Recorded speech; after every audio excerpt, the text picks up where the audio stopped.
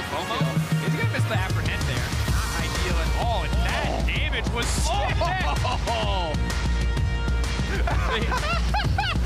Overtime! Wait, what happened? Oh my God! Not taking damage. She has hand justice healing. She has Yeah, she procced it. She got the heal. Oh my God! The 3-star Sivir finally delivers. Watching this again, though. Faker, kick into the hook mid-flight. That is synergy. That's actually a pretty good deal. Oh, he's looking all in. But there's no barrier on the Akali. Keep in mind, so the dunk is, oh my! Elixir finally puts it down, missing some damage, but goes for the snowball. This is the fight that's gonna end it all, and it's, oh, he got it! It's enough for Jankos. The dunk was heavy enough. The one that jumps out in particular to me is Caps and Uzi. Caps, half HP. Again, damage going across. It's going to be pretty big first. Dice Blade comes in for both sides. But look at the damage up with their Caps. Has the barrier. Ult's not going to land. Uzi puts him down. 在之前的1v1中有赢过2次冠军，德善也是一个操作性很强的一个选手，我觉得比赛会很精彩的。如果我最后能够进决赛，对手是他的话。The Shy can actually hit the turret once, and it's okay. So here's the coming across.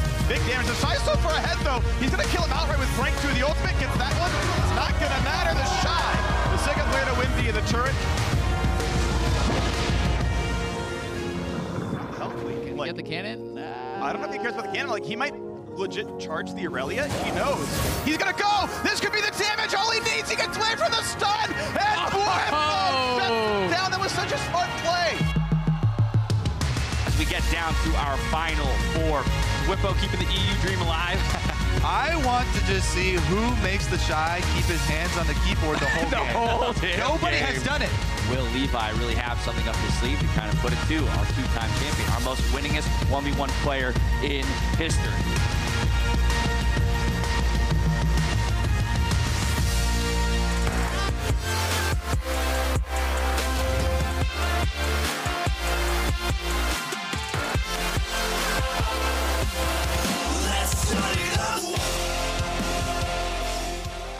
Another spectacular year of League comes to a close here in Vegas as all our stars celebrate with TFT. More show matches and the last of the 1v1 bouts. That's right, down to 4 in that 1v1. Tyler won himself, though, getting in a little playtime early on with some fans.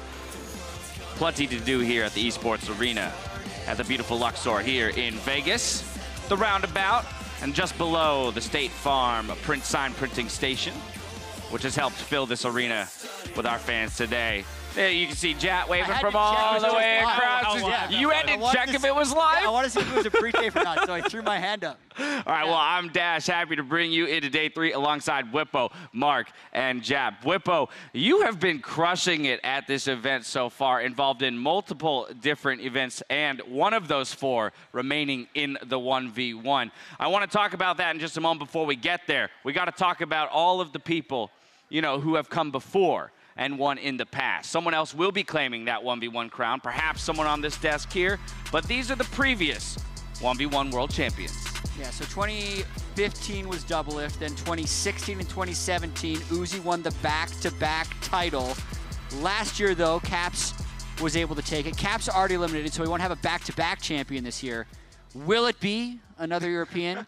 Will Uzi take his 3rd title? Caps put the pressure on me. He was like, we're all out. We were hoping that we'd have like a top 4 be all EU because it was possible due to the bracket. True. But everyone else, like all the other EU guys, lost in top 8. So first, you have to go through the Shy, which is going to be a very tough matchup to then face the winner of Uzi's match. Mark, what do you think? I was going to say it's interesting that Europe's fighting for their 2nd title. LPL already has 2.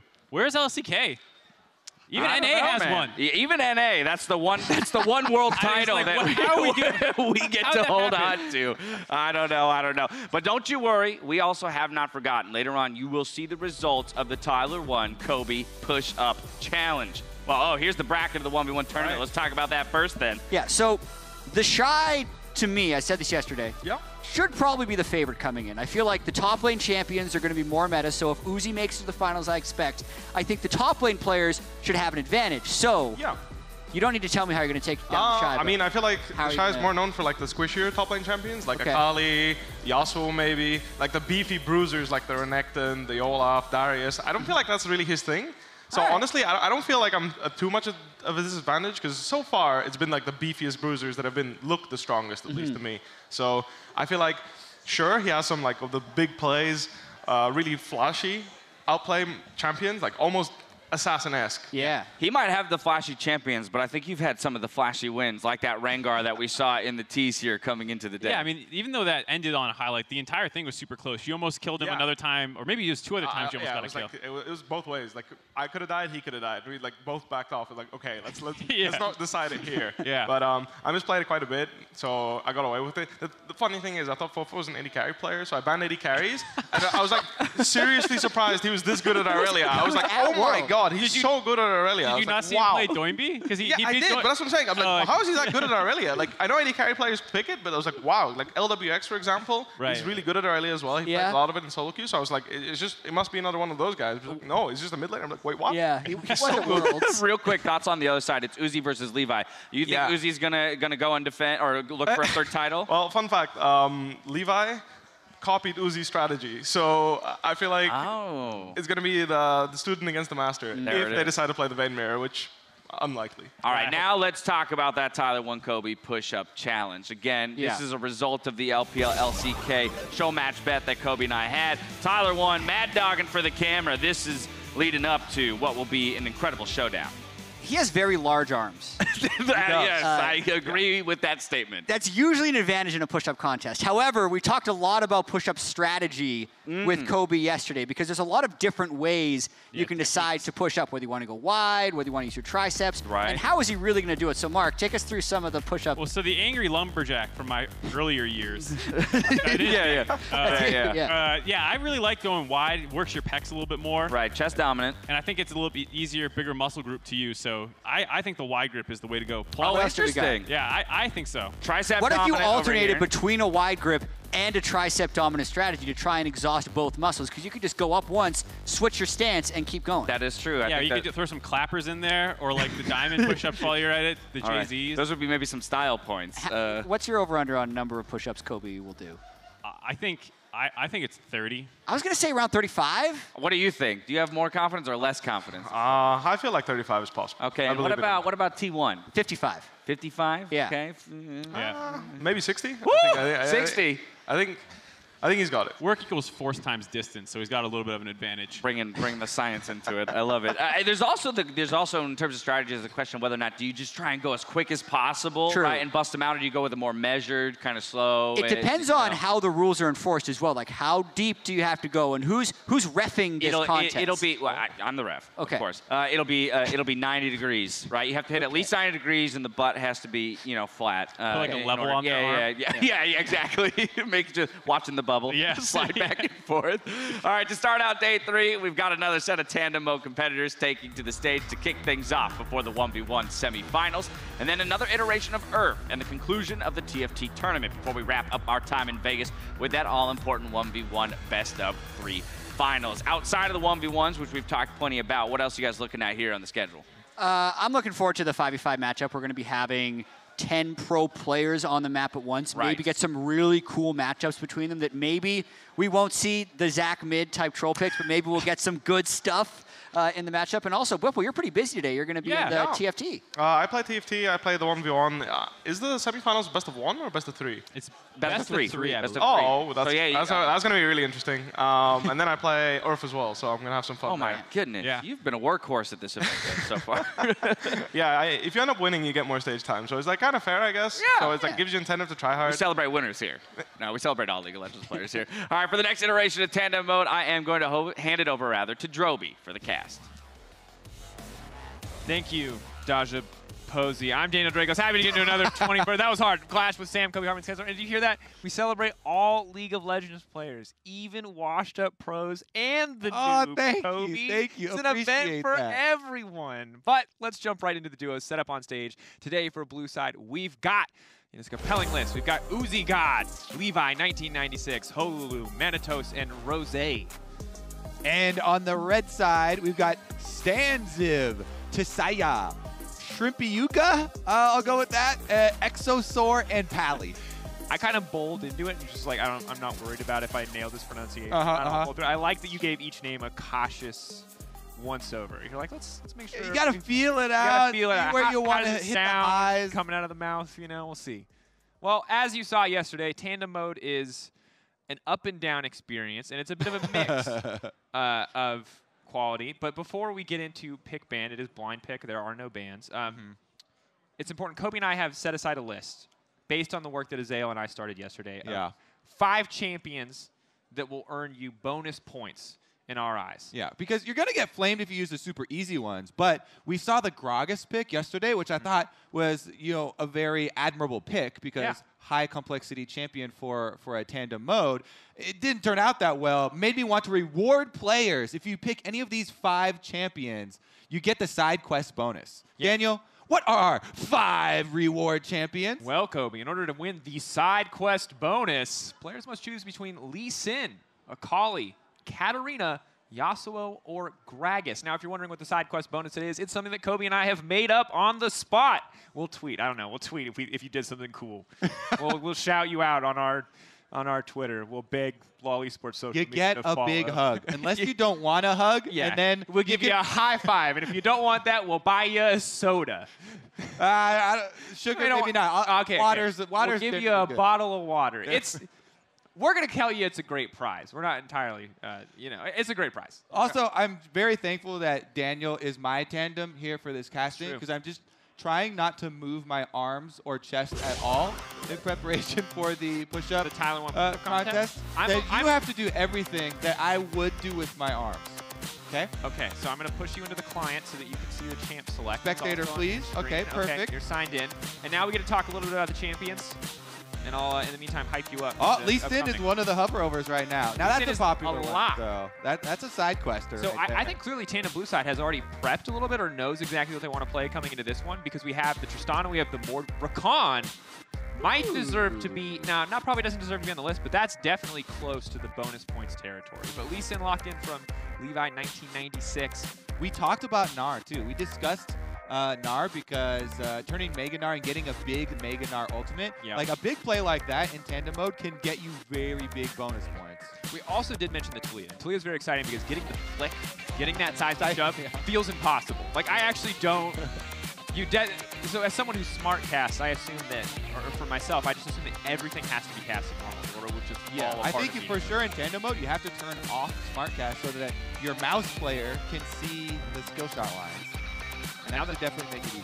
Now it's going to be locked in. So in terms of the more complicated champions in this game, we definitely have the likes of the Rakan, we have the Lee Sin, we have the Talia. Blue team for sure. Ezreal as well, I really love, because there's a lot of skill shots. I feel like Ezreal is the red side's only redeeming champion as far as difficulty. Meanwhile, blue side has a bunch of them stacked up. I'm not surprised. With players like Levi picking up the Lee Sin and stuff like that. He's gonna give us an insect. And this is what I will say. This is already better than yesterday. If you watched tandem mode yesterday, obviously all of the players were wonderful. But what we did see were despicable picks, the likes of Yuumi. There's no Yuumi in this game. We won already. 80 carries, but this is great. I love this too. It took 4 people to bring us to Skinnergy. You may not see it on your screen yet, but we already can. And it is the Pajama Guardian bot lane of Ezreal Lux.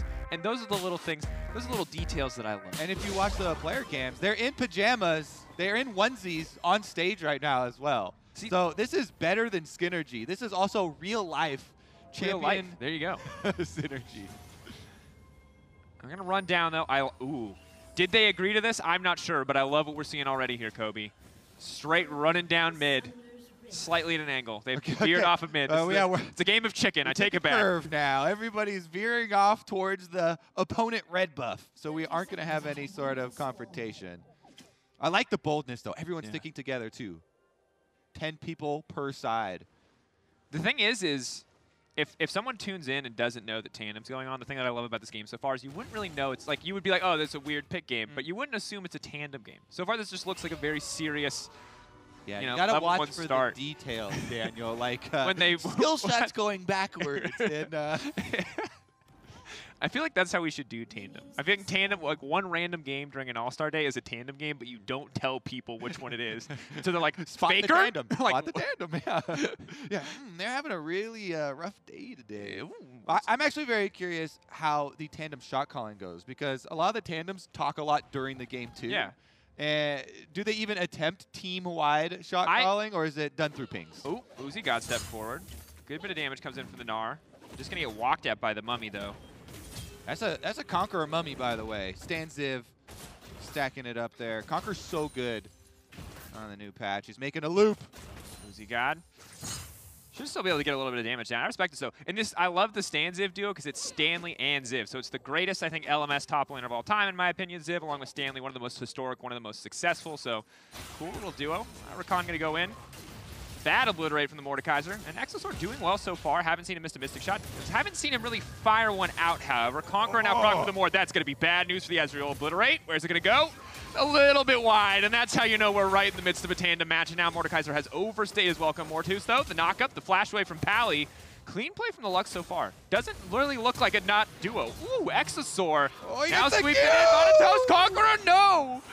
That's going to be the pickup, and fantastic start from Red Team. All right, Hululu trying to finish up Shrimpy Yuka, and he goes for the flash on the chase. Trying to follow. Stepping forward, a lot of damage coming down, but that should just be it. Rammus now stepping in, going to try to get a bit of damage down. The taunt is there, the red buff to body block, but it goes forward. Why would you walk forward? No! Hululu now trying to escape. Will be able to make it back safely to allied territory. That is a heartbreaker. All right, that was great. You know if you have that feeling when your teammate does the exact same thing, right? They're one shot away, but they're greeting for the kill. Uh-oh. Yep. Here you go. Josiah should just be taken down here. Rose going to step forward, but Levi will grab his first kill of the match. And this is the thing, Kobe, is all it takes is one half of the duo to be greedy, because the keyboard can push flash and the mouse can click wherever they want. Yeah, it's important which half of the duo. It's all the mouse. It's the mouse person. That's the one who determines. All right, Stan Ziv goes for it, hits the Q. Boomerang comes back. It's going to be the bounce off the head of the Amumu. Amumu is going to be a little bit more damage, but Uzi God's going to flash forward, and that's going to be it. Taken down in his prime. Stan Ziv could not compete with the Gnar. No flash on Amumu means still more mobility. Can't close the gap. Bottom side, Levi going to make some moves into the river. Ooh, some dangerous moves. Forward, good bit of damage. Binding goes wide, not quite what they want, but Levi just trying to sidestep, moving through. Nice jump in from the Rakan, could just battle dance right back. But Mordekaiser's on the way, and they still do not want to get in melee range with this Mordekaiser, despite how far behind he is. It's just taking a lot of incidental damage, but now Tristana's on the way down. Ezreal and Lux need to get out of this one, but they're caught right in the meat grinder. They are going to get a kill back onto Levi, but that's going to be one. That's going to be two. Beautiful coordination from the 10 players on blue team. See, that was some of the shot calling going on there, right? You have the communication down the river. In the end, they get the extra kills here. So slight, very, very slight lead for the blue side. It's weird how vastly different that is from yesterday's game. This feels so much more coordinated as we do see yet another all-in taking place in the mid lane. Shrimpy gonna be in trouble there. Ram is gonna try to finish that one off, but the taunt does come out. I don't think he can finish this kill. I think Tristana's just gonna walk away. Where's the Powerball cooldown, maybe? Coming back up. A little bit long. Hululu turning around for that one. Feels like taunt should be there. Taunt. That's the shell. That's the power ball, but the jump should be up for Hululu. Is he actually going to be able to make it out of this one? One more auto. Bone plating coming up just in time. All right. Let's see if he's going to be able to make it happen. It looks like, to me, Shrimpy Yuka is being a little bit greedy in a couple of spots here. Keeps getting punished, too. And you got to think, this is a pretty difficult champion to play against the likes of Tristana, because Tristana is definitely not on the high difficulty tandem scale. Yes, the abilities can be hard. Are we rocket jumping? Right click and are we rocket jumping? When do I push Q is the only question the keeper I'm really rooting for this Amumu, by the way, but it's looking rough. The flash in from Levi. Uzi's going to try to chase him down, but misses the stun. Stanziv not going to get any help from the Rammus, just left to die there as Uzi God grabs yet another kill. Do you think that Stanley actually stands Ziv as a fan? Stan Ziv? Stan is an Uber fan. I wonder. Because I think so. Or is it the other way around? It could. I think it would. They talk about getting inspiration from previous champions. Yeah, I feel like it would. At some point, Ziv was a Stanley stan. He had to have been, right? Because that's like that. I mean, even I was. The Vladimir with all the gunblades, the Nidalee. Oh, pullback does connect there on the bottom side. Obliterate as well. Mordekaiser's going to be able to finish that one. Rakan will get taken down, but a bit of an awkward arcane shift from the Ezreal means that Exosaur, they are going to be in trouble. Ezreal definitely gets bonus points if he gets a kill on Mordekaiser too, because significantly more difficult champion. Yeah. Chasing him off here and lands some more Mystics. Is he baiting in though? Yeah, can just get a little bit of healing there if he has the W available, Harvester. But that Rammus rolling, but will not find anything quite yet. Oh, he's going to find a Levi. Nice. Oh, here we go. Holulu. 5-0 already, looking to make it 6-0 as he goes into the brush here. Blast Cone is there. Holulu now dominating. And oh, he wants another. Exosaur. And this is Holy Phoenix, legendary Khal Drogo lookalike, paired with Bolulu. Ooh, now godlike. So the power of a mid laner and an AD carry put together seems to be quite mechanically good, as much as Tristana is, well, you know, not the most for-fun champ. I think a little bit try here from old Mr. Holulu. And we've talked about it a lot, right? A lot of the AD carries are heavily mouse intensive. Oh, gonna get chased down. There you go. On. Now finally, Tuga's gonna get one back. That's just gonna reset her bounty, and if he's able to grab the kill, it's gonna be a little bit more gold. Trying to finish this one off, trying to sidestep. Where's he gonna go? Are they gonna be able to get the damage down? That's a double kill for the Talia. It might just make it a triple. The pullback from Mord, however, is there. Monatus will take down the duo of Shrimpy Yuga. Triumph heals him a little bit back up, but he's going to have to give up the Scuttle Crab on a ward right now. How confident is Holulu? Oh, very. Potentially too confident. Here comes the Powerball. Gonna try to aggro the Dragon to knock back the Rammus, and the flash over the wall. Actually, I take it back. This duo's sick. Pally with the flash auto. I don't know about that one. One more. Where's the skill shot gonna go? Picks it up, gets the passive. That's all you need. Makes it look easy.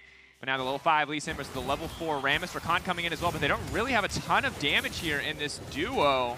Rammus just going to be left out to dry as Lee Sin going to be able to grab that one. Ah, plenty of damage added by the chickens in that one as well. Yes. Assistance from the jungle as they chase down Pally.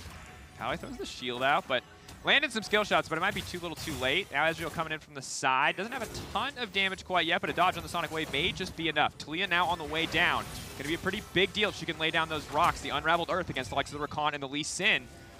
Rosé. No. Good damage. Started volley comes in. Ooh, but Levi trying to snipe one on the backside. Level 5 comes in. The flash away from the Rakan. Exosaur finding the kill. That's some clean Ezreal play for two people sharing a champion. Uh-oh. 1960. Right?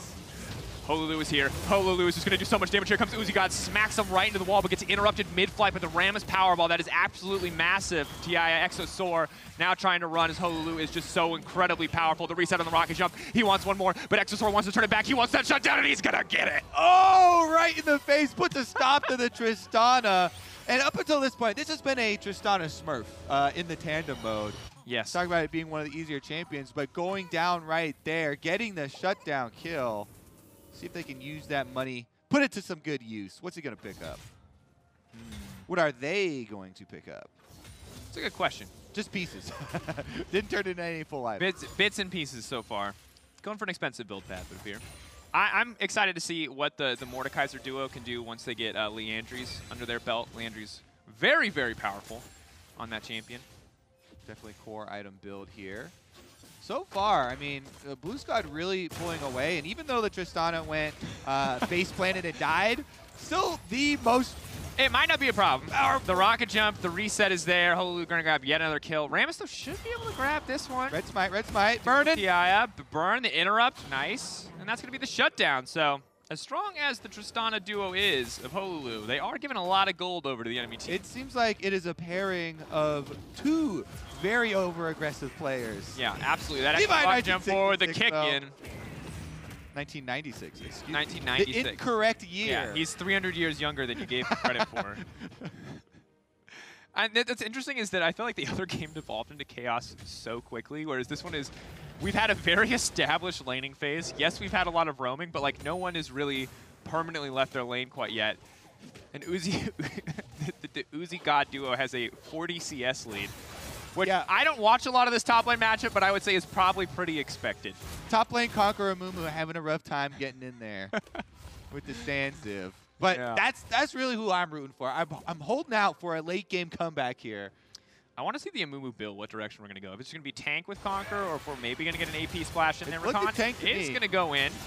Now, the Grasp of Death does go a bit wide, so Pally in trouble will most certainly go down. But Holu can look for the reset there on the auto, but we'll just leap out instead, and Levi just going to walk in and smite him. Levi 19-6, ratherly. Oh, here comes Okay, let's get something for a Mumu here. Rammus in. Knocking it back. This is your duo. This is their time to shine. The flash forward, the taunt. There's no lineup for the Amumu quite yet, but he's waddling forward. He wants some friends. Will he find one in Uzi God? He's certainly got one in Tsaya. Uzi God continues to run, though. He's still alive. He's walking away. The power ball. He can't do it. He's going to get run down, and that's the goal that they were waiting for. Shrimpy Yuka coming in to steal the spotlight there. Cut him off at the end. But that's going to mean that Tristana will be left open to roam again. You can see Hololu already shoving that mid wave, and Levi's down bottom, prepping for a dive. Got to feel bad for Exosaur, because Exosaur is absolutely getting picked on. Holds on to the shift for now, and Levi a little bit low, has burned all those cooldowns, picked off Lux right at the start there. Sidestep on the Sonic Wave. That one's going to go wide, though. You can see a lot of mouse action happening, a little bit too much. Missing another Mystic shot. Can they finish off Levi?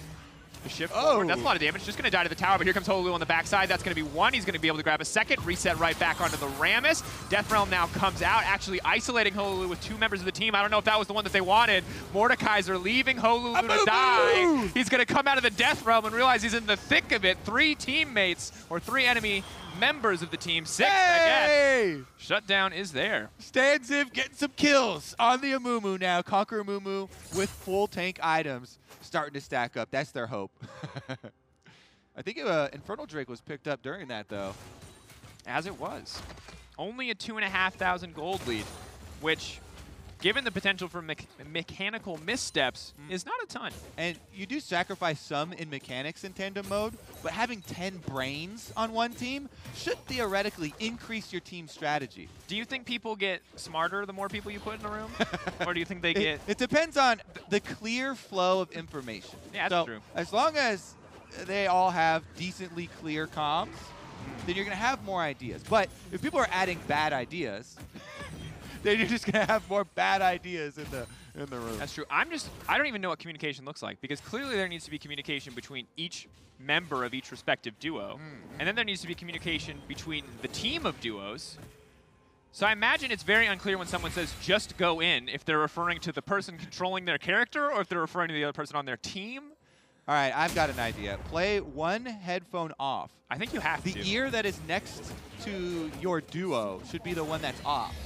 And then you move up and down your mic when you need to have team comms. Because let me ask you this. If we're all playing tandem as a caster team, all right, and someone just says, Q, Q, Q, Q, Q, Q, Q, I'm going to push Q. I'm not going to have time to figure out who's actually saying it.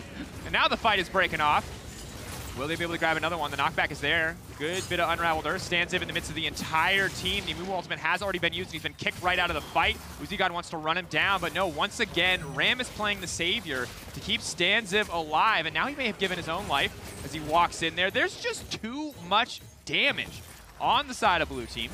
Blue team, led by the Tristana, is just charging through towers now. See if they can chase down Ezreal and Lux as well. The double slow. Both going to flash out. They're going to shift out and a flash there from Lux. The double binding can connect as well. They might try to turn on this one. Ultimate for Lux. Could look to be used in the next few seconds when it comes up. Oh! Little bit more length on that one. We've all been there. There's no upgrade. There's no upgrade for that here. Yep, sadly. We need the full range. That's the thing. Is it's like, why would you play Lux support anymore when you can play Senna these days? You know, you get the full, the full map.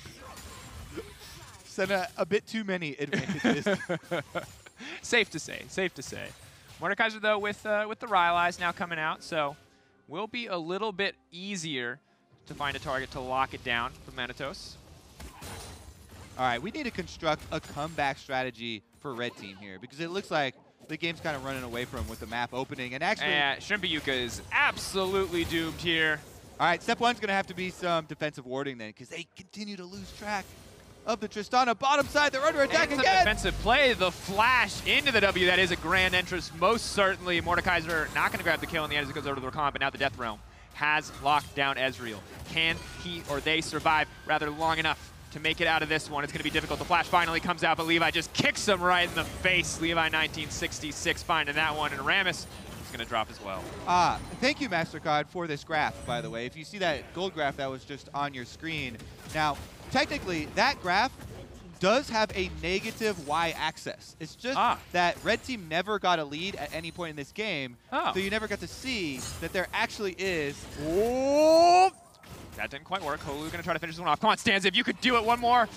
Not gonna happen. Holulu grabbed He had it. the heart. You could tell he had the heart. He just kept charging ahead. This is what we like to call in the biz, baiting your opponents into a false sense of security. This 17 kill buffer, this near 10K gold lead, all just to make them feel confident in themselves, and right when they're feeling cocky, right when they forget that this is a serious competitive match, that's when red team is gonna sweep in and take the entire game. All right. In the meantime, let's look at a replay about how that did not happen. Where Tristana, Holulu again, pretty good communication and control. Let's take another look at the tower dive. Even with the Q landing, had prepped the rocket jump. Nice buffer there. And Rose now on a killing spree. And they're actually just bouncing across everyone and get a little Goomba stomp there coming in from the side of Uzi God. And Holulu just sweeps in as Levi's going to grab that kill.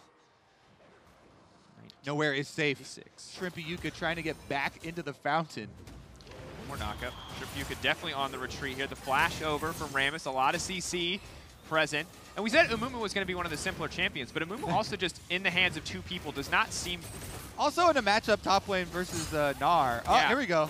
That's going to be the taunt. Hand now coming. The knockback is there too. That's a big bit of damage, but it just turns against them in an instant. The Luxalt will connect, but Holulu still alive. No, burning down the challenging smite. A bit of extra damage to finish the whole thing off. Now is the time to strike for red team. Tristana is down. Take the option. No ultimate here for Amumu, but Stanziv lands a Q. But Uzi God is waiting over the wall. Here we go. The flash forward, the Gnar into nothing. Not quite what he wanted, but it still looked very threatening. Uzi God. He got the stun that mattered. That's all that matters. And now Levi 19-6, they're trying to make their way out of this one. Mordekaiser now stepping forward. Little bit of damage, but will die to the tower. All right, they're on the run. Red team. Rose. Taunt does come through. Lux a little far away for that binding to land. Shrimpy Yuka surfing on the walls, trying to use that speed. Does get knocked off by the minions. And that will put an end to that chapter, Mr. Dracos. Yeah. The next chapter. What's the next chapter about? You want to give us the... If it is a red team viewer, then the next chapter is titled Defense. Defense. And how to kill a Tristana. A 15 kill Tristana here. With 2 items completed as well as an additional Vamp Scepter. I think they're looking at Stanziv. The flash is up on the Amumu. They have to be. And there's a lot of armor on that duo. They can make something happen with that Amumu. All right. But the issue to me is there is a world where you get Ezreal ult plus Lux ult plus Amumu ult plus, I guess, Rammus ult. Okay. But I don't know if that ever can happen in a world where 10 people are trying to make it happen and not 5. Ooh, big damage. And also where Holulu can just do that. Shield. Slow but steady burn. They get it, the 4-player. Oh! No, Holulu. Now Amumu is moving in. Ezreal ulti coming in as well. They're determined they want to finish off this Tristana, but now they're in the midst of everything. It's a 5-man brawl in the jungle. Stanziv getting out, does not have the ultimate quite available yet. Maybe can buy a bit more time, and the Mummy ult can make the difference. But it has not happened yet. They're being herded. Yeah, herded by a bunch of sharks, actually. Yes. That's dangerous. This is not what they wanted. The knockup does manage to connect, and Holulu's on the backside, immediately throwing down damage, trying to fish for the reset. He's going to be able to grab one. Can rocket jump right back in, but does not even need to. That's 2 for the Lee Sin duo, and 2 for Holulu. Yeah, the blue team definitely looking like a bunch of Smurfs around here. They close on the tower dive and clean up the entire team. That was a pure ace. And to be completely honest, outside of some whiffed Mordekaiser abilities, yeah, this has really looked like a pretty decent ELO solo queue game. Yeah, like I would not guess that all of these people were sharing a keyboard. Tristana looked like a regular Tristana. I'd say there were maybe like a couple Lee Sin queues that went a little wonky, but yeah, that comes with every Lee Sin. Yeah, for sure. That's a normal. Just sometimes you queue the wrong way. Bad hands. You know, what can you say? Well, Baron looks like it is set to fall. Ezreal ulti will not be up in time to try to contest, and Luxalt, as mentioned earlier, not quite long enough. Wait, Levi 19. Okay, there we go. They're waiting on the B press. And here we go. Interrupting the recalls. In my heart of hearts, I believe this was the moment. I thought we were in an anime, and this was the training arc done, and they were going to turn it around. And I was wrong, Kobe. They were herded by the Sharks. The thing is, they had the Amumu flash, but no Amumu ult. So he had to use the flash defensively, and once they're out with no extra CC, the Sharks attack. And it's just so easy for Holu to dish out that much damage, and Lee Sin on the front line. It's a meat grinder. You don't come back from that one. But now we have the Mummy ult. Okay. We have Talia ult to wall them in. Stan, Ziv, let's get it. 5-person Amumu ult. Here comes the flank. They don't even know what's going to happen. Now they definitely know what's going to happen. Uzi God, no rage. Where's the Mummy ult going to go? They know this is the only thing that matters, but the knockup is there. The Lux ult goes completely in the wrong direction. Actually managing to hit a few members of the team. They are going to find the knockback. Slowly but surely the damage comes out, but it is too little, too late. Shrimpy Yuka has to run for the hills. Oh, no! Item actives being used. It's a flawless display of keyboard and mouse synergy from the Holy Phoenix Bolulu duo, and that might just be it, Kobe. Yeah, that's 20. I think when the Tristana hits that 20-kill power spike, that's really the moment where you get confidence. Yeah. It wasn't the 17K gold lead no. or the Baron, but the 20 kills, definitely the big deal. Yeah, you can see the Pally confidence on display here. Connecting, but not quite enough.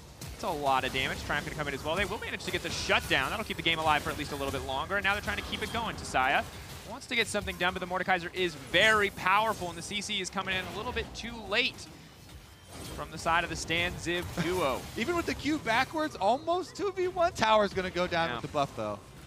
They're holding on for now. Decent bit of wave clear on the Talia with a few items under their belt. But Levi is just going to step forward, just looking for that Q. The Rakan, once again, a beautiful W flash in, but will pay his life to try to do so. Getting cut down by the Amumu. Shutdown gold going over to the Stan Ziv duo. Most certainly will be spent on some more armor. But in the end, will still cost their lives. It's the double kill for Levi 1996. Tally. Yeah. Reinforcements arriving now. One at a time. They're trickling in. Exosaur needs to be careful about this one. Dip Can dive. they make it out? Ooh, No. My goodness, that was good. Yikes. Ram is the only one left. Okay. Everyone remain calm.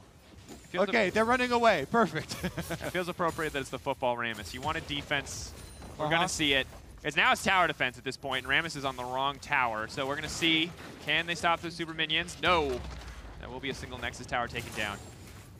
All right, but that super minion really paid the price. You see Shrimpy Yuka immediately burst it afterwards. Yeah. So really, who won that? And you got to pick your fights, right? Like, you don't go up against the MMA prize fighter that is Holulu at this moment. You know, you got to start in the amateur circuit. You got to start with the big minions. You send the message by taking down the super minion first. Yeah.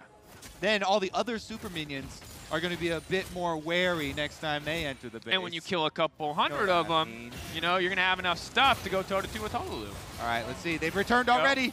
Con ult does go in. Uzi God going to try to find a big ultimate. Can this be his moment? Uzi God, can he find it? He's just slowly waddling forward as the rest of his team already gets the fight kicked off. The wall up, trying to find it, just clipped it, looks like, by the Lux Laser. He's going to get one into the tower there from Uzi God, but honestly, he just has not been huge in this team fight. Everyone is burning everything to try to get it done, but Sandslave is in the death realm with Mordekaiser. He's going to come out and he's going to realize that they have lost the fight despite a massive gold advantage. They've thrown everything away. That's a triple kill for the Ezreal. And the Exosaur duo is popping off, cleaning up these fights. And for Rosé, the combined hubris of 10 players here, Daniel Dracos, as they go for the tower dive. They get punished, and red team trying to get some money back. Stan Ziv not going to be... he might be strong enough. The health bars are very defensive because the Amumu has a lot of armor and a lot of health, a slow burn for sure, but that's going to be it. Thank you for the zoom in. And remember the advantage of the Conqueror keystone here for Amumu in the prolonged fight versus the very notorious 1v1 threat that is Rakan. The fact that you can outplay a Rakan with two people is incredible for Stan Ziv. Exactly what we expected from the duo. And now it looks like there might be some AP coming in, potentially a Leandries for the Mummy. Okay. Get some burn going on. Knows he needs to get the hard carry pants on here. Currently, looking at some respawn timers for the inhibitors. And in the meantime, it'll be another Dragon taken up for Blue Squad. Remember objective focus? You have 10 people say, oh, we made a mistake here with the tower dive. Let's get back to the basics, Daniel. And that's, I think, what we were waiting for is that shift in mentality. This, blue team lost sight of the prize. And it's admirable that 10 people can focus Success back will go up. to your head like that. You Yeah, start racking up all like 10 this. of them, really.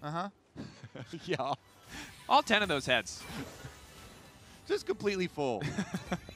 Well, they've managed to get all 3 lanes pushing as well. Super Minions getting the top ones in place, and we've got mid and bottom ready to crash. This might be the last push. Did see a brief moment of miscommunication there from Honolulu as they jumped into nothing. Potentially the keyboard player wanting to go into the mouse player saying no, but now they've yanked back Stanziv. And if they can kill him before the fight starts, that's going to be massive. Still waiting on that Amumu ult cooldown. It will be available just about now. Just in time for a Nexus defense. No flash available, so you're going to have to hit your Q. I think they can do it. We haven't seen the same coordination since this lead has come out from blue team. Yeah. I want to see the Miracle hold or a really sick Lee Sin play. I will accept either. Did you see the stopwatch that Levi? I did. That was pretty solid. That's a good mix of keyboard and mouse. It's Sai now stepping forward. Lux is going to be able to flash out of that one. Rakan leaps in, but it's not going to be able to grab anything. Standiff going to use that ultimate. He's going to lock up 3. Death Realm does come out, but it might be too little too late. A perfectly timed Lux ult coming out of the end of that stopwatch shuts Levi down, and now they're in the midst of the meat grinder. Talia needs to get some damage done. Not going to get hit by the Death's Grasp. Stanziv now running for his life. Uzi God left in the midst of the base, but Stanziv's still alive, and they're chasing for him, but the boulder is going to knock him down, and that most certainly should be the end of the game. The Mordekaiser, the Gnar, too strong. You can see in the chat, well, you can't, but I can. We were so close, haha, says Exosaur. GG, well played all around, as the tandem mode will come to a finish. Well done. One of my favorite modes, actually, because it's so fun to actually play it when you're synced up with someone, right?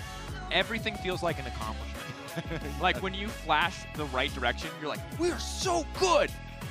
We're great. You're just really lowering your bar of what is a great play. Yeah. I feel like we should do that in real life. Yeah. So that our normal days are better. I mean, honestly, I think everyone, when you nail that CS, when you get that cannon, then you be proud of yourself. And since you have volunteered to be my arms and chest for the day, I think even a little bit of food. You volunteered. No, I didn't volunteer to be your arm. You are the arms and the chest, and I could be the mouth, or I can like hype you up. I can't. Okay. I could be the legs. I'll go with the hype. I could be the legs half of the I'll take hype. I'll take hype then. I'll be the legs. The legs seems like an easy burden on the old push-up challenge. I think I've made up my mind for this one. And of course, shout outs to the Honolulu duo. Obviously, a lot of great coordination there. Tristana, I think you lose points for picking Tristana, but obviously dominating like that does give you a little bit of credibility. And of course, when we look back, so many fantastic moments in that game. But in the What's Your Move replay, we had 2 just epic clashes here. All right, first one, 13 minutes in. It was the flash over the wall. And this was Tristana popping off one of the many times. You can see him jumping out here so he doesn't go down while he's low, and then returning for an extra kill. Rammus, there's nowhere to go. You zig and you zag, some nice mouse movement there, but nothing left in the tank. And really, it does feel appropriate that the duo with, some of the champions we expected to be more difficult. In the likes of Rakan, I was very impressed. I like the Lux by Rakan. This one with the Lux backwards that we were watching, as well as the Talia wall in the same spot was quite dynamic, I have to say. And that dynamic is a great word for it. It's a very, very kind, very forgiving word for what we saw there. Dynamic. That was a good attempt here. In the many choices for comebacks, trying to get that flank play in, coming in with the surprise, just not quite enough power there. Yeah, and it feels. Once again, I do also want to give like some credibility to Red Team. They had a lot of difficult moments. It's difficult to come back from that. It was exciting. They've grown from the experience. Yes. But that was enough from the tandem match. We're stronger as a duo now than we've ever been. But to hear from Rick Fox in his 24-hour stream, let's head on over to the State Farm Analyst Lounge. Thank you so much, Dracos. Indeed, I'm here with Rick Fox. Thank you so much for joining me. Thank you. So let's talk about that game for just a little bit, because I'm always very intrigued as to how it's going to go with one person on the mouse and keyboard. I didn't even notice that it was 2 people. Were you impressed? I was extremely impressed. And you're talking to a guy that's has difficult working the mouse and the keyboard just alone, let alone having someone else. I was not as composed having FLICKR sit next to me just to compete as a teammate. So I can't imagine. Kudos and shout out to those guys, because that was a quick game. That was really impressive. Of course, you just brought it up. You did your 24-hour stream for the Bahamas Relief Foundation. Super awesome. What can you tell us? What was the main takeaways of that big experience? Because it must have been very intense for you. It was intense. I did not know that 24 hours of a stream could be so exhausting and grueling. But the rocket fuel came from the community, from the guests. It made it enjoyable and a lot of fun. We did a lot of good. It once again shows the power of our community when we come together for good. Thank you to Riot and the Social Impact team for allowing us to be a part of this weekend, for donating money. Thank you to the T1 crew there, the organization T1, Joe, FLICKR for coming right off the plane into the streaming environment, T1, Tyler 1. Yes. You know, I'm so grateful. I might adopt one of those two guys, FLICKR or Tyler. Tyler 1, that seems like you're getting a lot. Maybe you guys can help me with that one, who I should adopt. I mean, it sounds really intense. Working with Tyler 1, I've worked with him here. He's super intense and energetic. So his arms are okay. They're not. Oh, they're not. They don't match yours. Yet, okay, yet, maybe we need a push-up challenge there as well. I don't know. Perhaps next year. But talk to me about where the goal has ended for now, because it's not over yet. People can still donate. It is, and thank you for allowing us to share this. We're trying to reach our goal of 100,000 for the Relief Foundation this weekend. The weekend's not up. I know so many of you out there already contributed already, but if you go to our website, BahamasReliefFoundation.org, you can donate and contribute right now, and hopefully in the next few hours we can get to that 100,000. Let's hope so. I think we'll get there, and I also want to take a look at some highlights from your stream, so let's do that right now. When the Hurricane Dorian hit the Bahamas back in September, we know what the hurricanes have done in Puerto Rico. This was on a scale greater than that. I'm like a little kitty with a juice box. He is here because he's one of us, but also one of the best in the world. And let's get it. Let's game. Here you go. Show us what you got. That's a kill. That's right. In gold. There you go, ladies and gentlemen. And now we have FLICKR joining us. Oh! So you're making FLICKR do it by yourself, dude. He's gonna carry everything. Pick up your weight, man. I have to know. Let's see you, dude. You want to jump in for me? I am always at my absolute pristine, swagger, maxed out alpha lord best. So toxic. Seriously. I passed out and don't finish that. Riot Games Social Impact Fund, $10,000. What? Just came in. $38,000. Whoa! You are the proud owner of this chair, and Riot donated this chair. Thank you, Riot. I love you all. Thank you so much. You show the world how we do things in this community, how we empower and make change for good. Absolutely fantastic. It is true. The power of the community is absolutely immense. And I just want to thank you personally also for doing this. It was also very fun to watch, but it must have been straining. What were some of your favorite moments? We started with Golden Glue, who was our first mid laner as an owner in League, and to see him there and he show up, and I really enjoyed that, playing with the pros. FLICKR, you know, I was nervous. You know, I've met a lot of celebrities, I've met a lot of pros, I've had a lot of access in life, but it's one thing to be a fan of someone's excellence and then to get a chance to actually play with them. So I found myself in a 4v4, I must be very clear about this, and you know, and FLICKR's never been in bronze. Bronze is a different world. I think so. So, but I think he tried to carry me. I'm just heavy, as Tyler 1 pointed that out. I'm a really heavy carry. So, but those are moments. Mo in a shark outfit. Yes. You know, Captain Flowers and Azael. Azael was giving me, those two guys are giving me coaching tips on a level. And well, this is a all busy Captain weekend. says is play Gardner, right? Yeah.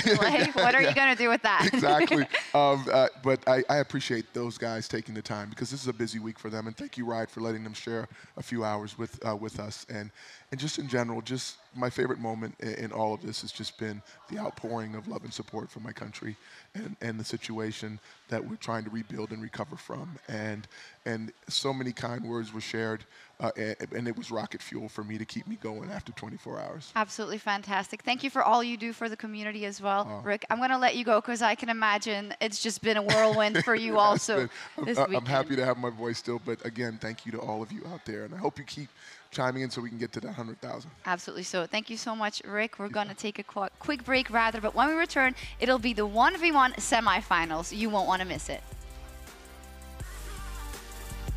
Oh! Oh! Nice! Beautiful. Nice job. Yeah, Dad! Okay, let's go. Okay, okay, guys. 技术好，我们 double kill here. Okay, it's okay.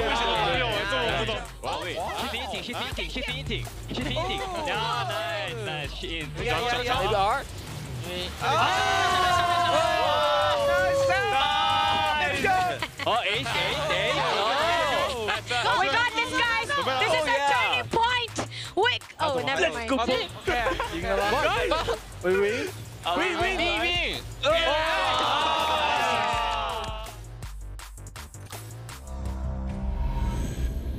Every click, Every frame. Every press. every sound. They're playing aggressive. I'll take mid. Every advantage.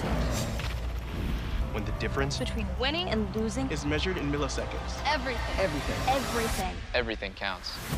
The Alienware Legendary Battle Station.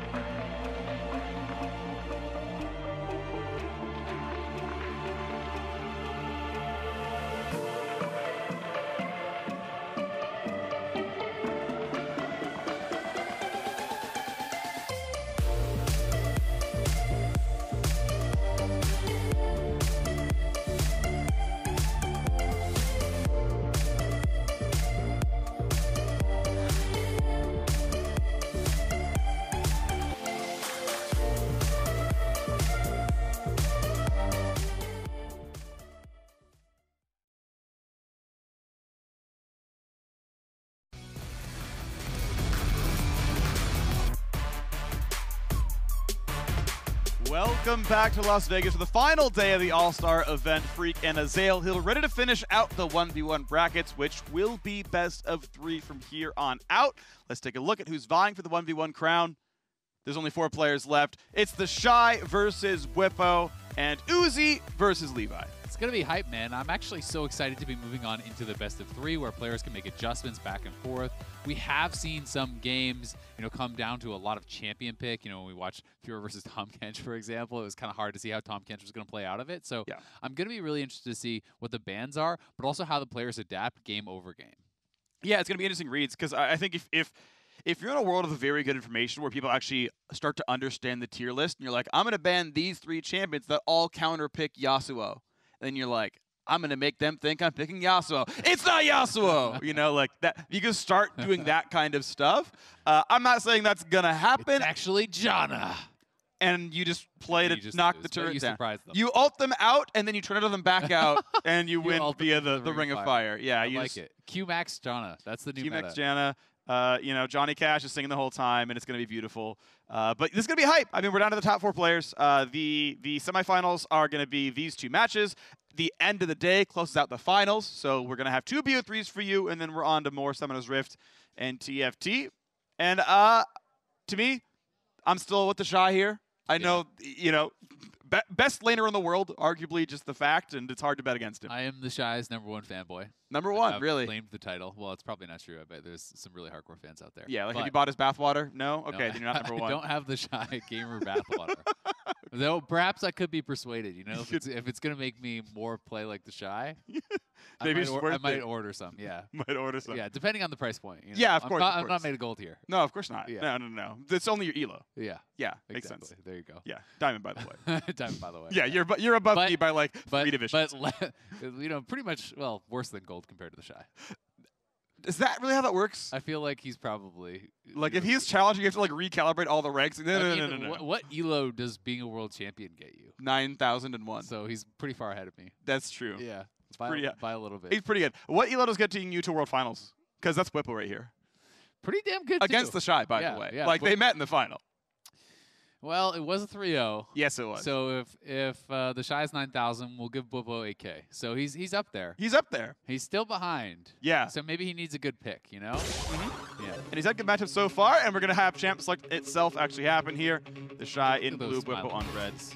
Yeah. They're happy to be here. I got to say, I'm a fan of Whippo on stage. Me too. He's so much expression. Yes, he's very emotive. I love it. Anytime he gets a kill, he's like sitting there clapping. He laughs. He did the BM emote. The Shy did that too on the recall. So I think these are my 2 favorites as far as performances are concerned from the 1v1 tournament. Sad that one has to go. Rengar, Renekton. Is it going to be a 3rd R? So Rengar was already played by Whippo. Draven was already played by the Shy. Interesting to see that he's going up against this top laner, but he's banning out some of the marksman picks. Perhaps expecting him to go that direction. Is going to be interesting to see where the Shy takes us. He can basically play everything. So I think that is one of the big difficulties. When I was talking to pros about who you think is the favorite going into this, a lot of people were pointing towards the Shy simply because they're like, well, he can actually play mages, AD carries, top laners, junglers. Yeah. Everything at the highest level. So how do you know what he's going to pick, right? And it is blind pick. Maybe they're going to agree to something here. That's locked. Or is that highlight? I believe that's tell because it's tinted differently. I know. I believe it's locked. I believe it's locked. So Whippo got rid of ranged champions and Fior for strong all-in, said, I'm just going to play Lee Sin here. And what's nice is it is good into Akali. I believe both the Q and the E reveal Invis. You can obviously kick her, and while the kick is winding up, it's rooted, so you can't dash to change the direction. I think Lee Sin can do good things here, can fight back. I wonder if he's just playing for the Ring of Fire, right? Kick him out into the Ring of Fire, try to win like that, because this does seem like a surprising pick. This, to me, seems like Whippo is looking for kind of a more atypical strategy, especially if he's going to go with Flash Barrier. That's a very defensive setup. That does feel like you are trying to play towards that win condition.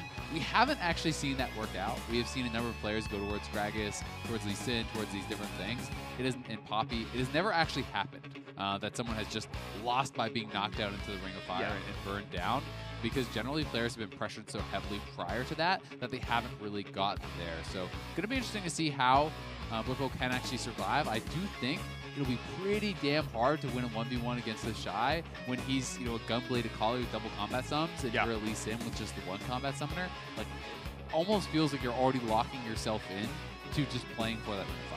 Yeah, and to your point about, you know, playing until sudden death and hoping that like the map does the kill for you, it does have the indirect pressure. If you know, okay, well, if it gets down to 500 range and then I'm kicked, it's already over. So you have to fight before then, and it has to end before that point comes in. Gotta shout out the Shy's build. I think it's the correct build to go for. Arm guard first item. You should, if you don't get completely screwed over in lane, have enough to not only stack that, but then finish your Gunblade by the time sudden death happens. So that build should be just fine. I want to point out, right, Snowball, 3 reveal tools in the Lee Sin kick, so he's really, or the kit, so really going to be playing around the invisibility. So does the Q actually reveal you, or are you just able to take it? I know E reveals stealth. I'm pretty certain Q does. Okay, interesting. I'm not sure, but either way, hey, the Snowball for sure. When you reactivate the Snowball, you lose the reveal. Yeah, same as Q. Having that down, and the E makes it very easy because it is AoE to get that reveal out. We will see, though, you know, whether you're revealed or not, if you can actually win the fight. I do think Akali has a pretty big advantage here. It'll be interesting to see how Bwipo actually wants to play it out. You know, when we saw Lee Sin versus Lee Sin, when we saw Tien going up against Peanut, it was actually a lot of points in Safeguard, a lot of points in Lifesteal and Sustain from that, you know, just trying to self-shield and push. Bwipo could go for that type of a strategy if he wants, but he is getting aggressive now. Snowball landed, got some decent damage, has the reveal. Not going to chase back in. The health bar is kind of low, and the Shy can get some really good damage here. Barrier popping out his on. This is going to be enough. Waits at the barrier. Does he follow the Q? Does not. Going to turret. He couldn't take it. But that's combat summoner advantage now for Bwipo, because he got both the sums out of the Shy. His Snowball is going to be up so much faster than the Ignite and Barrier. So a nice early fight there for Bwipo. And he is up in farm here too. So we'll see if he can kind of get access to that wave. He has to be carried. Every time you actually step forward to auto, you can get tagged by those Qs from the Shy, and you can be losing out on those trades. Yeah, and once you hit the Q, you're pretty much always going to have the ability to land the empowered auto afterwards, so he has to kind of sit back, respect what this could be. Not sure if the Shy has the damage to win this fight outright. Healing Relic going to be grabbed by both players and lands the AoE, and if Bwipo kites back enough, he won't take the damage back, but I think he'll get hit by, yeah, there's the Shy Q. Both players bunch out of energy. Yeah, you can see it's Q max for the Shy. There wouldn't really be any other option there. I'm going to be interested if we see Bwipo highlighted to track what his skill order is, because there are kind of more options. So 2 points Q and 2 points W. So he is putting a couple more points in W for that Safeguard Shield and also for the greater lifesteal. You know, if he wants to go for kind of like a pushing strategy where you're just clearing the waves and delaying to Ring of Fire, you could look for, you know, Tiamat and kind of going for that Ravenous Hydra, just instantly clear a wave and try to ignore the Shy. But the Shy's going in. Kicking a Q, he's got it almost, the tower! The tower's too much, the Shy grabs the kill with under 100 HP left. Oh, that was so close. Bwipo almost took him down, both players smiling about it. The Shy barely able to get that outplay. It was a good timing, honestly, for Bwipo to take that fight before Barrier is up for either player, before Ignite is up for the Shy. You know, he did have that snowball to nothing advantage, but the Shy able to just barely outplay and take down Bwipo. All right, well, the recalls come in, the items come on top, and I got to say, if you got to expect advantage for the Shy. Nearly fully stocked in the arm guard. Of course, that's been paying its dividends as the lane phase is going on. But Hexdrinker is going to be a pretty big deal, obviously going to be relevant here. Fact of the matter is, though, I feel like really good stuff came out from the Shy here, and he still feels advantaged in overall stats. Level 7 to level 7, so no advantage in XP, but definitely meaningful here. Yeah, and getting that kill, you know, having a good farm at this point is going to mean that he should get to the Gunblade Gold, right? And that is such a huge power spike for Akali. Really is going to make an enormous difference when it does come down to that final fight. And lands it slow, lands Snowball. Decent damage here. Bwipo really going in for this one. Again, finding some decent damage there. The Shy pretty much out of mana. And no ult's a pretty big deal. I think in general, outside of sudden death, I would say Akali ult's going to be more meaningful than Lee Sin. So taking the fights when that's not up is pretty valuable. I would also say the lifesteal advantage is with Bwipo here, right? Double Doran's Blade has the couple points in W. Without the Gunblade done, you don't have that same spell event for Akali. So taking these aggressive trades should be beneficial for Bwipo. Yeah, as long as he can get access to the wave to actually safeguard and spell vamp, kind of like heal up off of the wave, you know, he should be feeling pretty good about those situations. The Shy, though, you know, has his arm guard should be fully stacked now. I believe it is 30 minions to actually fully stack that, so that is at maximum efficiency, working towards the Gunblade, where, you know, Bwipo, very likely with Double Dorans and Hexdrinker, unless he wants to go towards a Maw, isn't going to have like a fully completed item, but does have full energy. He's looking for a kick right there, right? Snowballs to the minion, hopes he can find the guy in the right place. You know, RQ, and you can't fight back. You pull aggro, you lose that fight every time. So nice attempt right there. Gets to grab the wave. Not going to stop the recall, but gets to shove one down and catch the reset. Without flash or ward hop, it's really hard to kind of get those type of insect plays, though, unless you can actually snowball to a minion behind your opponent. But even then, it's likely not fast enough that the Shy should be able to react with a shuriken flip and get back out of range. Yeah. So, you know, it would have to be, it feels like more of a mistake from the Shy to kind of get kicked into the turret. But either way, has the Cutlass recall. Going to be feeling pretty good about that. And Whippo is going to be working, I think, towards that Maw, recognizing he's not going to have enough gold for a completed Black Cleaver or something along those lines. So, especially if you're playing to just win in the Ring of Fire with a good kick, then you could go towards like Maw and just pick up a little bit of health, a little bit of MR, that type of strategy. Yeah. Because we have to remember, though the Shy has a 1-kill advantage, when it does come to sudden death, it's only 1 kill that actually matters, right? So, you know, if you get that 1 kill, you can end the game right there as Whippo. Yeah, so he's going towards Ma, which again, I don't love on gold efficiency. I think there are slightly better items out there. I'm actually curious if like Jarm's Fist first item, for the same reason that Arm Guard first is good, might be optimal, and you go like Jarm's into Hex Drinker into whatever. Yeah. I'm not sure, but it's a possibility. Pure Health obviously pretty good against Akali. Yeah, I think it just depends on how heavily you're kind of evaluating the value of the lifesteal on the Doran Blades, right? Sure. You know, if he's thinking, okay, I'm going to get poked and I need to be able to survive, and he could put some pretty heavy value in that, plus a couple points in Safeguard. Yeah. But I mean, if you're playing to just kind of win later on, then going even Cowl can be very efficient. You know, that's always really strong against magic damage. Well, turret plate goes down. Extra gold for the Shy right here. We know we're going to hit sudden death pretty soon. We're going to get the announcement in next. There it is.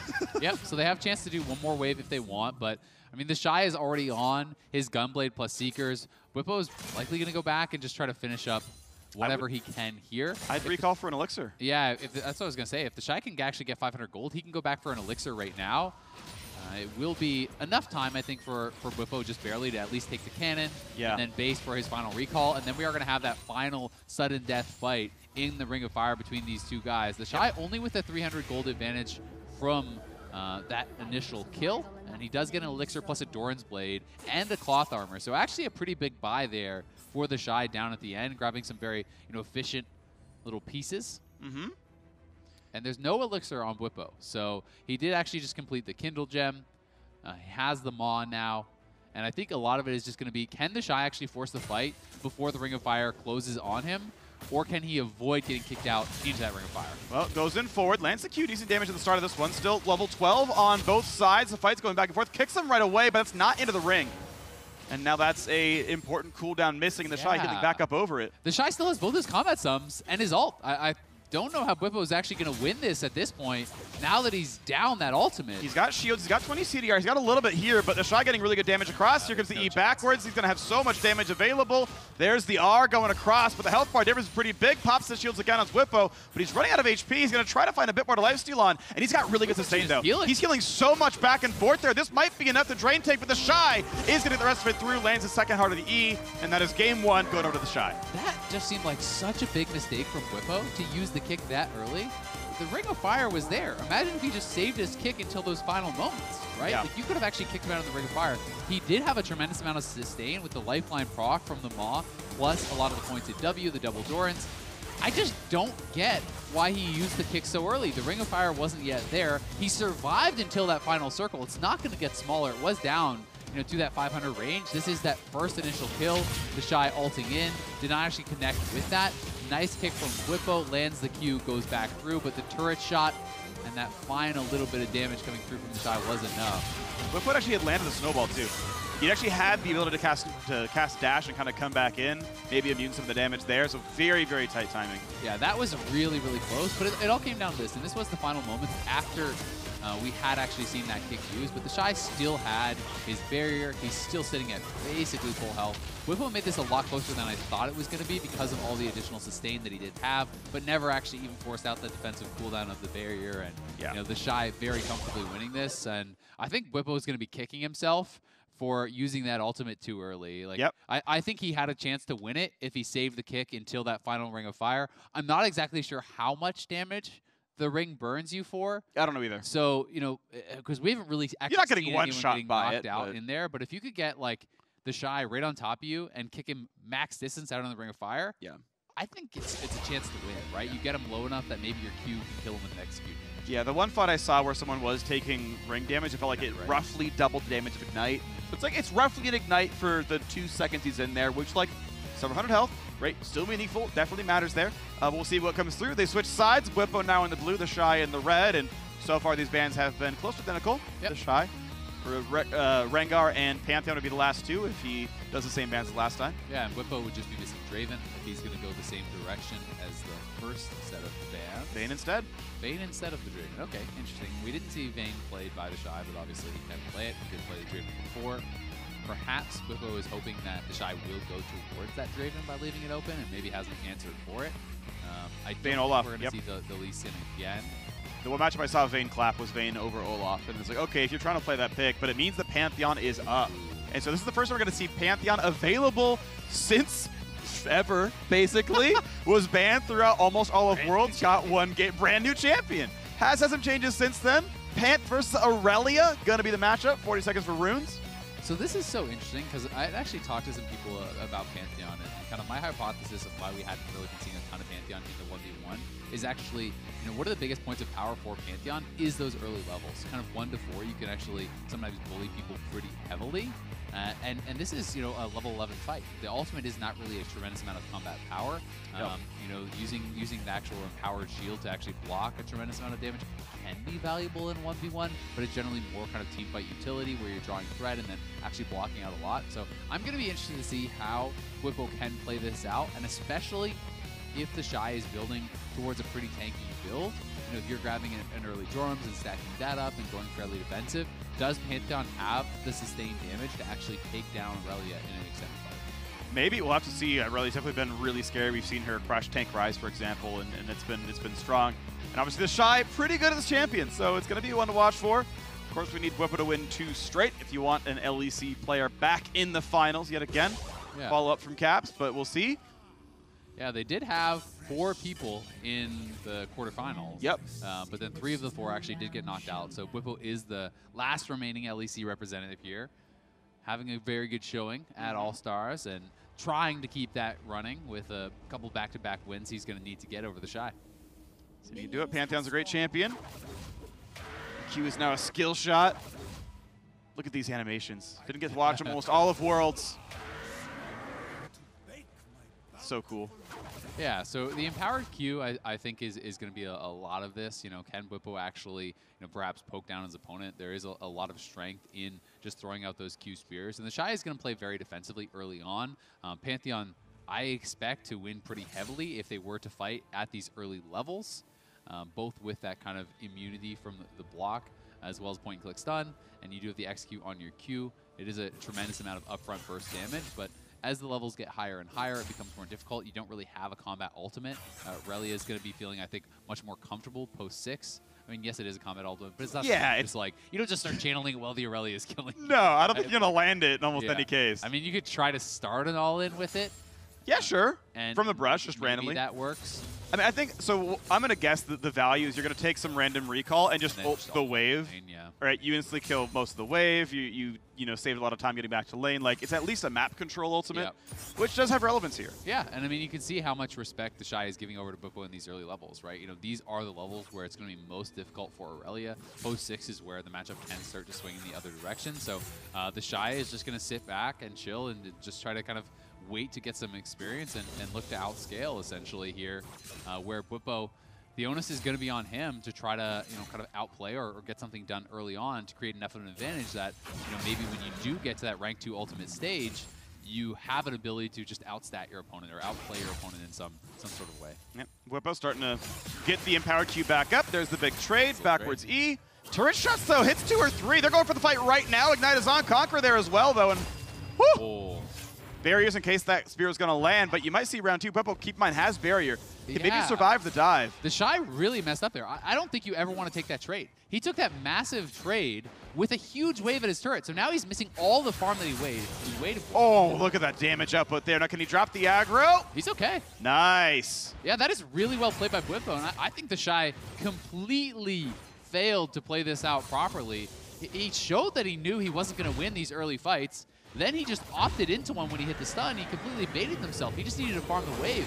Now, not only is he down the kill, there's the Baron recall. He misses so much farming experience, and he missed 2 cannons, which is the catch-up mechanic in this 1v1 mode, where you're getting additional gold when you are down from that cannon. So missing back-to-back cannons is going to mean, like, look at the components, right? You have pieces of a Phage versus a Phage plus a Kindle gem. Everything else is even. So Bwipo is enormously ahead, and honestly, the Shy outplayed himself. And here's the ult. That was just a terrible mistake. Gonna hope it can land. Gonna look for some damage underneath the turret. Gets stunned up. Not gonna find much else there. Yeah, I think the Shy's hope now is you just never try to fight again until the Ring of Fire, and you hope that you didn't just throw the entire game off of one really ill-advised engage. Well, we'll see if he can do it. It's gonna be certainly Bwipo with the lead here. Shy, 293 gold off the fairly early cannon to catch up part of that difference. Still just kind of spamming E for the last hits and keeping up what he can. I mean, he's down 2 levels, though. Like he lost so many minions to the turret. I was really surprised to see him go for that sort of an engage. And Bwipo made an incredible punish. You know, you have to credit that side of it as well. You know, Bwipo saw that he made the mistake and not only won the fight, but actually dove past the turret to get the kill and zone him off even more. Decent damage there again. Oh, sidesteps the ulti as well. It's going to be so much damage on the Shy. Ignites rated yet again. Turret shots, be careful. He needs one more auto for the empowered Q. He's going to auto the minion perhaps here. Oh, he's just Jumps going in. The W into the Q. Has to watch out for the rest of this one, though. Barry's going to get popped, but he's in turret range. Just gets out of it. The Shy. Oh, so close. Just barely not enough to kill him off. The Shy going to be sent back to base once again here, though, so Bwipo can push in the wave. He can afford to stay around and potentially deny some more experience in gold here. Should have Black Cleaver on recall, and Bwipo sitting in a pretty good position.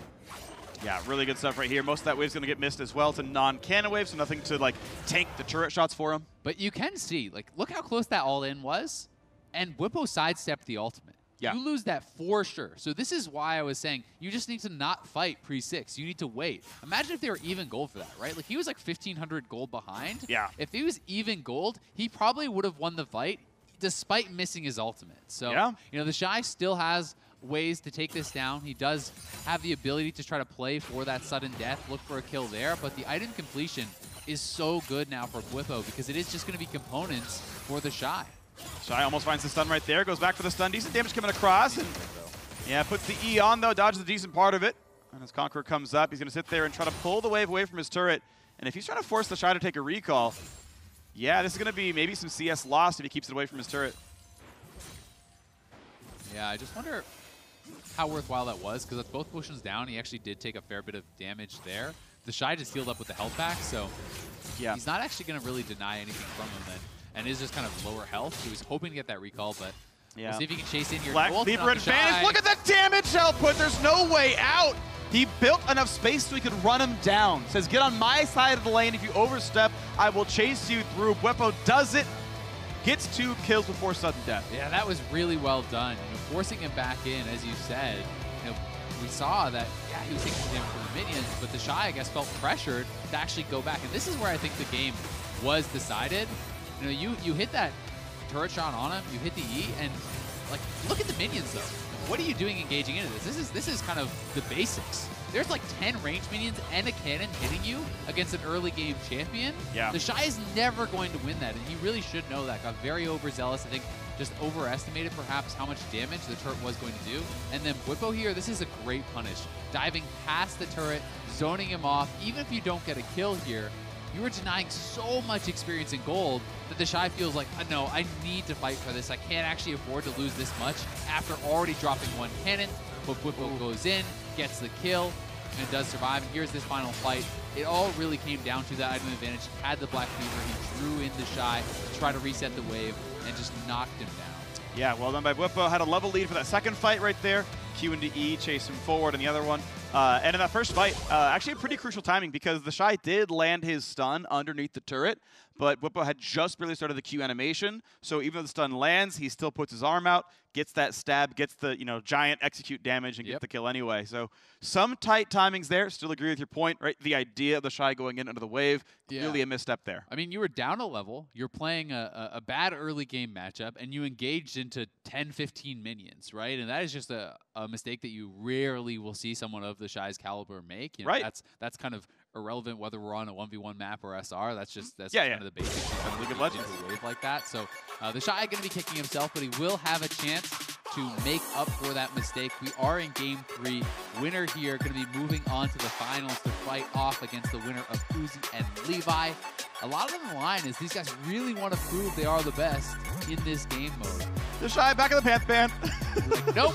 Let's just not. Vayne Band's gonna stay in, so Olaf is a very likely look. And this is the thing, right? He's showing that Olaf is likely, right? I think that's the expected pick. And he locks it anyway. I think, I mean, if you mind game it, you mind game it. But the Shy should expect this is Olaf on his side, right? Do not play Darius. But if you think Fiora's good, play that. I don't know the Olaf matchups, right? But like, pick what you think is good in Olaf, because that's what he's projecting. Yeah, I mean, if you were playing like a lane out, things like Twins would be really devastating. But again, it's so different in this map because experience is so elevated. It gets so quickly to those later levels. Like 4 waves in, you're level 6. Yeah. So Fiora, you have the opportunity to try to outplay, to try to actually burst this guy down with your vital procs. Early game, Bwipo should win any sort of fight. This is something where you're just going to be getting straight up outside. At level 11, if you can actually be able to proc the vitals, then Fiora can win this. This is something that you definitely can take down. You're going to have pretty good parry timings. There's no stun to actually parry, but being able to parry, the E, which is a tremendous amount of true damage that's coming down, or even one of those Qs, parrying one of the axes can be a really big deal. So when you're using that, and also remembering that it does also reduce the attack speed of your opponent. Huge deal. So you have to just not be arbitrarily using that parry. It has to be well timed. You have to be able to proc the vitals. Ignite is going to help a lot with the Conqueror from the Olaf, as well as the W sustain that he's going to get when he is low HP. So we'll see how the Shy can play it out. This is another match that is kind of somewhat similar, I would say, to the last one, where Bwipo should have the early advantage, and it'll be, I think, often up to him to see if he can kind of force a fight and really kind of create an edge to either be way up in gold by the time they get to the end, or just slam the Shy early. And one thing I want to point out is each champion's ability to chase. Olaf's ability to chase is quite high, right? Fiora can Q backwards once, doesn't get the cooldown reset. If you land the axe, you can perma-slow, you pretty much win outright from there. For the Shy, you can do Q follows, but it's not nearly as scary, and a thrown axe backwards can build the distance up. So Bwipo can run away from bad fights easier than the Shy can. I would say you can, but also post 6, that ultimate does give you move speed towards your target. True. And then, once you have more CDR, those Qs become pretty annoying to actually escape. So the Shy going to have to play with respect. The parry is down for him, and he knows that if Bwipo connects an axe, he can look to go forward. Bwipo did swap up the combat sum, so it is actually not Snowball now. He swapped away, so it's Barrier Ignite versus Barrier Ignite. I think that is smart, unless you were going to build an Executioners or something.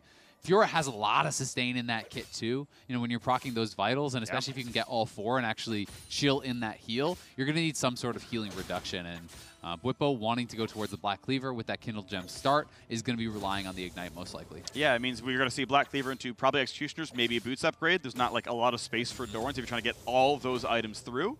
I think in both cases, you probably see Executioners over a Bramble Vest.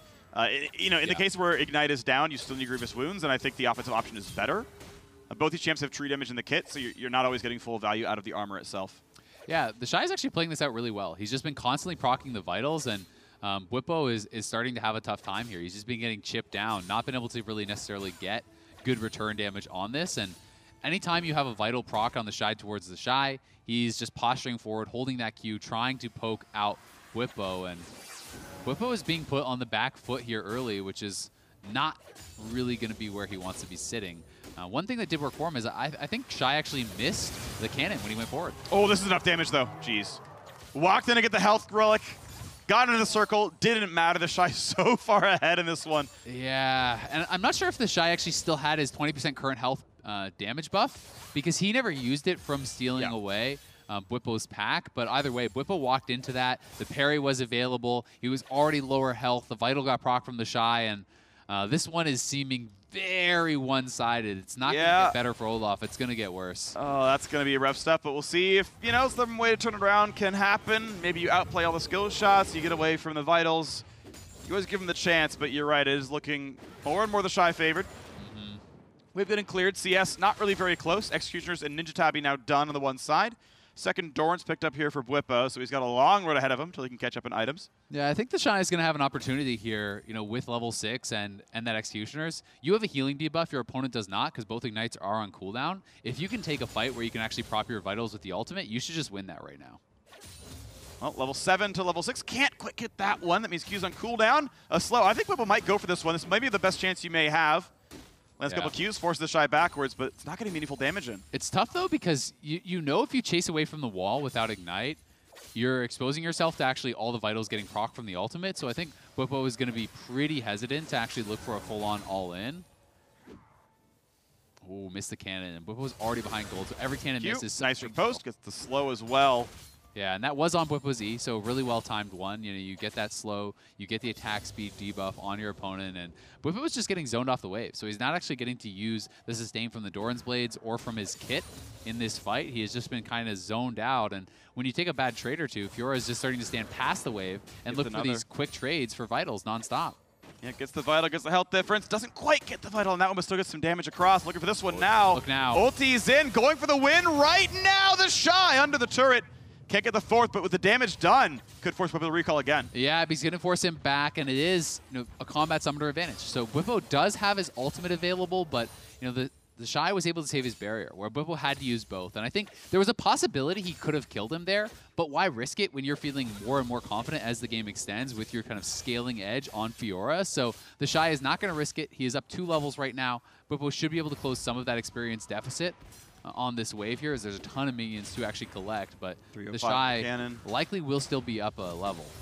And Bwipo wanted to see if he can find a way, stop the recalls, maybe even find a fight with, you know, a small item lead since you've kind of caught up off that recall, but yeah, all you're going to do is, you know, wait a few seconds, might end up denying some CS, not even that.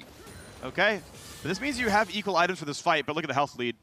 Half HP already. Yeah, he had the health pack, so he actually parried aggressively there to proc the 20% current health damage buff that health pack will give you. The Shy is trying to get Bwipo to throw his axe before he steps on a health pack, and Bwipo was trying to get him to step in and then hit him with the axe, but little game of chicken back and forth there. Lands a bit of damage. Bwipo kind of keeping needs up. That cannon. Ouch, rough stuff. Q is on cooldown, gets a little bit of trade there onto the Shy. Again, who hasn't recalled, so items are closer than they would be. Ulti is down, but look at the chase through. Big slow, Q's gonna land there as well. And Bwipo doesn't have the health to chase in, despite, you know, kind of equal levels, kind of equal items, it doesn't matter. He's just kind of getting harassed out, right? You know, by this constant Q spam from the Shy, and now being this low, it's so scary to step up because you don't actually know, did the Shy complete his recall? Is he just AFK chilling in the brush waiting for you to step up and die? It's a tough call for Bwipo. He's going to make the smarter decision knowing if he dies again, it's just over. So he will recall, but unfortunately for him, that's even more gold denied, right? That's back-to-back cannons he's missed. He's so far down in gold now. This entire wave's gone. Yeah, the whole wave is going to be gone. The whole next wave will also be gone because his wave is going to stack. So the Shy is going to be able to clear out every one of these minions and then spend all that gold to have such a big advantage when it comes down to that final potential Ring of Fire fight. It's looking like sudden death is coming soon for Bwipo. Made it to the top 4, still an impressive run for him. But the Shy is an almost insurmountable lead, 2 levels up. Yeah, the Shy just wants to clear out this wave and then recall because he's going to get so much gold from it. Wow, he's actually going to decide to back off now for the recall. This will allow Bwipo to kill off at least 1 cannon. He's going to get like probably 350 gold or something ridiculous. There you go, 324 gold. Oh, if the Shy stays, does he still have time? You get like 4 seconds as the ring spawns. Like, he'll be fine. This will work. Okay. He'll be in XP range. Yeah, you get a little bit of time. Like, if he even takes some damage, he'll regen. Yeah, he should be fine. But he is right kind of on that edge. So he's going to be running out. Stinger, Red Elixir. Okay, so Stinger, Red Elixir, double Doran's Blade. He has the Executioners. The gold lead is enormous, right? Like, compare the components here. They both have Executioners, Tabbies, double Dorans. It's a Kindle Gem versus a Stinger and a Phage. Yeah. Like, that is the item difference. That is crazy. But they are going to have all combat summoners. And 12's going to come in during this wave. This Oh, might be that's about big 3 for CS. Bwipo. Big damage. Bwipo is going to chase in right now. This is the battle. Ult's going to come in across. Does Bwipo have the damage? And he just might. The Shy is so low. Barrier gets weighted out. 1 more Q could do him in. He couldn't get the 4th vital. Couldn't get the heal. And Bwipo down 2,000 golden items advances to the finals. Bwipo found the only possible way in there. He got the 20% current damage buff from the health pack. The Shy was walking forward to try to contest that. He wasn't able to get in time. Whippo lands that axe. It did so much damage with the 20% current health plus the base damage of the axe. He knocked the Shy very, very low and then never let the Shy actually proc the 4th vital. So despite a huge advantage, that should have been the Shy's game to lose. Yeah. But he makes the mistake. Whippo crushes him for it, and he's going to move on to the finals. So there's that hit. He's already at 2/3 of the fight even starts. Yeah, and there's an overheal up here on Whippo. So Whippo going in right away. Notice how he actually positions against the wall as much as he can, then runs out. He has the Ragnarok slow. He decides to just kind of kite it back until that last vital expires so that the Shy cannot get the final heal. Then as it falls down, Whippo looks to go back in. He knows parry is on cooldown, which was used aggressively. Yeah. And he can just slam him down to finish him off and get that final kill here. Here was that first kill. That one was not really even close. And I mean, honestly, the Shy has got to be kicking himself. Both the Pantheon versus Aurelia game, he really misplayed, you know, looking for an engage. And then again here, he gets caught out by that health pack damage buff. And he was up a couple thousand gold and still lost the all-in. Yeah. It was a poorly timed parry. Yep. He stepped up too far into Whippo. He gets knocked down. Whippo plays it up great. And he's made it all the way into the finals. That's a reverse sweep in this best of 3. That is. Lost the first one, and people were favoring the Shy coming into this, ourselves included, right? Yeah. This guy is such a dominant laner, but Whippo smacks him down, and he's going to be awaiting the winner of Uzi and Levi. So LEC, Caps may not win back-to-back, but the LEC has a chance of winning back-to-back in the 1v1. Yeah, I mean, impressive. I think, wasn't Caps? No, Caps was not the 2-time winner. That was Uzi's 2-time winner. Uzi's 2-time winner. So Uzi can, of course, defend that. We're going to hear now how he'll be hoping to defend Europe's whole 1v1 crown. We're going to send it down to Shocks for the winner's interview. Thank you very much. Whippo, congratulations. Listen, I'm one of your biggest fans, but I did not think you were going to win that one. Talk me through the mechanics of, in the end, winning the last one, because the Shy was so far ahead. I don't think he was that far ahead in randomization. So when I pressed tab, I was like, okay, it's not that bad. Like, it felt really bad to play, but I realized that if I find a good opportunity and I poke him down a bit, that as long as I move properly and he doesn't actually get the ultimate off, all the vitals, then I should be fine. Talk me through all 3 of the games. So it was a best of 3 in this case. Started off not too well, but then you rebounded with the Pantheon. What was the most important moment where you knew you had it? As Pantheon? Throughout the whole thing. I feel like the biggest learning point was when I was playing Lee Sin. I used my kick really early in sudden death, and I felt as soon as the circle got small, I was like, and I W'd a creep as well. So I feel like if I play that better, I think Lee Sin could be a really strong pick. But I didn't get to show it off. Other than that, it's always a pleasure playing against the Shy because I feel like I'm always on edge, and I have to make sure I don't make mistakes. And when I make a mistake, he punishes me, and that's what makes it fun to play. Is you actually feel like you're getting punished for the mistakes you make. You're not getting away with anything. Very enjoyable. It's also very enjoyable to watch. I mean, your 2 players are very, very high level. It was super entertaining. Now, as said, you can keep the title in Europe. Caps has it, your ex-teammate currently. Tell me about the matchup versus Uzi or Levi, respectively. Who'd you like to play, and what do you think of your chances? I think I would like to play Uzi the most because, well, he's got the most titles, so it would be the most prestigious victory. But Levi would be cool too, get some revenge for Jankos. In the end, I believe Levi copied the Vayne strat, so I believe in Uzi, and I hope I'll be able to meet him in the finals. He also wrote me off in one of his interviews, and he said he would play against the Shy, so I get to show him what's up. There we go. Never count out Whippo. I certainly won't after this one. Thank you so much. Good luck in the finals. Back over to you. Thank you very much, Shocks. We're going to be getting into the game very soon, the other best of 3.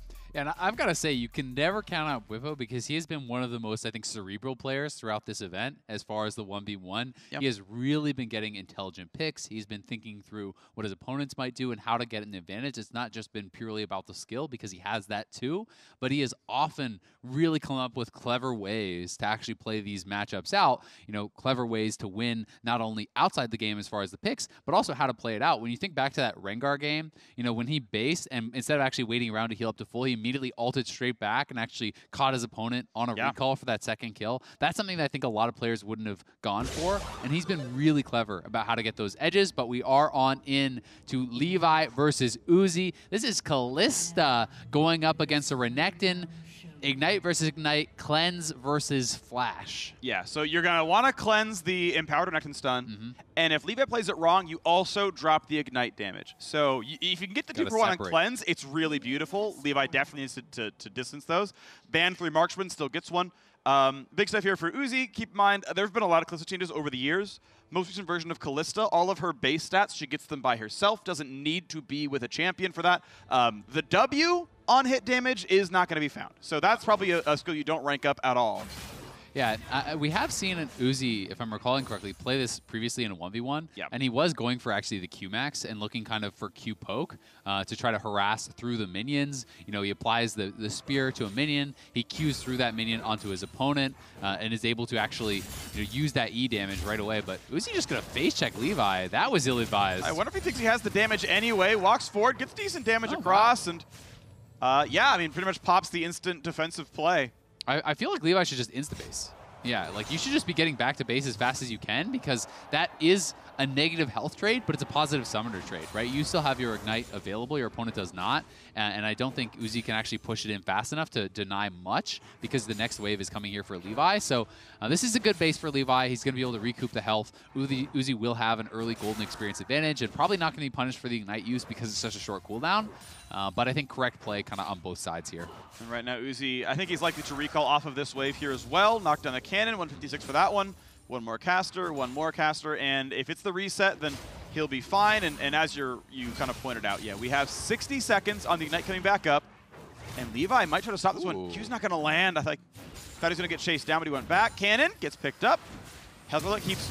Oh, he's going to flash the play. There's the cleanse burned, and gets the 2 for 1. He got the Ignite off as well! And just takes him down! Oh my god! Uzi just exploded him. 3 points Q, 3 points E. Levi with the misstep there. Using the Ignite early, gets cleansed off with the W, as you had talked about, and Uzi just popped him, because that was a pre-6 Renekton, and he is now 6 versus 4. Levi lost a lot of experience there. The Jorum's bought early enough that he should be able to actually stack it up, and Uzi just makes it look so easy in these matchups that you would think are so damn hard for a marksman. Varus versus Yasuo, you're like, well, you're in the Ring of Fire, surely you lose, and he perfect kills him. Just perfect, yeah. You know, it's just like, how do you do this? He's Uzi. Yeah. He's just that good. It's actually incredible. If only League of Legends were 1v1 game, RNG would win Worlds.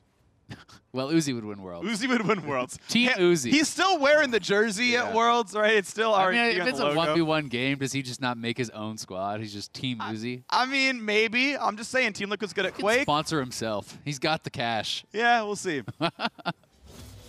Pay himself with his own money, like you know, whatever. Yeah, exactly, right? He's the CEO. He can just... Yeah. All right, well, let's see this. Levi is level 6 now. As we have often seen, generally players, when they get this behind, they're going to try to sit back and actually wait for a Ring of Fire, because then it's sudden death and you maybe have a chance there. Also, it will be harder for Uzi to kill, but Uzi's such a master of pushing advantages. He is stepping by for that harass, and Levi got very, very low. Uzi did miss the cannon doing this, so that is significant, but you may be able to deny more gold from your opponent by actually forcing out that recall, and the experience advantage is also so important. So Levi's just going to stay around. He feels like he needs this experience, needs to collect some gold, because you don't want to just give up too many free turret plates and too much of a level lead to your opponent. Well, right now it's 44-12. God. Gets 4 more CS with the Q, but it's going to be 50-16. This is not close at all, and Levi is going to have to figure out how to get rid of more marksman picks or counter-pick them properly in the next game. I know we counted out Wepo versus the Shy in the previous game 3, but this one looks so absurdly hard to win. Yeah, Uzi is just looking monstrously strong. 50 CS to 16. That's a pretty good lead. He also got 2 turret plates and a kill, so he's way up in gold. And just in such a good position. And it's really kind of interesting because you don't have an Oathsworn, so there's no point in W, there's no point in ult. So he's level 8, but he has 4 points Q, 4 points E, right? Yep. So he has so much in these damage abilities that I think the burst is somewhat surprising that is actually coming out here. Yeah, really, really high ranked skills. Also of note, level 11 and 12 don't do very much. it's stats. You have a ghosty to cheer you put on. some ghosties out. Yeah, that's hype. Can't wait for that. Oh, that was nice. God. He is so good at that, at actually just being able to transfer those stacks over to his opponent with the Q through the minion. and then pulling that Rend out. He always gets the reset on the minion while harassing his opponent really, really low, and Levi's just getting sent back to base over and over. He's never actually getting any of the catch-up calls because he can't access any of the minions. I don't know if Uzi's missed more than like 3 CS Is all this game. just going to be, I mean, this is also potentially just a turret win. Like, this is getting low, and where the turret plates fall, this is Down like to 1K. a couple autos from actually dying. Yep, so kite back, a little bit of wave clear, lands an auto. I wonder if Uzi wants to even greet. Yeah, he's going to keep up with the autos on the turret. I mean, if Levi gets poked at one more time, you probably lose your turret on the next cannon wave. So Levi has got to, could be actually forced into an all-in on this wave, which, you know, Uzi's pretty close to 11. I don't think he will get it, but still, it's a level 2 advantage, like a 2-level advantage.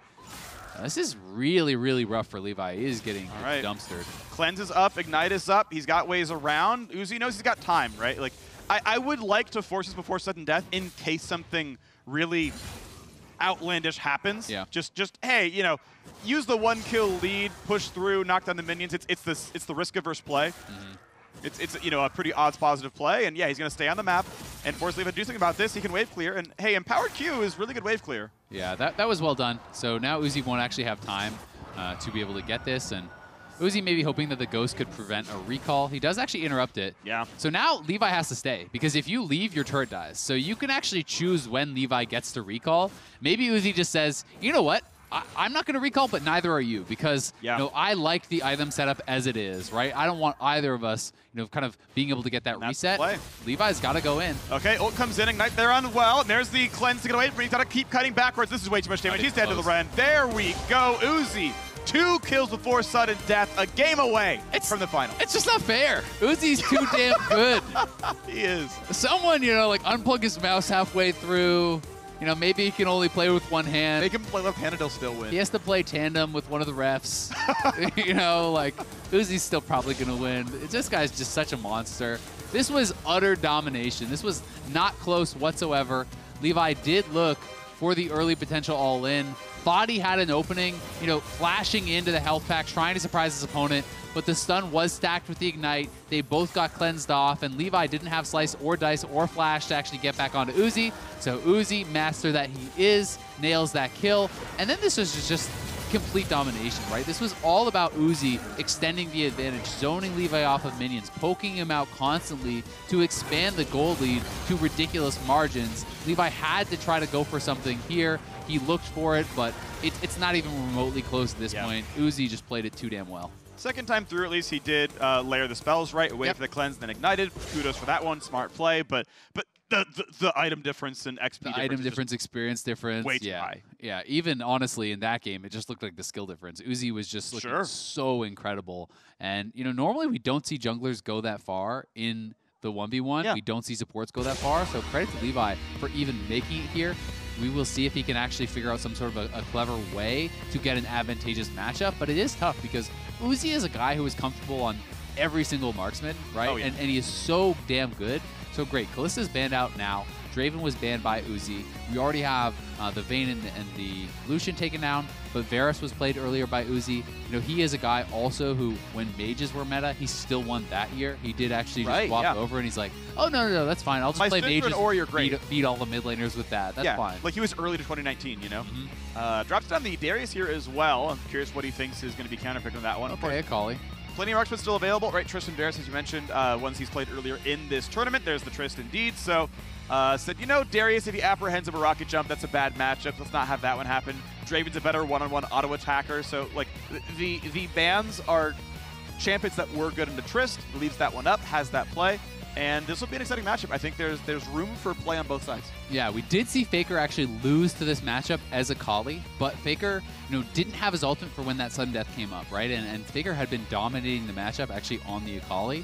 You know, he really did look very strong in that 1v1, but used the ultimate too close to when the sudden death was going to come up, and that was kind of the defining moment of that head-to-head of Tristana versus Akali. So we'll see if Levi versus Uzi looks a little bit different. I am really scared for Levi because I just feel like no one pushes advantages in the early game better than Uzi.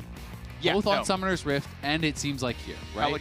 And so it's just so scary to think, all right, you're on Akali, you're up against Uzi's Tristana. Is he just going to kill your tower? Like, are you just going to lose the game straight up before you even get to fight him? You know, that is something that would be in the back of my mind going up against Uzi. Like, do I need to force an early fight? Am I going to be getting too far behind? But let's see if Levi can play it out as well as he's going to need to take down Uzi. We are mirrored on the combat summoners. Ignite barrier for both players. Levi will have his opportunities. I think your best chance probably is to be able to wait until you can get to that Gunblade, wait until the Ring of Fire, have everything available, and try to win that one all-in against Uzi. See if you can make that one happen. Arm Guard's going to be stacking up at the beginning. I still expect Jarom's Fist to come through at some point for Uzi. I think it is a smart pickup. It's good stats, but we'll see it after the first set of recalls. Hexdrinker probably gets added to that lineup there as well, and if Levi's not getting wrecked in lane, should be able to get Arm Guard Gunblade. We'll see if those items do come through. Early laning phase goes to Trist early on. Yeah, I mean, it's a good point, right? You know, we've seen actually every Akali player, I think, if it went to the end, get to that, at least that. You know, FLICKR actually got pretty far beyond that because he had a kill and he had got turret plates, everything. He had tabbies, he had elixir, he had like all kinds of stuff. But Uzi has created such enormous advantages. Like when you look at the Renekton versus Kalista game, Levi wouldn't have had enough gold for that sort of an item set in that one. So we'll see how well Levi can play this out. I do believe he just used that Shroud, so that's going to be on cooldown. He will have to be playing it pretty safe in these early levels. You need some additional points in your queue before the wave clear can really become kind of threatening. And Uzi's going to be working away at that tower already. A little bit of early damage. Going to get that first play without too much difficulty. 120 gold, thank you very much. Charge knocks the minions a little bit low. It'll make the next bit of wave clear pretty easy as well. Bit of poke coming through from Levi, but we are seeing a CS difference. Decent damage. E hits the minion though, so not ideal there. Yeah, you also got to remember that there is turret plating. I want to say for the first like 1 or 2 minutes of the game. I know yeah, the fortification accurate, to get half damage, Yeah, excuse me. Fortification, not turret plating. Obviously, with that lasts much longer. So that first little bit of damage Uzi did on the turret will be much higher later on as that turret fortification should fall off. And that's where you're going to be getting pretty scared. But Uzi, happy to take this trade. Jumps away after the health pack lands, mind you. So he will have, I believe, that damage buff. And he does have access to his own health pack. All right, so health bar a little bit low, though. Levi, if he can find another E at some point, now the problem is the minion wave's not good for him. It's both going to block skill shots and deal damage back. And also Uzi will hit 6 first because he's killed off more minions. So Uzi is actually going to back out before Levi can get 6, knowing that there is potential for an all-in there. Uzi will just take the health pack away from his opponent and will look to reset. I would be expecting a Hexdrinker. Yeah, he's just going to go straight for that. I think Jarom's Fist is smart, as you're talking about, but it feels like people are less comfortable going for that because it's not something they're as used to. So Hexdrinker Rush has pretty much been the build for all marksman players in these types of matchups thus far. Don't know where Uzi is going to take us after this, if he's going to try to build towards an item completion or an individual component that's very effective. We'll have to see what he wants to do.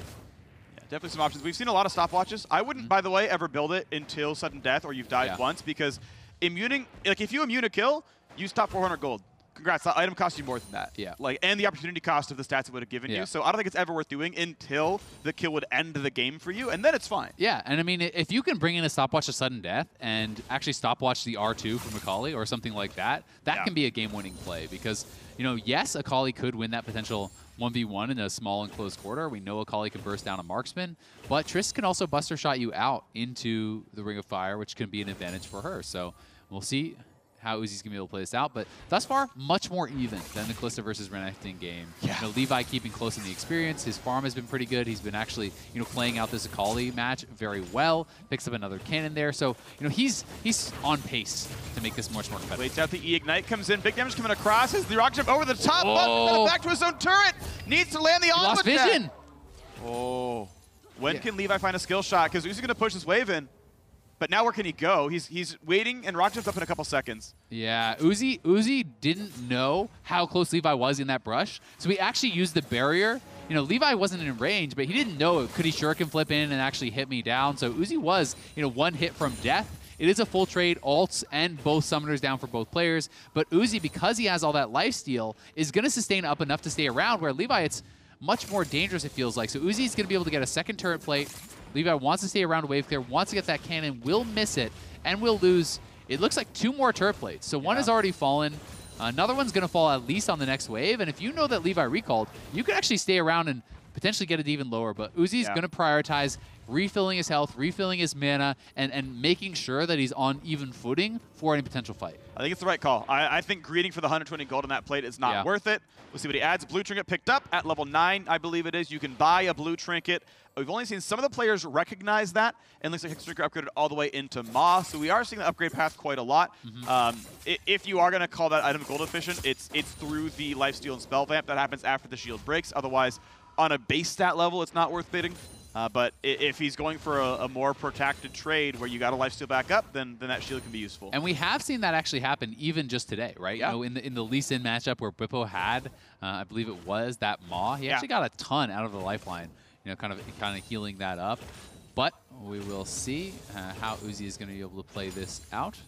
As he has that full Maw, he has the double Doran, so he is going to be having a lot of sustain. And, you know, Levi does have to be careful because at a certain point, the turret plating falls, and then even all the bonus armor is going to be gone from those turrets that has stacked up after every additional plate is knocked off. The turret gets more tanky. Yeah, the plate's at like 115 armor MR right now. It's like something pretty high, and then that goes back to 0. So it essentially takes double damage during sudden death. And you have to remember that it is actually only a 1700 health turret, right? So when it's this low and it has no armor, and one round of kind of explosive shot will actually kill the turret potentially. So you have to be pretty careful about that, and that is why Levi is trying to wave clear aggressively and not allow Uzi to just step up and get those shots off for free. Yeah, the last plate is under 1,000 HP on it. Like it's pretty easy to get, and when you have 140 attack damage, that's 7 autos and the game ends. So that's numbers you got to watch out for. That's timing you got to watch out for. Uzi can get a little bit of damage here, but has to respect what Levi could do back to him. Obviously, the wave clear not too bad on a level 10 Akali.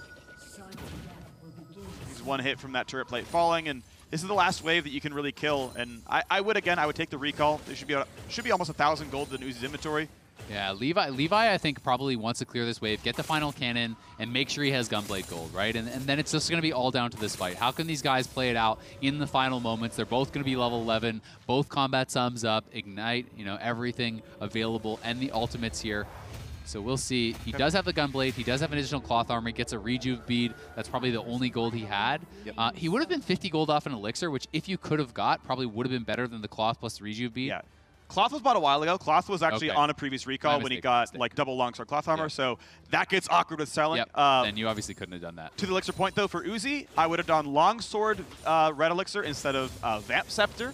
I think that would be just outright a better build, but we are Uzi in a pretty good spot. Gold pretty close though. Yeah, Uzi has to be a little bit careful because there is the 20% current health buff on Levi that does now expire. Uzi did not have it as he backed out, and Levi's looking for it. He doesn't want to wait too long for that Ring of Fire to close in. And he wants to wait out the rest of the East, so it can't be charged anymore. Lands more auto attacks. Ignite goes on. That's when you might go for the pushback. Gets a bunch of damage into melee range. When's the knockback coming in? Finally does it, but he's not getting burned just yet. He's waiting out the Maw shield. Jumps backwards. This kill could go to Levi. Needs to land a Q and an auto attack. Can't get that one though, and the brush is going to run out. He's barely anywhere to stand. Invisible, can't find the range. He's out of energy. Puts the W down, and he burns down. Uzi gets the kill. Oh, Levi with a little dance move there. Knew it. At the end, he knew he had been beaten. That was really damn close, though. You could see both players were trying to play around that Buster Shot. Levi was trying to leave his shuriken flip up to hope that Uzi would Buster Shot into it, and then he could actually flip back in. Uzi was trying to wait until all of the movement spells were on cooldown to then Buster Shot, but he got too low and had to actually use it defensively. So this was a really close, well played out 1v1. Uzi does end up taking it 2-0, and here is that final fight again. See, notice how he's waiting as long as possible for that shuriken flip. Uzi pre-barriers the R2 there. And then the Buster Shot has to come down because he's getting too low. But the Lifeline passive became pretty relevant here. He gets a little bit of damage, he jumps back, and he has Lifeline active plus double Doran's Blade and whatever runes he had. Try to lifesteal up off these minions. So he's actually clearing it out. Look at this, 44 health per auto on those minions. That is a ton of health he actually got back. Yeah. And then Levi with a little dance move, knew he was going to go down, died to an explosive shot off of the minion, but damn, that was close. That was close. So smart stuff. Uzi, cutting back. He's like, all right, hey, you know what? This advantages me. That life's health's going up. Yeah, really, really big deal there. So maybe actually Vamp Hitler was better with how much he was actually hitting minions. It ended up being really nice. The melee minion, I was wondering how he got the damage, because the guy was stealth and it was hitting the melee minion. exploded for 150, knocked him down. Yeah, well, it would have been, you know, he would have had life steal from the Wrath Potion anyway. I think it's champion only damage. I thought. Maybe I'm wrong about that. I could be wrong too. I think Wrath is champion only. Actually, regardless, Uzi is the better player. Bwipo, Uzi gonna be the battle in the final. That's gonna close out the day. So stay tuned throughout the rest of All Stars for that climactic best of 3. Uzi has been a monster. Uzi's been an absolute monster. Uzi has been slamming everyone, yeah. But Bwipo was counted out against the Shy. You know, people were thinking that the Shy was favored there. Bwipo managed to take that one down.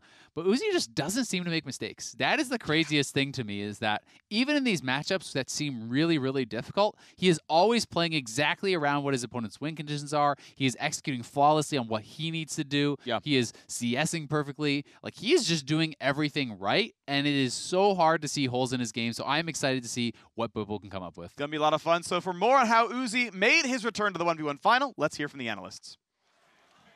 Thank you very much. Uzi makes it and is going to be up versus Bwipo in the finals. And we're going to take a look at both of the semifinals to find out how exactly they did it, starting with Bwipo versus the Shy, which I did not expect to go that way from the beginning and the end, Chad. I mean, we talked to Bwipo before the day, and he had a certain level of confidence, but I don't He always does. He always does. And he was able to get Pantheon. I don't really know how that happened. And then he was able to just kind of clutch it out in the final game and do good sudden death stuff on the Olaf. I mean, the thing I like the most about watching Bwipo play is I feel like I see him learning over the course of the games. Like the one that was Aurelia versus Rengar from yesterday, he started playing it a little differently, holding his Ws. And I think that's something he's going to be able to use the best of 3 format really well for. But that big Pantheon play was the one where it was like, what? How do you get the Pantheon? Because this first one looks so dominant by the Shy. Yeah, I mean, Bwipo also had his own facepalm moment when he used his R really early. But then this was the big question mark why the Shy even took the initial trade to put him in this position in front of 15 minions. And why he left Pantheon open. It's like, you could just do that on Pantheon to block turret shots. There was like another trade that was really close, but it was like Bwipo took 3 turret shots. Yeah. And then this is the one where he actually is able to chase up the lane a little bit. Yeah, and we know Pantheon is very strong, so it was a mystery why he was open in the first place. But I do want to get your opinion on that last kill who's going to come right now, because I don't really understand how it happened. The big thing is that Bwipo is able to chunk the Shy really hard before the real trade starts. The Shy, you don't see it. This replay is a little too late into it, but the Shy started with half health because he chased Bwipo up, who got the Relic proc on his Q to actually drop around 25% of the Shy's health off a single Q, and then he got an E trade in as well. And so when they actually started ulting each other and trading summoners, he was already up like 500 health. Yeah, there's some key stuff that Bwipo realized that maybe the Shy didn't. Mark mentioned the 20% current health buff you get after you've received a health shrine, so going back to grab that was huge. And then the second one would be the ramping gold cannon minions give you when you're behind, as well as experience. So there was about a level and a half discrepancy between the two. But the Shy recalled rather than keeping pressure on, which also allowed Bwipo to get cannons. And that's something Uzi didn't let Levi do in their matchup. So Uzi definitely knows those mechanics. Those rules. Yeah, Bwipo does as well, and the Shy did.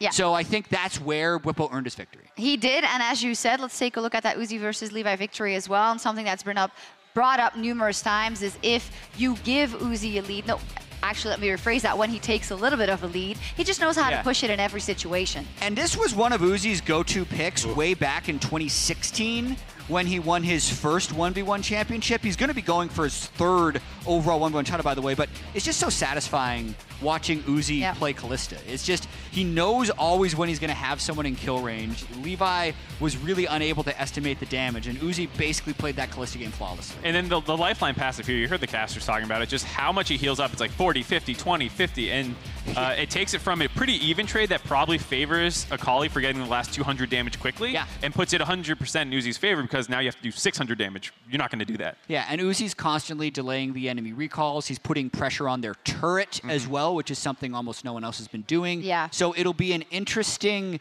matchup where it looks like Uzi's going to be able to stick with his just marksman picks in general. Yeah, there's too many to ban out. And we'll wonder kind of what Bwipo's going to bring out, because Uzi's going to have to ban the Pantheon.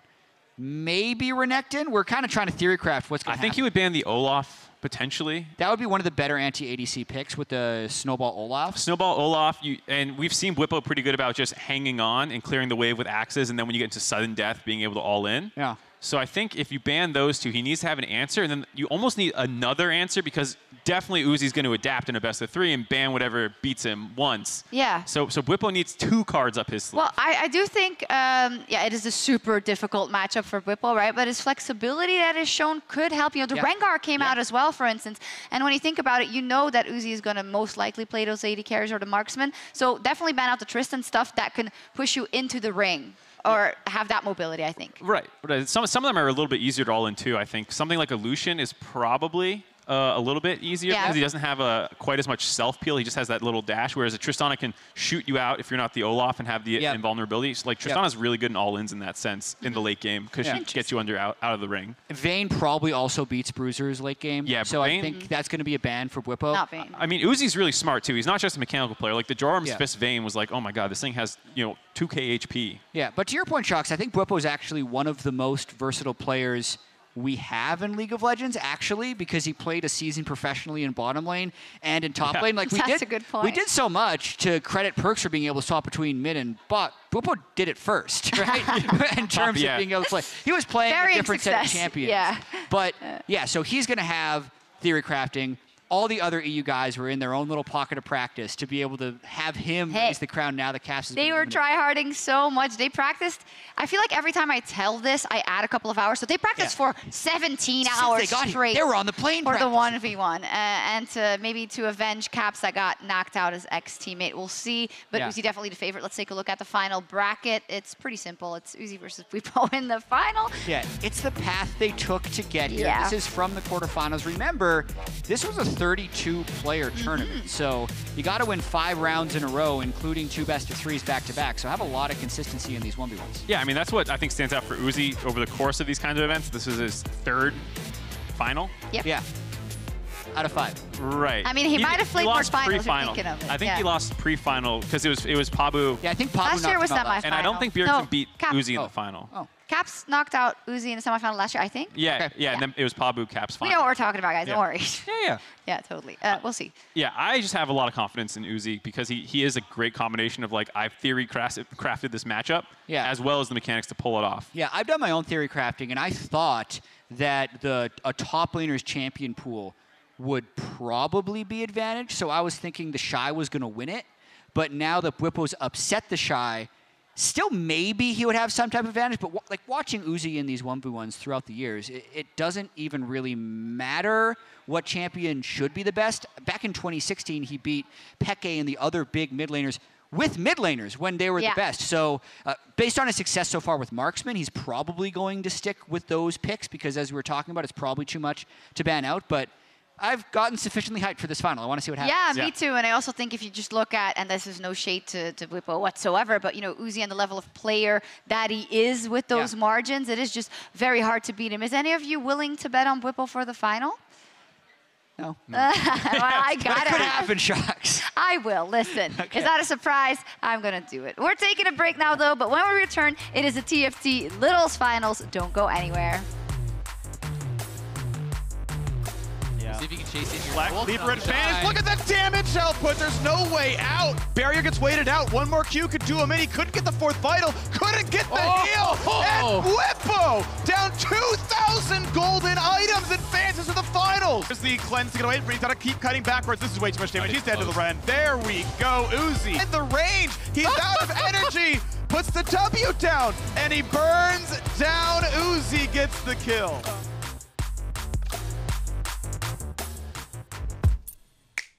Welcome to Assist of the Week, presented by State Farm. During Fun Plus Phoenix's crazy 3-0 World's Final win over G2, their jungler Tien capped off the series in style. G2 had just about found an opening back into the game when Tien decided to set up shop in G2's top jungle and was missed by their vision sweep. A minute later, just as Caps was headed top, Tien popped out and kicked him over to Doinby, snagging the first kill in a teamfight that would secure Fun Plus Phoenix their first world championship.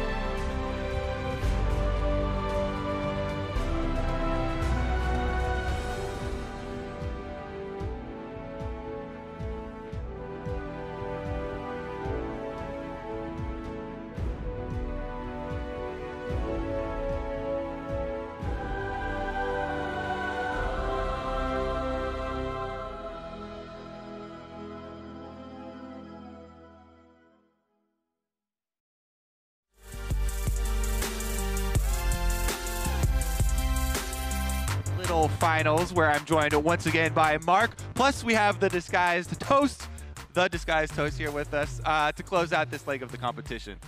How you feeling today? Feeling good. You know, a couple of days ago, I came 8th place at the tournament, so I took a day off to be depressed. But now I'm back and you know, happy again. Yeah, I heard you said you streamed a little bit to go get some wins. Yeah, you know, I just went on my like Iron Force Smurf, just like stomp some kids. It's like, okay, yeah. I still got it. I'm still worthy. Take out the aggression. Well, let's have a look at who has survived to the final round of competition for the Littles. Sneaky, Clid, Saros, Levi, Solo, Teal Feeder, Whippo, and the Shy. Quite the group that we have, actually. And visually, just from yesterday, the second group of Littles seem to have a lot of sleeper OP players that were previous challengers in it. So it's actually whittling down to some very good players now, too. Even the pros, like Saros and the Shy, were both making pretty good decisions in the mid and late game, which I think is like where you see a lot more inexperienced show. So they were both impressive. Plus, Whippo just beat the Shy in 1v1s, and now they're competing in the TFT Littles as well. The multi-game dominance. Yeah, we'll see if he can do it. Back to smiles on his face, even after that hard loss. Honestly, that was a hard loss in the 1v1s. You were mad. I was pretty mad for him because he had a 2-level lead. Whippo made the comeback with the experience on the cannon and was able to finish it off. But let's get into the TFT for it. What's your personal order for first carousel items for Infernal map? Right now, the meta is Phantom Dancer and Morello, so you really want to just prioritize one of those 4 possible items. Morello, because there's so much healing with Woodland Druid, and Phantom Dancer because it's just the most OP item in the game. It's getting nerfed next week. Yes, sir. Yeah, I didn't know. I know everyone liked Renekton, but I didn't realize because healing debuff reductions don't apply to him. So when you get a 3-star and he does this spin that heals for 800, he's just always getting that. Yeah, he's also getting removed. I mean, he's also, I mean, there are a lot of one-cost units that you look for to hold those items. Like you're talking about these priority items. Things like Nasus that have AoE when he ults can hold Morellos and stuff early on as well. So trying to get those ASAP. One thing I saw some people on Reddit talking about a lot was Olaf.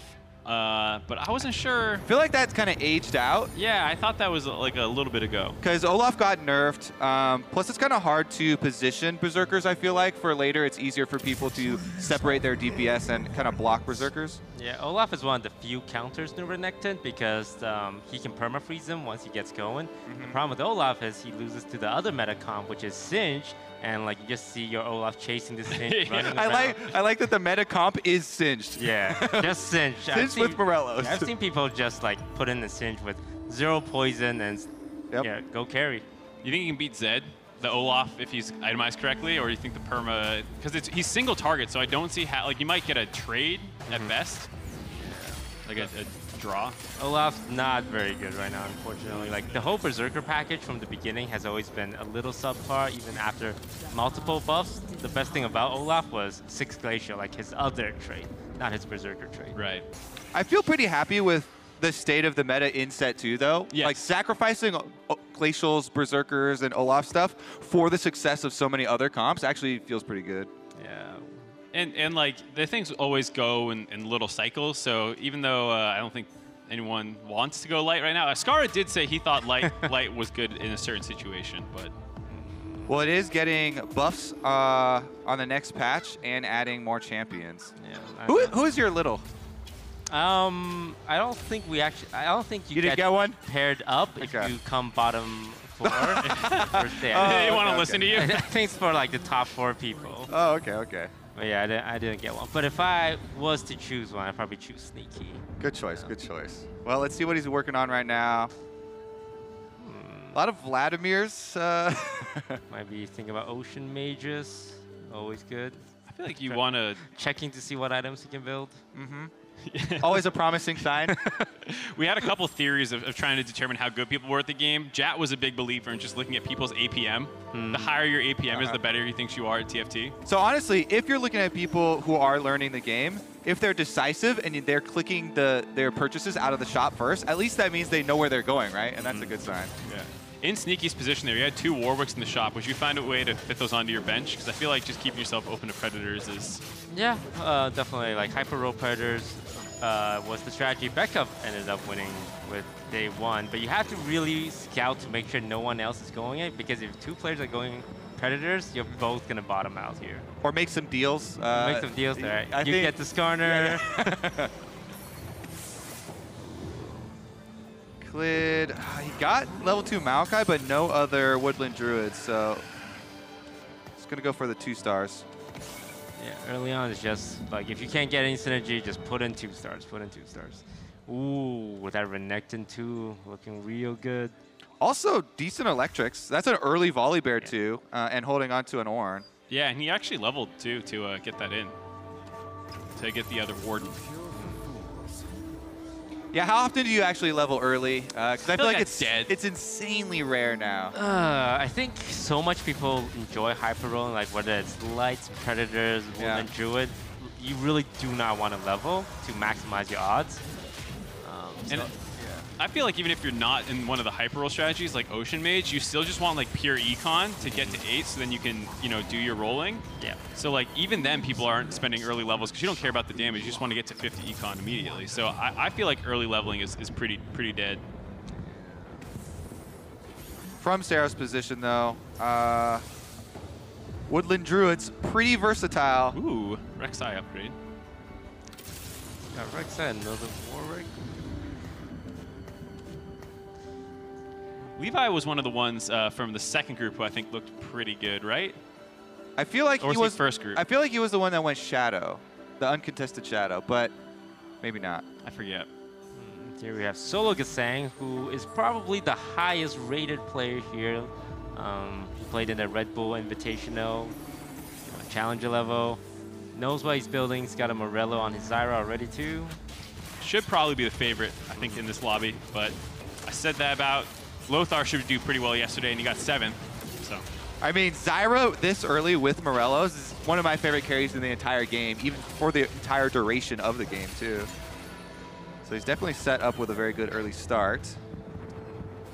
Tio Feeder, I think he's an Infernal.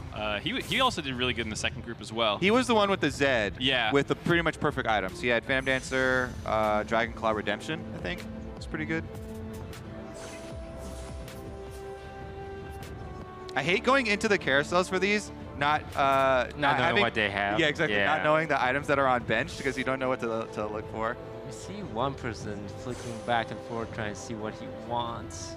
But I think everyone would just try and look for some Phantom Dancers and some Morellos. Yeah. I feel like armors are actually pretty good. Once you get down you know, to the end of the carousel too, don't feel too bad about getting one of those. We did see a ton of Zephyrs in the little lobbies, because I feel like Zephyr on this is relatively easy to use.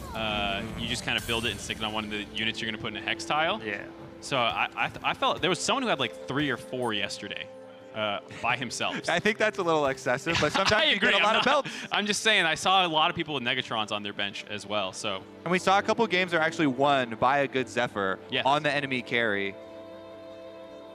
Yeah, in high elo lobbies, people have started just avoiding using their hex tiles because it's always such a trap, like to get Zephyr'd, or people just position all the assassins right around the hex tiles and just blow up your main carry.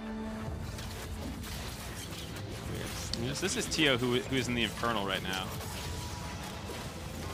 I don't mind Infernal in the early game. I think it's something people don't sometimes fall into just for like a couple rounds when it actually is probably strong. Well, I like it when there's an Infernal Kiana, right? Because Kiana is, especially then, yeah. Kiana's an insane unit. She's really good. The AoE stun. And if you get a free, basically, Infernal character from that, then heck yeah, go for it early. Especially like in the Woodland Druid package where you want the Diana already anyways, it makes it super strong.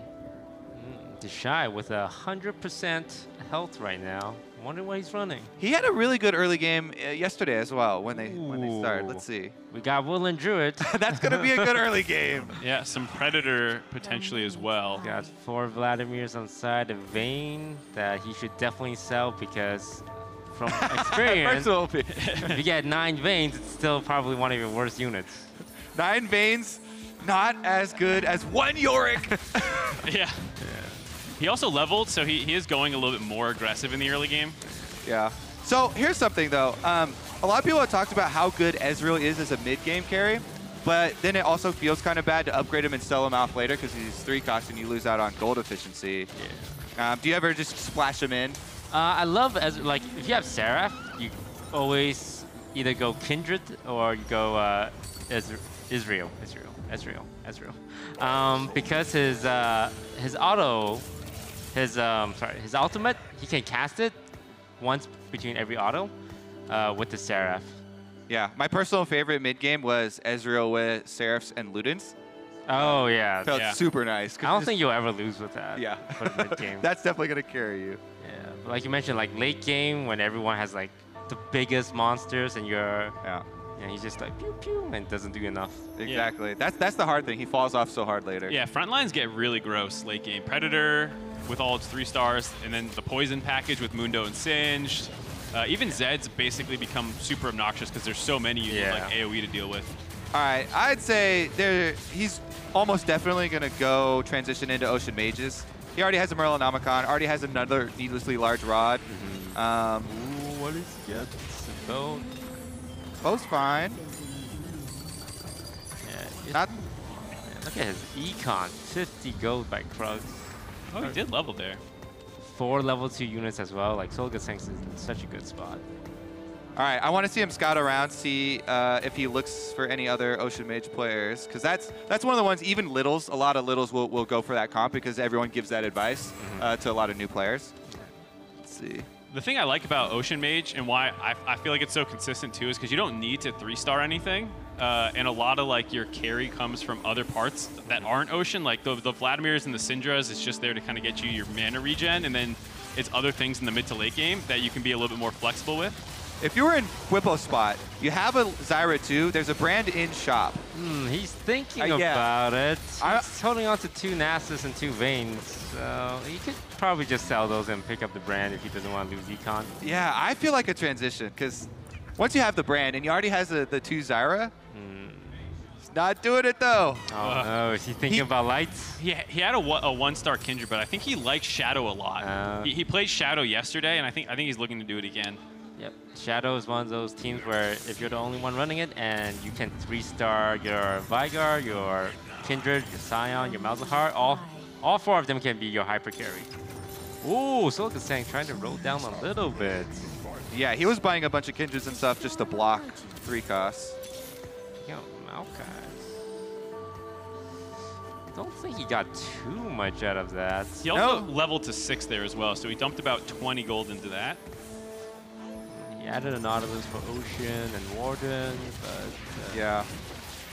I also feel like waiting a little bit extra for 7 and then spending a whole bunch, if he is, going to go Ocean Mages for looking for brands.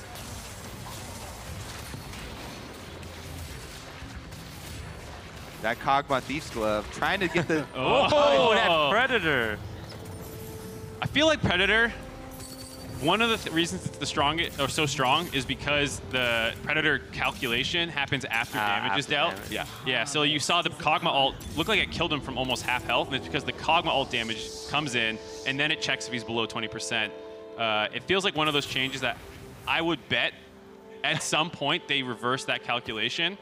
At some point during this set's lifetime, I bet that will happen. I don't think it's so oppressive that it needs to, but it does lead to some really weird-looking situations where people get bursted from half health. All right, sounds like we've got a sneaky interview on stage right now. Let's send it up to Dash and see what's going on. That's right, Kobe. Standing by with Sneaky. Currently in 2nd position in the finals here for TFT. $50,000 to charity on the line here and picking up this win right here. Sneaky, how you feeling about your current position? It's looking pretty good. Usually my worst part is the mid game because I kind of don't really understand where I should go with my comps, but right, so the exact place we're in right now. Yeah, we're getting there. All right, well, Carousel, this is a huge decision to make, so I'm going to let you take it in for a second, but I want to know what your thought process here. What are we looking to complete? Probably PD, but there's no chain vest, so not. Uh-oh. Yeah, tier maybe recurve. I'm like checking over at the casters to see if they have an opinion on everything you're throwing out there. Looking for somebody to cringe real fast. Let's see what he goes for. He goes for the Giants belt.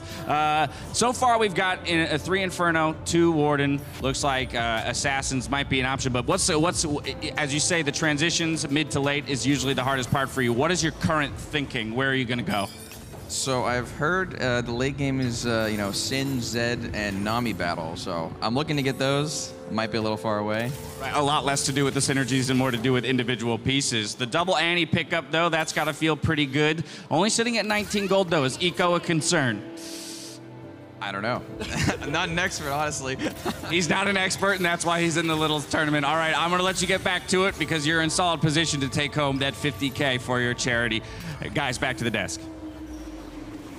All right, thank you, Dash. Currently, we are looking at Bwipo. He finally got his beloved Shadows. With Seraph on the Kindred, he's in a great spot. If he can upgrade that Kindred to a level 2, like his mid game is really solid because Kindred level 2 with Seraph is enough to like just dominate. Funnily enough, he played Shadow yesterday and he found a 3-star Scion before finding a 2-star Kindred, I believe. And it took him forever to hit some of the other Shadow upgrades. Skara went through the exact same thing as well. He had a Scion 3 and a Kindred 1. Yeah. I don't know, the Kindreds are dodging to this tournament. All right, meanwhile, I think I saw a hard commitment to Predator player around there somewhere. So there's at least a couple of Predators. There's the 1 Ocean Mage, Shadow. So we have a decent amount of diversity. Didn't see... Oh, there's the brand. He actually buys it this time. He gave up on the vein! Kindred 2-star, baby. Now's a good time to kind of chill for a little bit. Yeah, I was about to say. Yeah. Like, when you want to hyper roll for Shadows, level 7 is a really good spot. Level 8 gives you the best odds, but I think it's only like a 2% increase. All right, checking back in on the Shy, who's held the top spot this entire game. It did break the win streak recently, but still with a pretty decent amount of econ that he built up over the game. And I like where he's at. He's got Woodland Druid right now, but he didn't hyper roll for it, and he already has the makings of Poison on his bench. Setting up for that Singed. It is pretty popular to try and get to 8 first, try and get better chances at your 5 costs. And that's kind of what we were talking about, the second lobby of the Littles. Seemingly they had a better idea of how they want to handle mid to late game transitions. Okay, I didn't want to hyper roll for Woodland Druid, but I can always just pick up some other good front line later and swap those out. And like we said, usually happens around stage 4, so he's in a pretty good spot. I don't see too much people hyper rolling for Woodland Druids this game because they're only playing for the #1 spot, and Woodland Druid will get you to 2nd place, get you to 3rd place. It will very, very rarely get you to 1st place. Yeah, it's super consistent for climbing the ladder, especially if you're scouting around, but not so great for #1. Wolves actually might be my favorite round of the entire game. Because they pop so fast? Because it's early, they pop fast, and you have a chance of getting so many items. And then he gets 1 tier. Yeah, unlucky. All right, what did Solo get? The Ocean Mages are in full effect. Oh, the that's so Nami! huge. Nami on 7. Wow, I got the Yorick too if he wants to put in the Inferno Summoner. One more pack. brand. Really wants it. Yeah, you'll see a lot of like high elo players. Oh, you can see the he should lock. He should lock back. Yeah, he's got the Yorick. It was also a Yorick in there. Yeah. And he has an Annie on his bench and a Zyra in already, so if he wants to go the classic Ocean Summoner with a bit of Inferno splash. Yeah. It's just so powerful late game. Ocean does so much for them. Let's take a look at this battle, though. Did the Shy actually get any upgrades after Wolves? He put in the Mundo. I think that's the only change. And I think that was a 1-star before, so I think he managed to upgrade it. That Dragon Claw on the Maokai. Yeah. Maokai with defensive items is pretty brutal to get through. Shy's in a great spot. Still has 50 gold left. Tio Feeder kind of behind the other Ocean Mage player, which I think was Solo Gasong. Does have twice his health, but yeah, needs to find a lot of items to actually, or units, excuse me, to transition. That's the benefit of rolling first. Let's see. Yeah, the Diana's probably gonna have to come out for Brand later on. Need those items. Yeah, I think 2-star Diana though is gonna do more for your comp right now with Inferno than 4 Ocean would. since it's a 1-star Syndra. Yeah, plus you don't have, oh, I guess you could put them onto the Kindred. Like, you need a trash unit to hold items until, you know, you have your final placement with Brand or whatever. Yeah. Like, that's the #1 rule when it comes to using items. You want to use them for, like, in-game power, but you either put it on your worst unit or you put it on your best unit. You never want to put it on your, like, middle of the pack. Am I going to keep this? Maybe I will. And if I keep it, he's not going to be my carry, so it really feels bad to have items on him. So always put it on your worst unit that you know you're going to sell. He delivers a loss to the Shy. Those have been very rare. I think this is only his 2nd loss there. So that Summoner pickup was enough to get him the edge. And the Shy is definitely just looking for the Singed Poison pickup here. Can't wait to transfer into it. He's also holding a lot of Crystal, even though he didn't get Skarner upgraded early. I'm surprised he's rolling on 7. I mean, like Toast is saying, it's not a monstrous upgrade, but I mean, he does have a fair amount of 1-cost units in, I guess, so it's actually, he's fishing for a number of things with the roll, not just the Singed. I think that's one of the most important things when you do roll down is make sure that you have a couple of things you're looking for. If you're just hunting for one thing, it can be really painful. Yeah. Oy. That Woodland Druid on his team is falling off too fast. Did you see Whippo's player cam there too? He's having so much fun with his shadows, just popping off. See if the Shy can get some revenge though for their 1v1. Because if you get beat in back-to-back matches of different games, that's just like full gamer superiority. Ooh, there's a Singe with a what's a spatula. It's a little late to really love a spatula, but it goes straight forward. Yeah. Yeah, because we're in round 4 already, so you pretty much only have one more chance to scrounge up a bunch of single items before the completed one start coming through. I don't think Sneaky had a Morello Nomicon yet. I mean, I don't know what components he has, but that could be a decent belt pickup. So he goes for the 1-cost spatula. I really am curious what he's got on the bench then with his items. Let's take a look. Not the best. Oh, this is the Shy. Okay. Gets the bow. Oh, wow. He has 3 bows and a belt to work with. Well, there's a late upgrade on the Ezreal. I don't know if he actually has that clear of a plan then. Yeah, because unless he's trying to go Glacial, but he didn't want the Olaf there, so I doubt it. Ooh, the 4 Rangers. He does have that Twitch. I mean, he's setting up the Glacial Ranger, or excuse me, the Ranger Crystal with Poison Package, which is a pretty nice late game, but Ranger's really not that popular right now. Clid had another spatula on his bench, so he got a Singed with the Force of Nature on it. That is dream scenario. Woodland Predator Druid, and he actually has a Poison Package ready to go with the 2-star Mundo on his bench. He should absolutely substitute that in when he gets a chance. This is one of those moments, even at bottom of the health totem pole, you can make a really big run. Oh my god. All right. Most important synergy for Singed, Morello Nomicon. Now he needs to find that. Yeah. Well, there's the first Zed of the lobby. You'll see a lot of these players start picking up the legendaries, the Zeds, the Namis. Bwippo's pinging it like, do I want this Zed? What am I doing with this? He has summoners, so I think for sure. Yeah. This picking up some cogs. Zeros would really like the Zed. He's got leveled up Electrics here. That's a 3-cost Volley Bear and a bunch of Orns on bench too. Oh my! If he gets a Zed. Wow. And he's got He's only Predator. level 6. He can't physically roll a Zed right now. Yeah. He needs to push 7 at the bare minimum. Stop rolling! Yeah, he's so desperate for the Cog 3. Yeah. Yeah. I think the 3 stars will carry him through, though. I don't know. Zyra, Morello, Nomicon. No, it's not going to happen. Burning in the background. No. Oh. We're about to get some eliminations here, then. Yeah, they get one little last chance at life. After the chickens. I think he's going to be baited by the Kog'Maw instead of pushing level. Yeah. It's so little money from 6 to 7, too. It just feels so bad. It's 32 for 6 to 7, or is that? Yeah, I think, it's 32. Solga saying 14 health. What are you doing? You're predicting him to do well.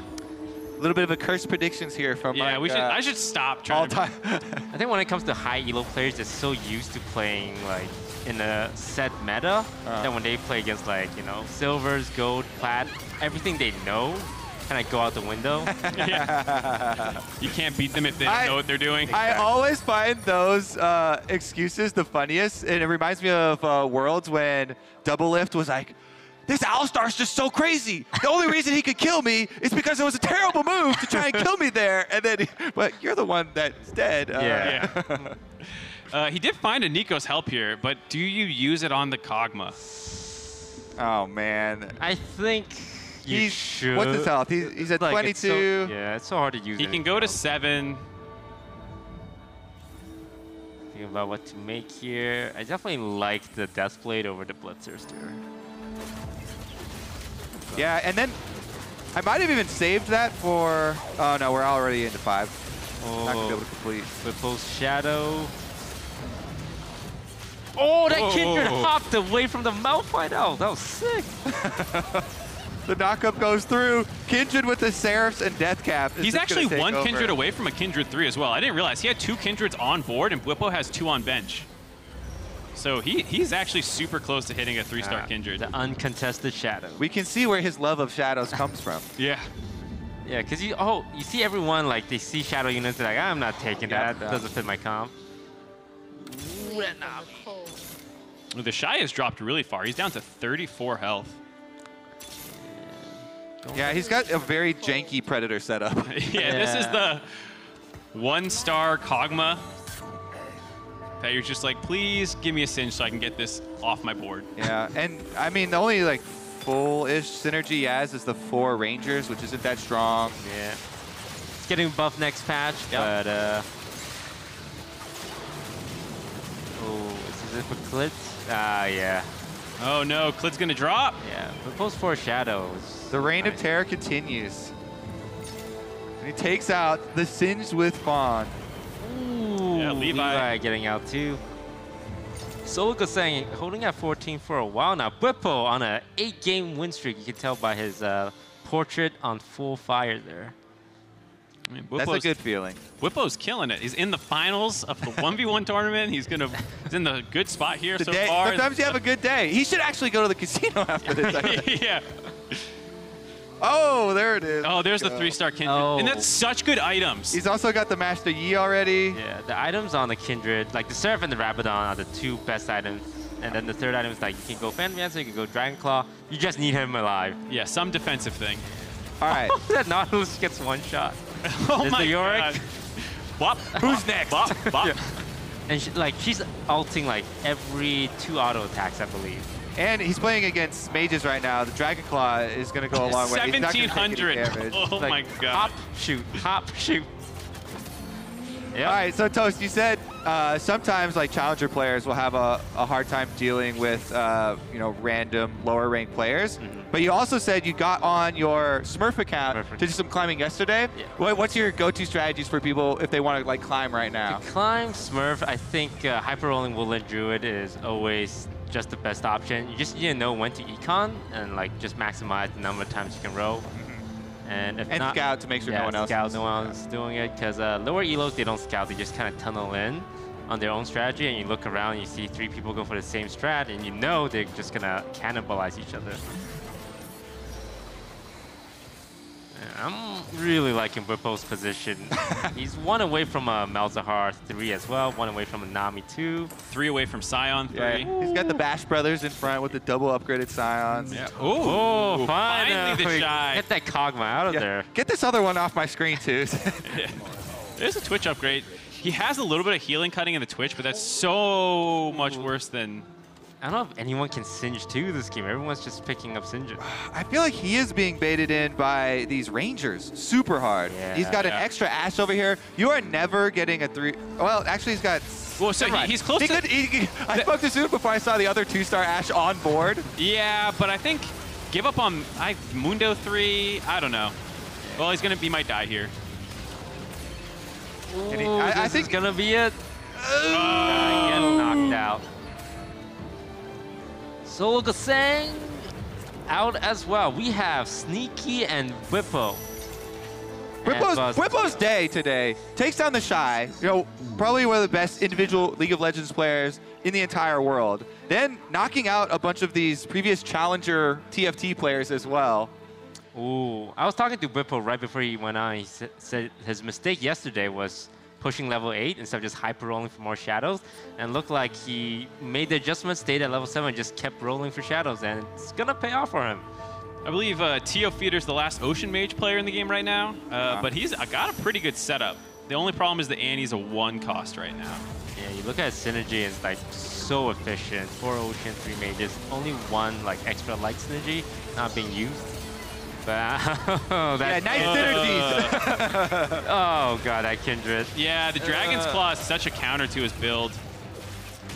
It was even pretty close there. I mean, that's why it's so scary. Like, the Ocean Mage package, when it gets this, is so good, but the 3-star with the Dragon's Claw. I think now Whippo is trying to save up again to Econ to go to 8, though. It looked like I think he had 20 gold at least. I don't know what clone board Sneaky had there, but he it was Tio's. It was Tio's? Okay. So Tio's not in a good spot because he's losing to both players in the game right now. Sneaky's kept the Diana this entire time. The Inferno's strong. I was also talking to Sneaky. I told him like Sindri was good, Nami was good, but I don't know if you want to just, just blindly throw them in with 0 synergy. He's like, got it, checklist. Yeah. And there is a death cap is really nice on Sindri too. I mean, everyone always talks about the Morellonomicon, but actually the AP as well goes a long way, especially for Sindri too.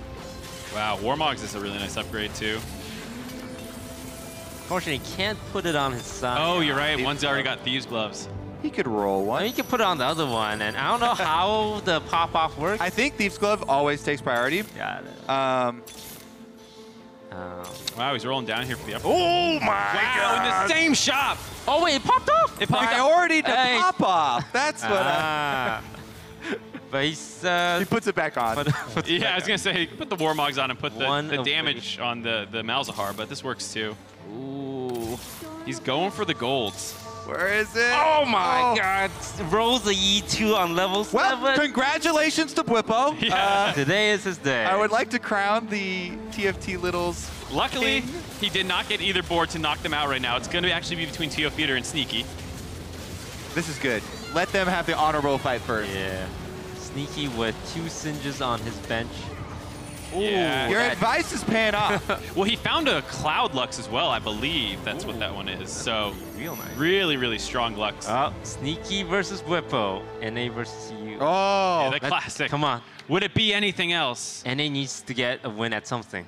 Sneaky's level 9. He hasn't locked that Lux. Sees the Nami. You get so many 5 costs at level 9, especially since Whippo's only 7 still. Sneaky should be able to go with the toast strategy. 5 cost units all over the board. He did sell a Singe for the Nami too. It was pretty nice though, because him getting that Nami, there's only 10, I think. Yeah, 5 cost units in the pool, and so he has 3. And Whippo's looking for 1 more, but that's really hard to find at level 7. So that's actually a pretty monstrous upgrade. I'm not sure it matters though. I'm just looking at this Scion. He's just one-shotting things, right? Yeah, same with the Kindred. The Kindred. Like, when you have 2 hyper carries like that. I mean, he's also got the Master Yi. That's 2-star, so like he has carries all over the place. It's cracking up. Cloud Lux feels a little useless against, because it's so much magic damage. I wonder if finding Mystic and getting poison in or something could be better. I don't know if Sneaky's comp has the room for that though. I don't know. I would like the Yi to miss also, so I'll take whatever I could get. I care way more about the 3-cost Scion and Kindred, I think though. But I'm not sure there's anything Sneaky can find to dig him out. He's just really committed to his comp right now. Like, he can maybe throw in 2 more Mystics, but because he's got the Yi and he's got the Nami. Like, the Lux can come out, maybe the Annie comes out, or like the Varus. Oh my God. Yeah, I just love watching. The Kindred just one-shot everything. Can he make the last stand? It's not going to happen. No. Coming for the Lux. He's like... He will get 1 more carousel. Yeah. Like, it's still relatively close. All right, here's what you do for Whippo, though. You level up to 8, then sell everything and don't put anything in for the classic VM. Exactly. I think he could just have the Kindred and the Scion and just have a 2v8. Then you lose. Then you only have 2 shadow though. You only get your 2 buff. You keep the 4 shadow Okay, or the 5 shadow because he has 5 of them. This is what Toast is probably best at, I would say, is learning how to BM effectively. The fine line of BM is something you have to learn. What's the maximum BM you can get while still winning? I want to see him hit that Malzahar 3. I mean, it is very satisfying just to see all of the gold units. Golden boys. Spend your money, Whippo. It's the last round, probably. All right, the calculations. Ooh, I can see the calculations. The big brains effort. We'll see. Check the board. Check the other board. It's gonna... What, Yana, I think it was, or Malphite? It's going to go on the... the Malzahar. Malzahar. All right, well, congratulations. Yep, Whippo getting his first win of the final day of All-Stars. What a day. Uzi's got to be shaking in his boots now. Yeah, Whippo's got everything going for him. He's coming in hot. I like it too. You know, he got his strategy. He knows what works for him. It's Shadow. I'm going to play Shadow, and if I get my stuff, I'm going to win. And if I don't, well, whatever. I love too just the auto balancing of these types of games. As soon as a new build gets popular, when there are broadcast tournaments like this, then you try and go home and use it in ranked in solo queue or something, and all of a sudden, oh, there are 4 people in my lobby going for shadows. It is not good. Is that better or worse than when there's a tournament like this and like a new assassin pops off in League of Legends though, and then everyone goes home and your solo queue is filled with horrible Kianas? I think this is much better. Yeah, because I agree. for TFT, I like just doing hipster stuff, and then that just makes it better because if the tournament's going off, then everyone's using that. But yeah, really well played by Whippo. Like, that's the 4 shadow strategy. You push level 7, you hyper roll, trying like 3-star at least 2 of them. He 3-starred 2 of them, 1 away from the 3-star Malzahar. Even gets the mastery. I think he had 5 shadow. Yeah, because he had the Vygar 2 in as well. Wow, like, and really good items too. I was gonna say that too. Yeah. Knowing what's best for your comp is super important. All right, now for more on that game, let's check in with the State Farm Analyst Lounge. I believe that is us. Yeah! Yo, what's up? We're still here! Nice toss.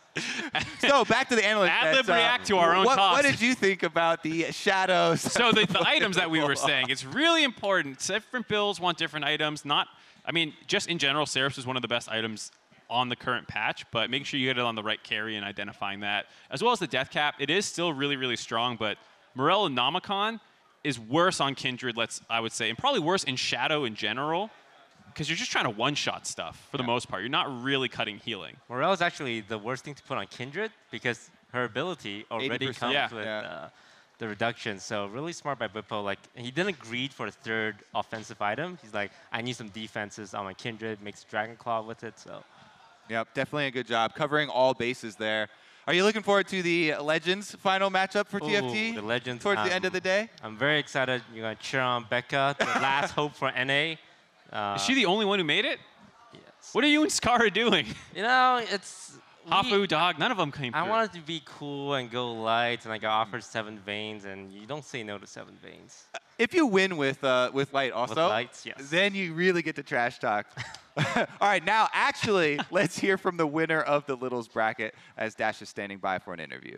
Thank you very much, gents. Whippo, hello again. I'm going to be kind of honest. I'm a little sick of talking to you over this weekend. No, I'm just kidding. But another huge victory for you. Making a case for MVP of the entire All-Star event. Walk me rather through the strategy, because you were a few levels down and yet absolutely smacking people there at the end.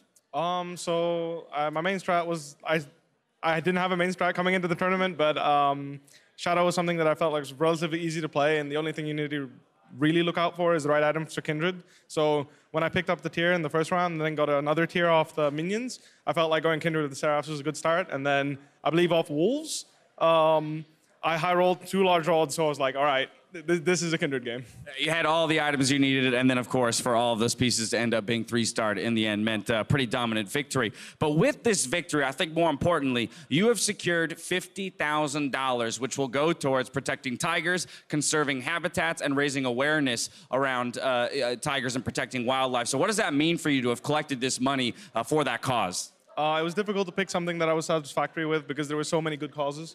So ultimately, I'm not sure if I'm 100% satisfied with my choice, but ultimately, I believe there was 5,000 options or something. So I just picked something with animals. I feel like everybody on the world, on the planet can at least relate to animals in a sense and wish them well. So on top of that, when I think of a tiger, well, the Bengal tiger is the first one I think of. So I feel like an icon like that is something that should stay on the planet. All of the charities available were good causes, so the money going anywhere is good to say the least. Of course, this is not where your day ends. We already heard the analysts talking about it. You are looking to basically complete the clean sweep in the 1v1s. I know that Shox talked a bit about it, so I would rather talk about the future Legends tournament where $100,000 will be awarded to a charity based on the Legends that win. Do you think that that maybe they could learn from you and Shadow's the way to go to collect 100K? I heard in the Shadows bracket, Skara like really low rolled his Kindred, so I just figured, you know what, if someone else low rolled, then maybe the game will give me some favor and let me high roll it. So I'm not sure. I think it's a very valuable strategy that everyone has to look out for, because if there's like only one guy doing Shadow, which was the case right now, then once you see that 3-star Scion, 3-star Kindred, 3-star Malzahar, Veigar, like it gets really scary really fast. Earth and 1v1 still to go for you, so I'm going to let you go get warmed up for all of that. But once again, congratulations on picking up that money. Back to the desk. Thanks again, Dash. So we already heard Toast is going to vote with his heart. He's rooting for Becca for the Legends. And Mark, you have had the worst predictions. Basically anti-prediction. So I'm really curious what yours is. So I'm predicting 8th place, technically. But if you know that your prediction is 8th place, then is it going to undo your sabotage vote? I don't know. Just give me your prediction. So I liked what I saw out of Virus on the first day. He looked like he was doing really well. So I'll say Virus. But like I said, I'm sorry that I just predicted you. But I think it'll be a really close one, because like they're saying, you know, first place is all that matters. And we did a tournament, Rise of the Elements, where, you know, they had last day, first place was all that mattered, and people went so hard on what they thought was like the highest of high roll strategies. Toast was the first innovator with the 9 light. 9 lights. Unfortunately, they nerfed lights so hard that it doesn't work anymore. Yeah, he's the one who ruined his own game plan for this tournament, because he won. He did do well with it in the previous one. But the next tournament, they're gonna buff light, and I'm gonna come back on top of it. Was one of them Zed? Did you get a Zed light? Because that is the most funny thing to me. Yeah, Zed light probably like the most amazing thing. Like they keep healing each other. Yeah. So yeah. All right, we are going to take a quick break. But before that, we get to head into the next match. Here is today's mic check, which highlights all of the day 2 action here in Vegas. Baby Faker. Baby Faker. That's it. The upgrade. I'm here. Then W 出来了。 Cool. Guys. I have W in 2, 1. Okay, nice. W. There we go. I'll say it. Oh shit. Okay, no flash. Lara. Save your mana.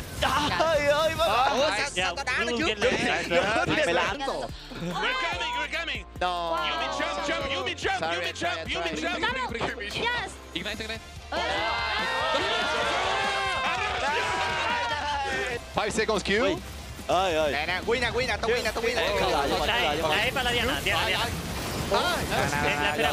Tengo la puesta. Está puesta la E. Bien. Se supone que es una bonus.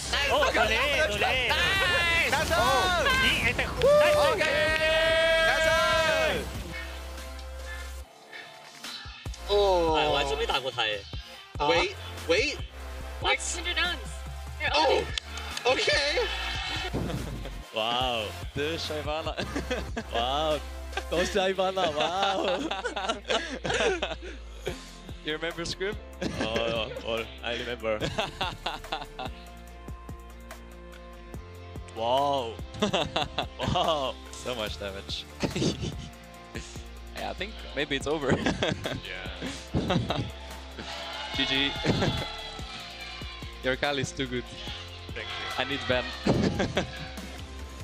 No, I missed cannon. 200 gold. Oh, and 15 CS behind. Oh. It's okay. You have good items. I think I'm loud. Oh. You're so smart. Okay. Wow. I think I could kill you, but I'm not very good. Ow. I go clean. Okay, nice, nice. Peiko. Win this. Oh, there you go. Oh, I have nothing. Oh, we got FLICKR. Let's go. Nice. Okay, go. Fighting. Okay, we go? Okay, go. Jesus. Can win? Yeah. Baby! FLICKR! GG, boys. GG. Hey, we got him, boys.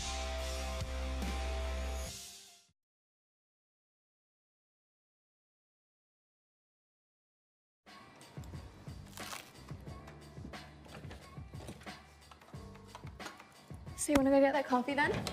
Yeah. Whoa. Ow.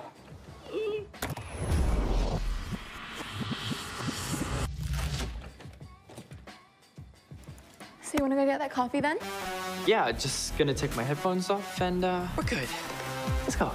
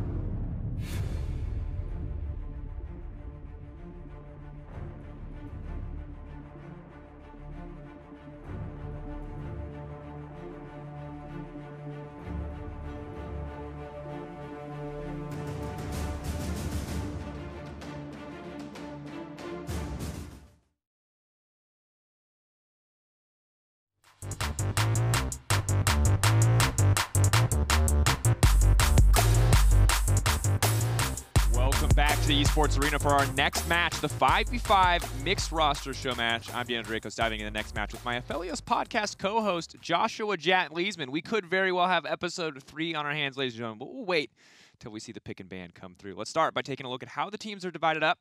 And on the blue side, we've got in the top lane, Goku. In the jungle, Clid. Mid, Doinb. Bot lane, Uzi. And his support, Jankos. Uzi Jankos, that's the surprising one to me. This is the game with the 10 pro players as well. We're going to look at the red side as well, which has Optimus in the top lane, Tian in the jungle, FLICKR mid. Finally, once again, we have him in this role. If he trolls me, I'm going to be mad. He's not trolling me, he's trolling everyone. Core JJ bot with Mickey X. Tian FLICKR well. versus Doinb's going to be a sad boy, I feel like. But on the opposite side, here's my question. Core JJ, Mickey X, two bot lane players, technically, two both support players, right? Right. Will they be able to beat Uzi plus an auto-filled Jankos? Yeah, who has the edge in an Uzi Jankos versus X80 carry turn support with now Shoot, support I forgot about lane. that. That's been so long. Jankos is also a converted support, if you remember his Braum fun. That's true. Well, I got really excited because I was like, oh, you played all those Rakan games. He's like, actually, no, that was Mickey. I played Morgana with bot. I was like, oh, that's right. That's true when you guys played, you know. So, That's all. I'm going to give the edge to Uzi Jankos, actually. I think so. Even though a lot of people say supports 1v2 the lane. Mostly supports. 2 supports. Mostly supports say that. So if supports 1v2 the lane, 2 supports 4v when they inevitably get ganked, to the lane. 2v4 the gank. This proves that is faulty logic because there's no way it's that. I do wonder if Core JJ is going to play a traditional marksman or if he's going to try to mix things up a little bit. Basically, with the new support items, it feels like the double support item build is kind of all but dead. Yeah. I feel like in my games I can still do it. But you have to miss a lot of CS naturally, and then you're not punished. Look, I'll tell you what, I'm really bad at CS CSing. So if you're telling me that's a viable strategy for poor CSers, then you and I can keep doing double support items, and it's fine. That's good. Yeah. Doesn't work at the high elo. You guys are too competent. Bring it down a notch if you want to try that strategy. All right, there's Aphelios. So the Aphelios podcast will be underway at some point. In the meantime, Jankos I talked to him backstage. He talked about playing Blitzcrank. In the chat before the game started, Mickey said, I'll give you something. Didn't specify what, if you can actually hit a skill shot. So who dared who? Mickey to hit is daring Jankos to hit a skill shot. He doesn't believe that Jankos can hit a skill shot. And Kane now locked in for Clit, another champion that I absolutely love. Do not think is viable, but I am so happy to be seeing in a show match. Fantastic. I think it's fine. You just have to fight people when you're weak, and then you're strong. And then you're strong. Yeah. All right. Well, I mean, if he lanes against, or if he ends up playing against Tian's Nunu, this is actually, I would say, a very solid matchup. Core JJ has option to pick up the Senna for himself. It is possible that Core JJ could be playing the more supportive role in this lane, taking the support item, and giving FLICKR would play Garen. He's going to lock it. That is, he does like to do that. We're all flashing back to the Zac game. He did die at All-Stars in mid lane versus the legendary X-Peke. Oh. Well, so Garen mid is actually good now.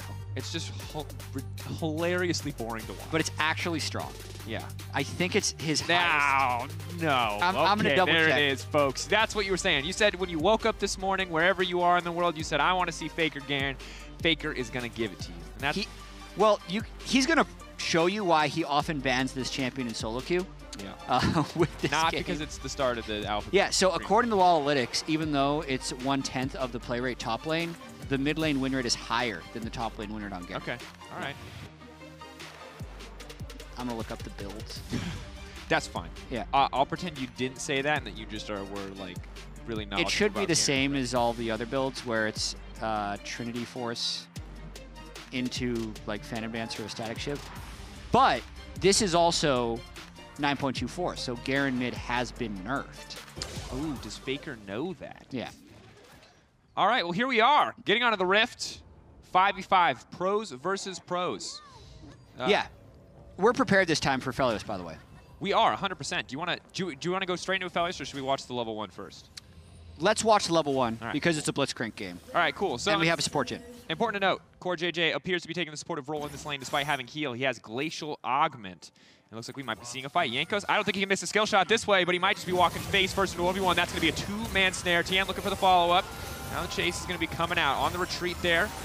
Going to grab at least one. Uzi on the back line. Extra range from Caliber on the rifle means he will find first blood. Good damage coming in. Is he even going to swap guns? This point, holding on for now. Keep the range. Mickey has been holding on to it there. Can't swap over to Severum and get the lifesteal and use. He's dead now. More damage, but he has overcommitted and will be taken down by Core JJ. Souls for Senna in the early game, and Jankos is in a skill shot. And Mickey, hook. Here it goes. It's personal, but you know Jankos is coming out on top. He had to pay his life, but he won his little wager with Mickey X. Oh my goodness, they're in there. Support Jhin, getting that early kill. It is support Jhin. Interesting. Okay, Yeah. so the Glacial is intended. That's AD cool. carry Senna is stronger than the other Sennas. Anyway, normally if you're going to invade with the Blitzcrank, you want to hook first before running in. Otherwise, your hook doesn't really do anything. So technically, solo queue advice for all people against Blitzcrank is just 5-stack in a brush, because oftentimes that's actually how you beat it. He's not good in extended level 1 fights. Only good in very quick 5v1 fights. Uzi Greed's up at the top, sticking with his sniper rifle the whole time. All right, so now we have a brief moment, of We course. It is 5 kills already, just a quick cap before we start talking about Aphelios. You got 2 on the bottom side of the map, and the rest is a bit more divided on the blue team side. But Aphelios, interesting to me that Uzi opted to stick with Calibrum. Calibrum, of course, the rifle, 100 extra range, but otherwise doesn't have a lot of remarkable stats additions. Yeah, so I believe we also have some graphics to give us visual aid for these explanations. The thing when watching this champion is learning what the icons mean in terms of the gun, because it's way easier than just reading the gun. So the green one is the sniper rifle.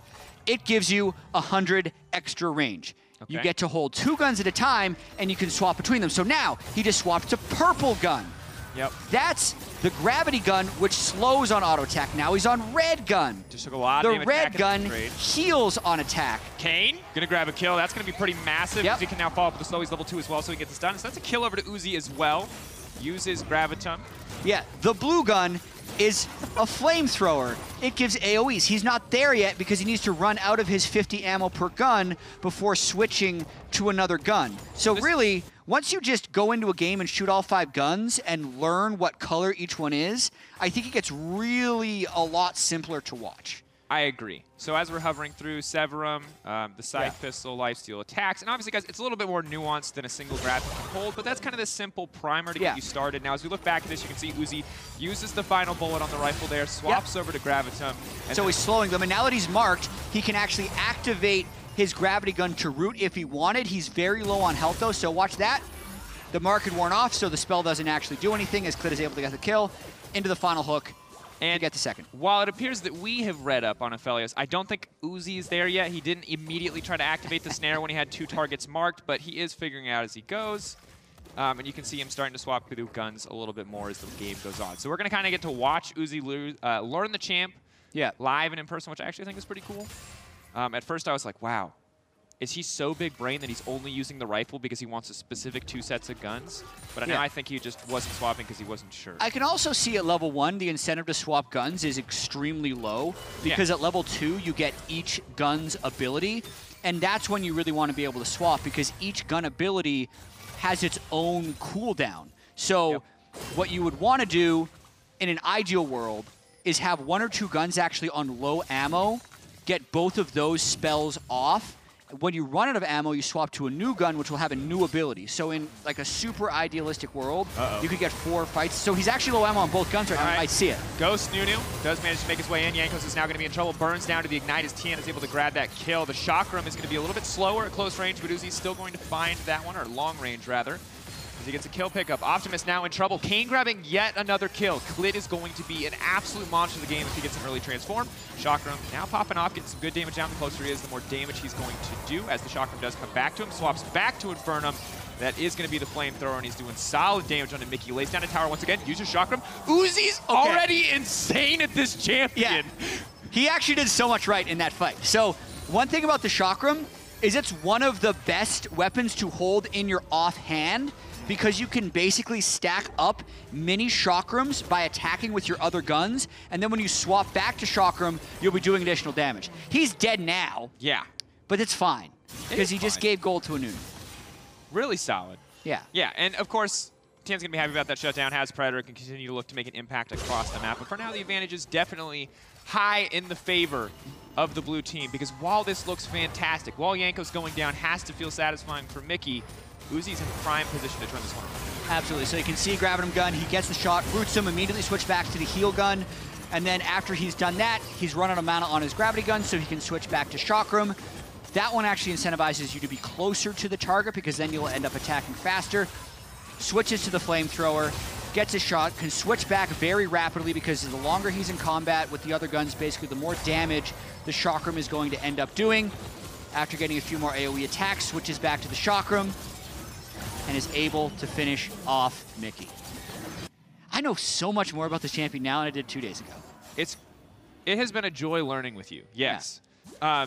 And to be honest, that was the fantastic play. Just keeping a couple guns at low ammo. He swapped multiple times in the course of that fight. But Clid now looking to try to turn things around on the bottom side. Jankos' hook going wide, not quite ideal. Uzi has a bit of extra range here with Calibrum, but won't be able to follow up, and this does mean that DoNB should be set to fall. Baker now coming in, can fish for that execute. Gainer damage should be huge. But is just going to back off there. Uzi is stepping over. Level 6 will be coming in shortly for Aphelios. Going to be a big deal. Will amplify his power quite significantly. Baker has to be a little bit careful. Is now moving in, is trying to shred through here. Jankos is going to find the knockup, but Baker will find the kill with the ultimate. As Optimus is now coming down his rise, he's going to shred through DoNB in an instant. And just like that, Red Team is back in the game. Yeah, we could be in for a good one here. Now 7 minutes, someone actually focusing the Drake. So armor MR off of this Mountain Drake, very important to make sure you're securing these early Drakes. I think a lot of people, when they first read these Drake buffs, thought that they might be weaker than a lot of the old ones, but they end up being fairly high power even early on in the game. Yeah. Solid to have, and of course, I think how the Rift changes is going to be very interesting to see as well. You know, Blitzcrank obviously going to be happy with a little bit more brush or some few more walls to stand behind, but a lot to be seen. For now, it's interesting because I feel like as non-traditional as Aphelios is as of yet, it feels like a very standard bot lane from the side of blue side, but the Senna Jhin combo, we haven't really, they've been getting smacked so hard, we haven't really seen that kind of synergy come together whatsoever. Yeah, we did also say Uzi Jankos would have the edge, especially when Mickey decides to play Jhin support. That's like the extra wrinkle. Well, it's also just like one of these champions is literally designed to play support or marksman. Yeah. And that's the champion that you did not opt to put in, you know, that's, you like Jhin, not a support. Well, yes. But we haven't seen that much exploration into traditional marksman playing support. Now you can actually build an AD support item. Okay. Frostcurrent is a believer in the Hail of Blades support Ashe. She actually has a lot of different builds. She's a very big fan. The approach velocity is the important thing. Just run them down. Yeah, of the marksmen that I initially thought could be played as support with this new item, I did think Ashe would be one of them. Yeah. I haven't necessarily thought of Jhin that much, but we'll see. We'll see. Good bit of damage being laid down here for now. Uzi going to step forward. He wants to get an auto off so he can combo with a root. Auto is an instant root. Important to note, the Clid does have the Shadow Assassin transformation ready. Does not look like he took it, but the Chilling Smite that he randomly used on Mickey did give it to him. So he might, oh no, he does have it. He's grabbed it. The icon on the map, not changed. Okay, so it looks like Uzi has Chakram as well as Heal Gun, so we'd want to swap to the Heal Gun. He's going to be so he actually just can't get away from Kayn at this point. Oh, the flash out will prepare him to safety. If he has Chilling Smite, he can instantly use the ult, but no Umbral Trespass will come in. And Uzi just warning off. He has laid down the tower. And that might give him, it's not going to give him any more Chakrams, but will do a little bit of damage, as well as clear the way out a bit. Yeah, so basically the tower shoots whatever gun would have been in your offhand. Yeah. So he put down the tower, and since Flamethrower is in his offhand, it shot Flamethrower bolts, basically. Yeah, Uzi might be the one that carries this game. He's got a huge advantage in the bottom lane, as per usual. Par for the course for Uzi. Yeah. I'm so far underwhelmed by the Shadow Assassin Kayn. That initial showing wasn't great. Did immediately force a flash, though, so. Yeah, Flamethrower shoves the lane super quick. He's about to run out of mana on Chakram, so he's back to his first gun, Sniper Rifle. Easy to siege with that with the 100 extra range. So now you can see blue gun as well, flamethrower, green gun, sniper rifle, learning the colors. I thought it would be beneficial. It's very beneficial. I feel like I know what Aphelios is actually doing now. Yeah, interesting. Okay, so he ran out in front of him as well. So what he can do is with Calibrum, so when he swaps guns, he can use the Q active, which is a long-range skill shot, which will mark the target. Yep. He can then immediately auto-attack the target with Calibrum still equipped as his primary weapon. Yeah. Because once they're marked, you immediately hit at any range with the offhand weapon, and then he can swap, and from any range, after hitting that Q, root, which is huge for a gank setup for a character, especially like the Shadow Assassin Kayn. I hope people that are listening can follow this, because I always wonder. Well, because we've also created an insular community of exactly. When learning a champion, sometimes it's when people really nerd out on something and you have no familiarity whatsoever. The people in the conversation are really on board, but the people that don't know anything about it, this Clit is just demolishing people. Yeah, huge movement speed there, of course, on the Shadow Step, especially once you swap over to Shadow Assassin. Can't spin up ult inside FLICKR. Will not get the healing, though. This is important. Unlike the Ross, but DoinB there to body block for Clit. No mana for Clit. He should be forced out here shortly. But it looks like he wants to pay a little bit of attention to the top side, and we'll back off. No, I feel you, because the thing for me is, I've been learning to play Yasuo because I'm a bad person, and he's really fun bot lane. And trying to engage with the Yasuo community very much feels like that. DoinB now in trouble, though. Will just get cut down. The overstays is welcome. Jankos may have baited him in there, because this is definitely not in his favor. Mickey was already in the mid lane. And I don't think Jankos is going to be able to get from this one. Just look at how much support Jin is offering. Look at that. Is that support? That looks like damage to me, but we'll call it support. Yeah, the trap slowed him a little bit. Anyway, Uzi gets first turret. He's going to be in trouble here, though, because that Nunu Snowball is going to connect. Oh, support root? Now connects. And they are going to be able to take him out. Solid play. Clid now coming in, tries to one-shot, but of course, the second you miss that Blade's Reach, you are not going to get anything else done on Shadow Assassin. Oh, this is an ambitious teleport from Alulu. Do you think we can speed him up, though? Yeah, he wants Clid to go off. This ultless Clid. Can't be slowed. Ops use the Shadow Step, can jump over with the Blast Cone. No get him. Animation lock. If he manages to get the Blade's Reach out again, will he be able to get back inside? Cortez is down. Well played by Clid. Goes for the wall, denies vision. Tien just goes right over, and Mickey grabs the kill. A little bit more support Jin action for you. The flash in. Easy finish for FLICKR as he comes into the fight. But DoinB actually just staying on the edge of the range here. Jankos is going to be the sacrificial Blitzcrank. DoinB might just be next on the menu, sadly for him, as he has to go back the way he came. Whimsy should be up soon, but instead we're gonna go visit the top lane. DoinB somehow managed to make it out of that one. It looks like he had to use Flash to get over the wall, and FLICKR not able to find the kill as Tien is gonna give his life for that one. A bit too cheeky as Uzi grabs the kill with the chakra. We're gonna see if the unreleased Aphelios can outcarry FLICKR's Garen. That's the storyline we're going with in this game. I also do like how Clid has been taken away from FLICKR, and Tien has been taken away from DoinB in this game. Although natural causes have separated Clid and FLICKR, if you've been following the off-season news, Clid has left SKT. But in terms of who they played with recently in this last World Championship, switching it up. Which is respectable, because I think if we came into a full 5v5 and we just left intact the jungle support duos that had played together for an entire year. You just smash. Yeah, they would probably, I would hope, for their sake, dominate the state of the map. Uzi, interestingly, has both of the guns with a lot of utility, good AoE, as well as slow. Yep. Purple is slow, blue is fire. Yeah, so if you use fire, the fire active, the little close range flamethrower, you can hit everyone with the slowy gun and make that a giant AoE snare. Yes. So, theoretically very strong. Gravity gun is another very good gun to keep in your offhand, yeah. Just because being able to switch to it to use the slow ability gives you a lot of utility. It'll be interesting to see how when FLICKR gets on top of him, how well the Lulu can help heal that, because he will have some good DPS by the end of the game.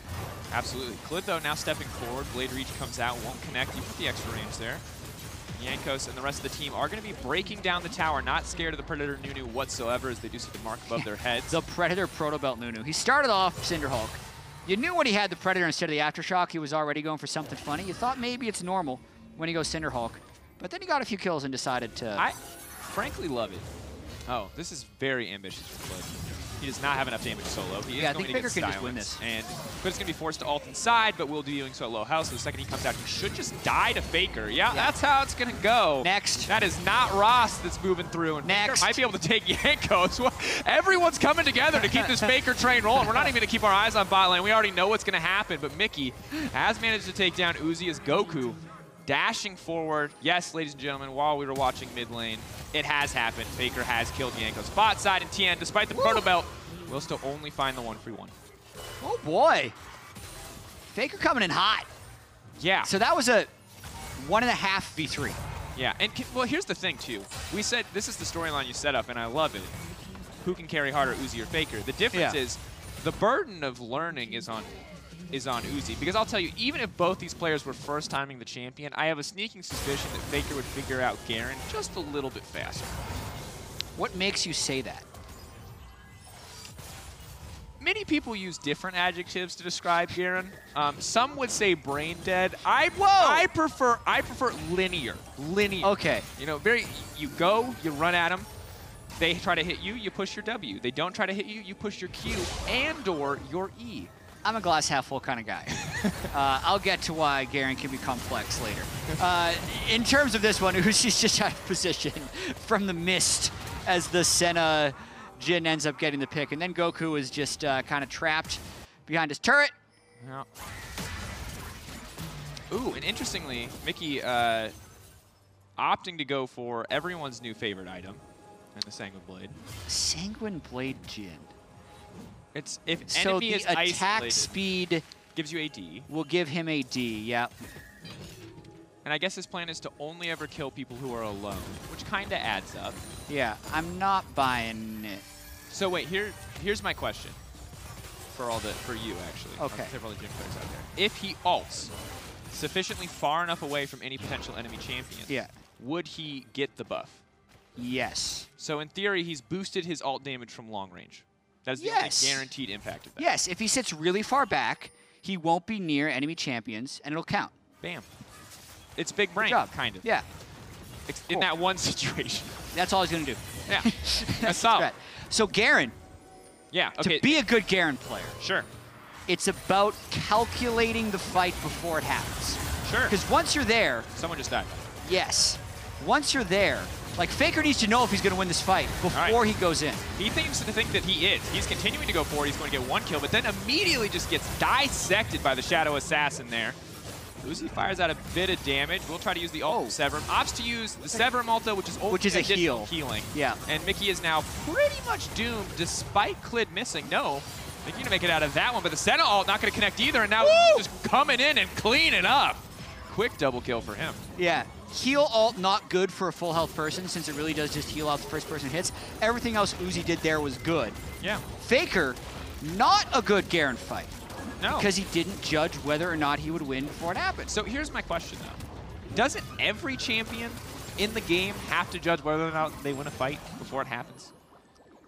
Yes, but some champions... Uzi's gonna kill Tien real quick, I think. Yeah, I think he should if he swaps and Qs, swap. Well, he's got Doinby here with him.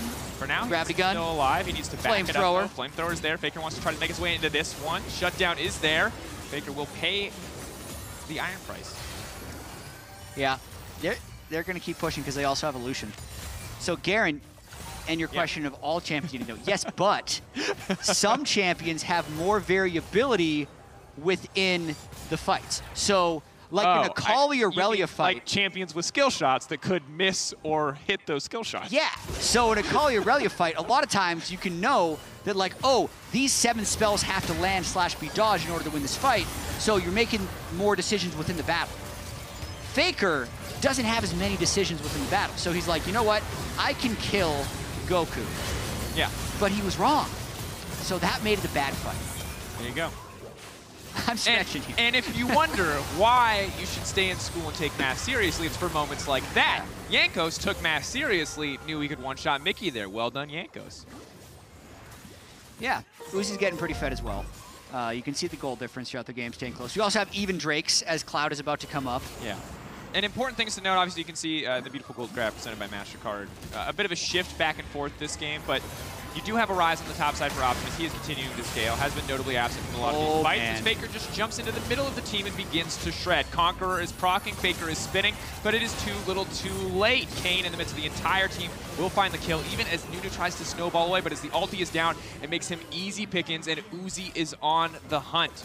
Doonby can just speed him up. Get your soul score, JJ, it's worth it. He has Infernum. I think we need a second icon to show what his secondary gun is. Yeah, yeah, I agree. For Spectator, that would be really nice. Yeah. Okay, he missed trying his to ult. throw out Caliber, trying to get something done. So he has Chakram and Infernum. He can do a lot of damage just off to swap to the lifesteal gun, though. That was a lot of quick swaps. And will go down as Mickey uses the power of, say it with me, Sanguine Blade. That's right. Sanguine Blade support, Jin. Coming to a solo game, queue game you probably wanted to dodge near you. Yeah, but once you realize he hits the Sanguine Blade power spike. He's unstoppable. That's all you've been waiting. He went from like 139 to 4511. So I'd say success in the mid game for Mickey. Yeah. I really want to see damage dealt to champions after this game. Because that's how we will judge the success of the support Jin or Uzi's Aphelios. Yeah. So I think that one of the things that we asked a lot was like, what were people playing? What were people building on this guy? PBE/playtest, what was successful? Yeah. And we heard Essence Reaver was good. We heard IE was good. And Runaan's is the one that I think everyone at home should know about because there's a lot of really positive Runaan action or Runaan's interactions in Aphelios' kit. It works with Infernum, the flamethrower, meaning your giant AoE will hit 3 different people and sprout into even bigger, more AoE AoE. I don't believe the damage stacks and still only will hit a single target, but darn, fantastic. I just knew that the Hurricane could apply more like marks for the slow. Yeah, which is huge. Yeah. Because then it's if you hit 3 people with a single auto attack, it's immediately a 3-person snare True. on an auto attack. Yeah, it's a lot. I don't think Uzi knows that. I mean, Bloodthirster can still be really good if he's trying to snowball. Yeah, and that's a quick kill pickup. Can't do that one on old Kane, old Kanye West himself. All right, big damage going to be coming down. Uzi's going to try to pick up that hill. Has used the ult. Now he trying is to healing. fight back. Doonby healing him up. This is going to be all too easy, but no, still gets finished off, and that's the power of support Jin once again. Getting the damage down when it matters most, and Doonby's going to have to run for the hill, but he will get finished off in the end by Tian himself. Mickey only has 900 gold less than Core JJ from the kills he's been able to pick up. Yeah. And if he really wanted to, he could be stealing some CS before hitting the 3 CS per minute limit. Does the 3 CS per minute limit go away once your item is fully completed? No. It's a rolling counter, though. Oh. So if you hit minion penalty, you just got to cool down for a bit, and then you can go get more CS later. This looks like Baron. It absolutely will be. Goku maybe could go for the hero still, but I imagine it'd be quite difficult. As there's a Nunu with both Consume and Smite available. But no, will be his in the end. Kane got in there fast. He did. Absolutely wanted to. He's going to immediately flash on the way going. out. Let's get him. He has huge movement speed here. Blast their Cone. team. He should have Shadow Step up again in about 2 seconds. The forward will manage to connect, and that's the quick kill pickup. Solid synergy from the blue team now. Tian runs to the hill. Doonby coming in over the walls. It's Miggy. Support Jin in the backside with the Sanguine Blade, but it is simply not enough for the body blocking from Jankos. Jankos shutting down his own teammate. His Core JJ has to run for his life because that is a Shadow Assassin Kane, and all of blue team is here. But lo and behold, who but the carry of red team to turn this around? Faker in the midst of the fight. He'll get knocked up. The tenacity will not matter. Get in there, too Faker. much. And Uzi is now on the way in as well. Good blade reach connects. Mickey incredibly slow. 4-shot will hit. Give a bit more movement speed. Zoom him out to safety. But the chakram are out. The healing is out from Severum as well. Stop doing the heal alt, Uzi. It does give him extra chakram. Yes. This is the only time I will agree. I actually am kidding. It's never. Yeah. It's not good. It's bad. If he threw the gravity gun ult, it's a 99% AoE slow, which you can then activate. Oh, he didn't have it? Because he had Severum turn to the gravity gun. So he had chakram, and he had the chakram ult still would have been better, but it's fine. Yeah, it's fine. It's fine. Not ideal. He thought maybe he could finish it off. But now he has gravity gun, so if Mickey X walks up, he should just die. Yep. I feel like rapid fire cannon has to be better than like Bloodthirster. No, Bloodthirster's good. Race. Oh, well, Mickey's dead. Bye, Mickey. Kane. Yeah, Clint's going to have some fun this game, I think. Yeah. The low cooldown of jumping into walls on Blue Kane is actually pretty fun. Yeah, that was one of my favorite changes ever, because up until that point, it was pretty much hard trolling to go Blue Kane. He was strictly worse, but now he's actually pretty dang good. 8-second cooldown before CDR. You get it down to about 5-6, so there you go. Bye. He has blue buff, too, so you actually can't do anything here. Can you imagine if the Nexus laser didn't go behind the fountain? He could just loop all the way around the enemy team's fountain. I'm so glad that it does, and I know that because I've tested it. And now, I mean, they're pushing into breaking inhibitors. This is a solid play for blue team, and FLICKR, sadly, has been a little bit MIA. He has not opted for a tankier build after the Triforce. He was a bit vulnerable, but he could just try to get in the act. Oh, he is in. He's going to start to spin. That's so much Garen damage. Jankos taken out in the blink of an eye, and Uzi will find the Infernal. Fat AoE coming down, but now with the flamethrower and the heal, he doesn't really have a good follow-up to chase. Goku, a relatively quiet player in this game so far, mostly off on his own, farming the side lane. I want to see what this guy is going to do. This is the closest game of All-Star. Yeah, that's crazy. It's 300 gold different, 1 Drake different, completely even in kills. Crit scale and champs on both sides. One's Garen, one's Aphelios. It's true. And the Rise, too, is eventually going to be a big deal. I like that Optimus has gone for the Do&B Rise special with soon-to-be Righteous Glory against Do&B. That feels poetic. Yep. And also respect to Do&B for just going full support Lulu. He's like mega support Lulu. He is here to make sure that Uzi and Goku can get it done. Oh, Optimus, though, is going to have to struggle a little bit here.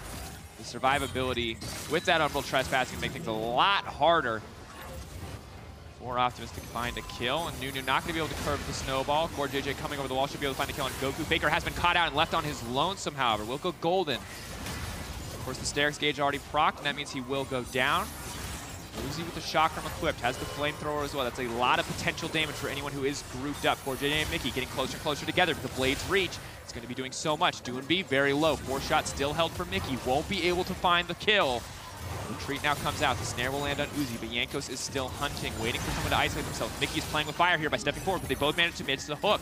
Clid wants to walk in. Mickey will get taken down. Core JJ is just next on the list. The double kill will go down for Clid. Nice chase down there from blue team.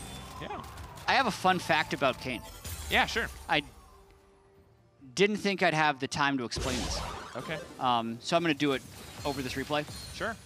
Armor and MR are more important to build against Kayn than basically any other champion in the game because of the way blue Kayn passive works. So right now, the passive reads, for the first 3 seconds in champion combat, deal 37% of all damage dealt to champions as bonus magic damage. Now, the reason that's important is it is damage dealt to champions as bonus magic damage. So imagine the situation where you have armor.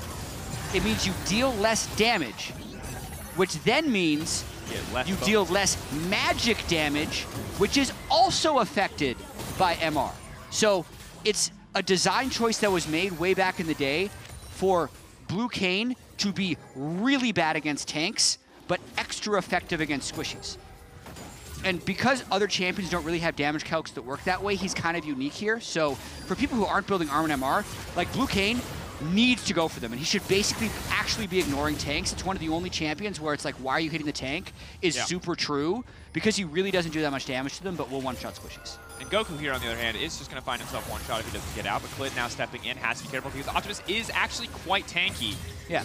Now Kayn, with a decent amount of lethality, can add a bit more damage to the pool as we see a fight breaking out. FLICKR incredibly low, but the flash forward means a shutdown, and now Mickey is going to be raining down onto Do&B. Everyone else is completely and totally out of range, but the Nunu Proto Belt may just be enough for TN to find this one.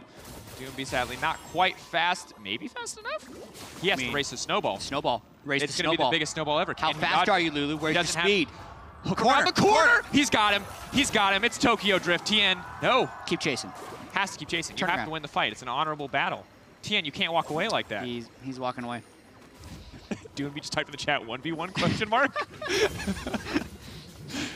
Do&B considering his choices as well, going more and more supportive. Zeke's on the way. Ooh, Clid waiting over the wall, though.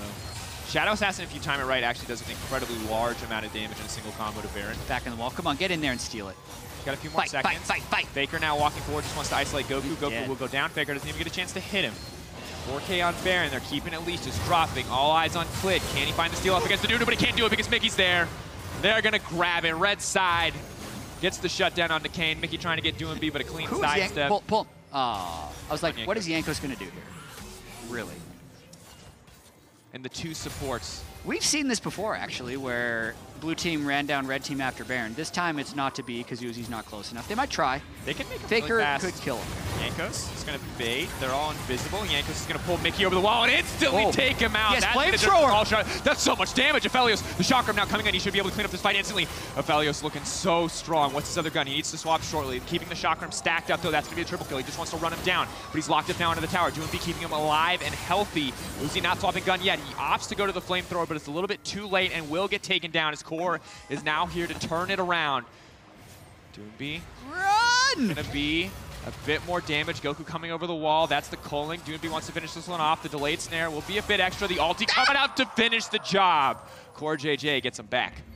Here comes Flint. You're dead. He's traversed.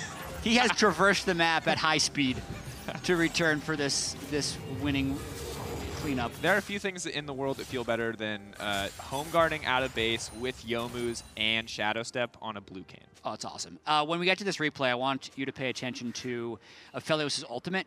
So the way it works is he basically has just like a line skill shot that explodes depending on the gun he has equipped.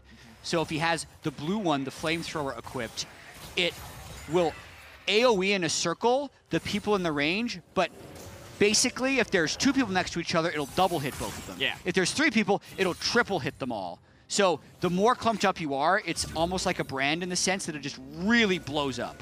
Yeah. And that's what we saw in that fight that nearly allowed Uzi to kill everyone. Yeah, it's so cool, actually. Yeah. Or I just explained it. We don't even need the replay. You could, saw it the first time. That's also fine. Yeah, so ulti marks everyone hit by the ulti, does a bit of damage, and then they all get hit by instant auto attacks from his primary weapon. If you really want to replay, scrub back on YouTube or go to Twitch videos. It's like a live VOD being created all the time. Just go back, watch it again. There you go. Someone could have clipped it. It's probably on Twitter. Jat's replay request will be the name of the Twitch clip from some kind soul. I mean, we got action coming up soon. Yeah, I'm sad that Uzi has not opted to build Runates. Oh, okay. For a second, I thought. I mean, he obviously has opted for more survivability, which is fine. He has both the Phantom Dancer and the Bloodthirster. That is going to make it a lot more difficult for Faker to one-shot him, especially with a Lulu and a Blitzcrank ready to protect him. There are a total of, it would appear, 5 support items purely to be dedicated to Uzi in this game. Faker decided to split push. I respect that. He's calculated the fights and realized he's not effective. See, even when Faker, when you give up on your team in solo queue, just know that even Faker can do it too. You know, goes to a side. Yeah. Sometimes it's not even giving up. Sometimes it's just the right strategic call. Yeah. Although, aligning on a strategic vision in solo queue is one of the hardest things to do in the world. Yeah. I would say the amount of times that I've tried to convince a 9-0 split pusher to just come team fight because we're so far ahead as long as they're present, I don't think it's worked a single time. I don't think I've ever convinced that person to do it. They earned their advantages in the 1v1 and they can stay in the 1v1 until they die. Then 2 people come to kill him. It's like, why didn't you 3 before? Yeah, why couldn't you do that? It's like, well, I mean, we have a 5K gold lead, but given that you're 10K up on your lane opponent, we're actually at a deficit when you're not there, buddy. It's hard to align. one of the halves is usually right, but it varies. So true. And I wonder if it appears that blue team is all aligned for now. And it appears that both teams are aligned, and the agreed upon duel is 5v5. Clint's going for Mickey! Realm Warp coming in. Uzi just actually going to get deleted right as the fight starts, and that's Faker making the clutch call to turn this one around because red team is barreling down the mid lane. It's Clint on the backside, but he can't do anything to these tanky members. Goku just has to run for the hills. Damn. That was a clean fight for red team. Faker closed the gap onto Uzi right there. Mickey isolated himself because he wanted to activate his Sanguine Blade and then just got murdered by the flanking Kane. My new excuse for when I die in a side lane with Sanguine Blade is like, guys, I'm just trying to get value out of my items. Like, I don't know what you want from me. You want me to group? It's just, I'm just throwing money away. Maximizing my efficiency, guys. And that comes the new alt channel. Decent amount of AP. Actually, not really. Just from the Protobell at that point, but Doomby is going to get slowly but surely cut down here. The silence still sticking around. Faker, no ult to finish him off, and Goku trying to cut him down, but Faker getting a lot more tanky as the minutes have gone on, buying a ton of armor for an almost exclusively AD threat team because the Lulu has opted for very little actual magic damage outside of the Athene's AP and the additional bonus AP that it provides. Yeah, and the ult CDR is going to be getting really low on the side of blue, especially if they're able to get the soul. That'll be 3 Or sorry, then they'll get the Cloud Soul as well and just give a bunch of move speed on their already low ultimate CDRs. And the thing is especially for Lulu, it's super important, and especially for Blue King, because that ultimate is pretty much everything. Yeah, 41-second cooldown now. Yeah. Lulu's is down to 26.4. So literally at any time, Uzi's death timer will be bigger than that ult. He should be... Yeah, I mean, the ultimate persists for a while. Yeah, it persists for 7 seconds, and then it's back 19 seconds after that. So you can just use it as a sustain tool, because it actually gives you bonus health. Yeah. And then when you lose your max health, you keep the bonus health that it granted. So if someone's low and you're pushing lane, just like ult them. Nice. Well, it looks like they're just going to try to burst this one down. Jankos is creating a bit of space for the team. Realm Warp should bring at least one member in. Actually, no one's going to opt to take. Fight time. 4K on Baron. Nuno is going to get pulled from this team. Not quite the target that you prefer to take, but here comes Mickey on the backside. Tien incredibly low. Good decent amount of damage laid down. Uzi now trying to finish him off. Has Optimus for the max range auto attack. Optimus will get shut down as well, and Uzi's now on the hunt. He has the Chakram. He has the Infernum as well, and FLICKR wants to turn this one back. Uzi flash over the wall. Face first into FLICKR himself. He wants to spin. He wants to win, and he's going to do it. It's perfect. Doonby walks to his death, and FLICKR gets everything he could want. And now it's him versus Clid, but he managed to ghost up and walk away on the red team. The healing coming in from Core JJ. Even as an 80 carry, he is a support. I loved Uzi flashing over FLICKR, and then FLICKR just conveniently kills both Doonby and Uzi with one He doesn't spin. even mean to kill Doonby. Doonby's just like in the midst of it. He's following. Collateral damage. Oh, that was sweet. Baron's still up, by the way. I think they can get it. They can definitely get it. They does a lot of damage. Yeah, watching this one more time, I mean, Uzi is doing a bunch of damage in this one. Has the just long-range sniper rifle, the green one right now. You can see he actually got a long shot onto Tien early on in that fight. Ammo running low, though, so he's going to want to use that spell before swapping to the next gun. The best part is he didn't even realize he marked Tien. You saw halfway through the fight he realized he had hit Tien and could auto him at infinite range. Yeah. Anyway, FLICKR laying in wait. Hello. He's just there. And he does not look that squishy, but the second you see FLICKR hit him, it becomes very clear. I still don't know how I feel about Garen being this strong. No, it's not a great feeling to be run down by Garen. You do feel very, very helpless. And they're going to grab that kill onto Jankos. 13 deaths for Jankos. Mickey currently winning in the who can die less contest. Clid's going to try for steal number 3. And then we're going to see Uzi chase them down in the top lane for the 3rd time. Missed so many times. He can't just leap over the wall, but no, it is not going to happen. Once again, someone who is not a jungler manages to get a Baron. Uzi, though, doing big damage. He's still safe in the back line, actually. FLICKR has opted to slow him down, but yeah, that's going to be just about it. Tien waiting there, Mickey trying to get another cheeky shot off, and Uzi does just get deleted. Goku trying to outplay FLICKR, but FLICKR just walking at him as expected. He knew. He did the math. Tactics. Right, like you said he would, Jad. Instead of running away from the opponent, FLICKR realized he could run towards. Perfect calculation. That is Garen mastery right there. Yeah, that's what I say.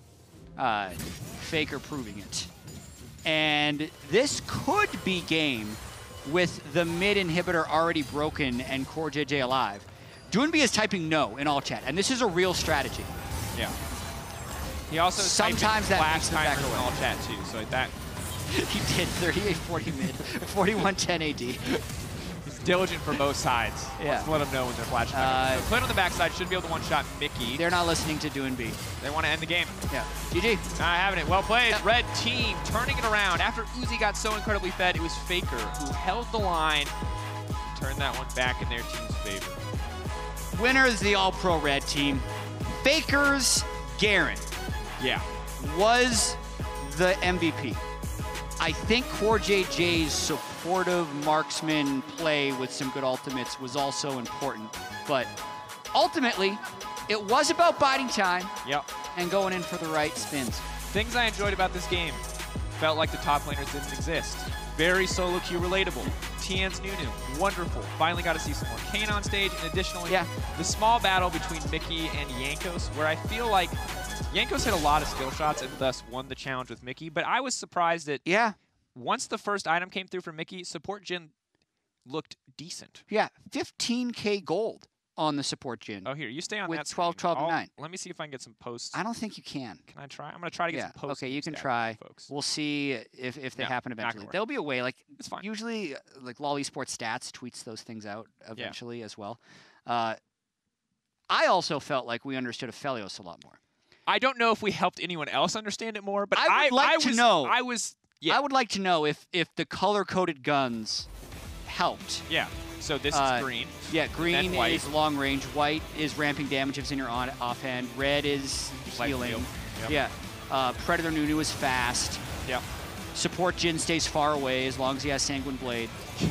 Blue Kane, bad against tanks, good against squishies. You know what's really important for memory? What? Refreshing what you've learned within a short time frame. Okay. And once you've done that a few times, then it actually sticks in your memory. So it's like you go to a class, if you take notes and then check your notes that night, that's actually the most important thing, rather than checking your notes like 4 days later, in which case you're learning it again. Huh. So, or even just being able to do it quickly after class, you're going to remember so much more. Anyway. So what you're saying is you should go back in an hour and rewatch this game to help solidify what you learned about this champion. Yeah, exactly. So, like, blue means flamethrower. Green means sniper rifle. Red means heal. Purple means slow. Then you've just memorized Aphelios. And it's not that complicated. As long as you do it like 3 times. It's actually so complicated. We keep saying it's not that complicated, but it's actually so hard to like optimize and to figure out. Can you mash your buttons and do damage? Yes. Can you optimize it? That is much more difficult. And here, I'm going to be honest. I feel like perhaps Rost would have been better this game. But I understand. Blue Assassin for most people is the more fun. Yeah, it is just better because, like, what is your goal? Is your goal you go fast to win the world championship, or is the goal to have fun and go fast? You go fast. Yeah. You go real fast. And for more on that back and forth, not so fast matchup, let's hear from the State Farm Analyst Lounge.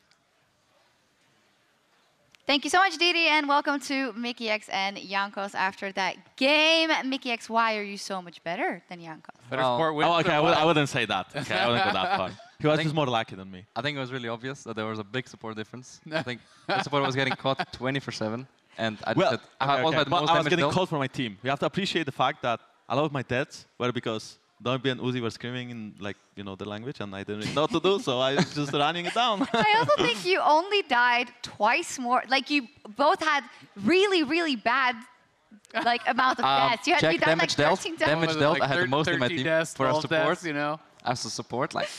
That's pretty good. Tell me about, the communication in your team. So Doimi and Uzi were basically yelling. I saw it, actually. I could see them talking to each other, and you No, I mean, I think it was pretty fun, you know, because everyone was, like, kind of yelling, but there was no communication. You always yell, so. Yeah, that was, like, I was in comfort zone, you know. That's why maybe I died 15 times or 16. I'm not sure now. It did look fun. The Oppo player of the game was FLICKR. It was going to be Uzi if the other team won, but FLICKR's Garen was pretty good. With my Jin, though. Nah, no, you didn't win. Is it the new meta? We're going to see it at MSI next year, maybe? Yeah, could be like the most OP champion in the game. At least I made it look like it. Well, how can you be? But you can't like win the MVP if FLICKR's on your team. That's true. That's true. I mean, after this, I knew I was getting MVP if he won. So. Okay, after this, I was like, oh no. You know, like as soon as Kane died, I knew he would 1v3, and I was like, no. No. You know you're about to be on the highlight roll. Yeah. Yeah. Meanwhile, Jin got the kill. So. I love how you keep pointing out I do damage. You're like, hey, look what I did.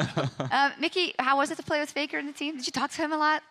Did you get a picture? Does he know who you are as opposed to like?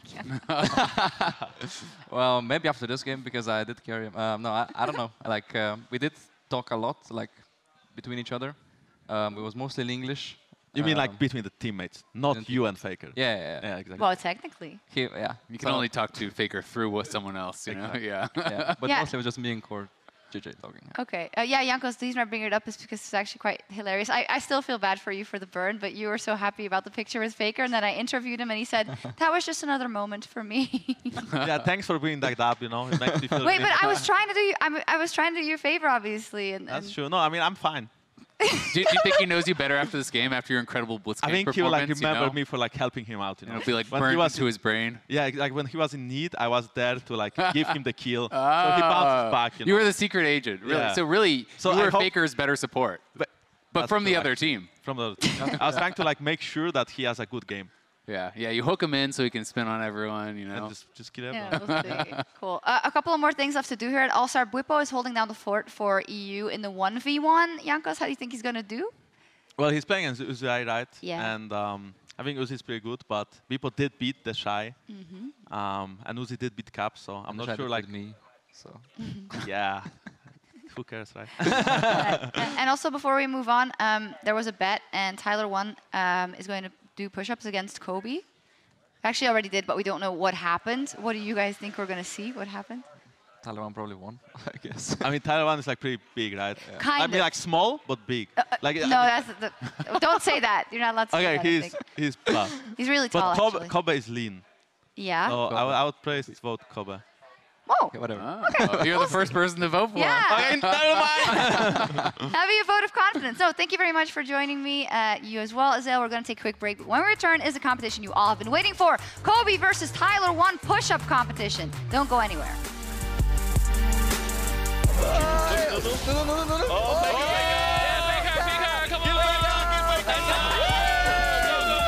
You die. Wait, what? I don't understand. I don't know what the champ does. 干嘛？你可以救我吗？对面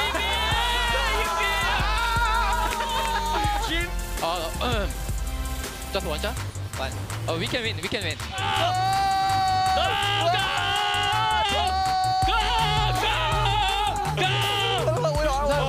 Oh, we can fight. We can fight. I'm in some place.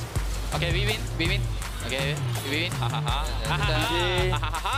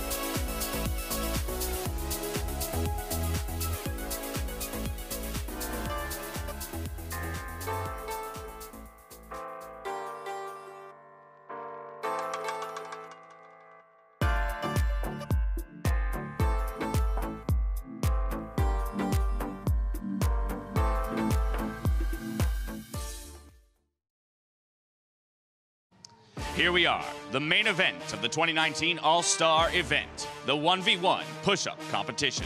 From 2 competitors, we have whittled our way down to 2. And here they are. Your first competitor, representing all influencers in the League of Legends space, at a towering 6'5" and a pure, unadulterated 255 pounds, it is Tyler 1! And his opponent, a man way outside his element, in far over his head, who's brought his only supporter here today to cheer him on. He's doomed. It's Kobe! Ladies and gentlemen, here they are, your competitors doing battle today. Looking mighty fine over there, my friend. Looking like you woke up today to come into work. That's what I like to see. All right, gentlemen, let's establish some rules before we do battle. I want clean 90-degree angles on those push-ups. I want the butts level. Outside of that, your chosen push-up form, that is for you to decide. With that, let's get the niceties out of the way and get our... I will never. Into position.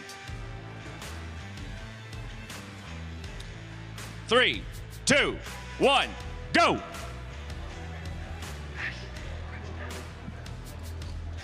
Clean form by both of our competitors to kick things off. Tyler 1 pumping them out at an incredible tick. Kobe, you're looking strong, but starting to see the redness creep into that face. Oh, we got some... Quit. Just quit, homie. Just quit. Don't quit. He doesn't quit. He doesn't quit. You heard it here. Let's see if he can hold on. Never doubted me. Give up. Oh. Use your time to catch up. He's planking. Yeah, he's planking. I appreciate it. Yeah. There it is. There it is. Kobe went for the 45-degree angles. I like it. How you doing, Kobe? You got it? You doing all right, man? That's it. Kobe, come on, baby. Come on, baby. In game. Yeah. Come on, Kobe. I believe. I believe. Here, take me in, take me in. Take me in, take me in, take me in. All right. I'll beat you too. Let's go. Let's go, James. You can do it. It's a team game. Team game, baby. What's up, Tyler 1? He's fired, Tyler 1. How many? Yes. 255 pounds is a lot of muscle to lift. Let's go. Let's go. I feel good. I feel good. He can't take it. He's running out of juice. No, I'm fine. He's a 1v9 player. I lost count. How many do we got? We keep going, James. Keep going. Well, we're all winded, and I feel like it was an absolute slugfest.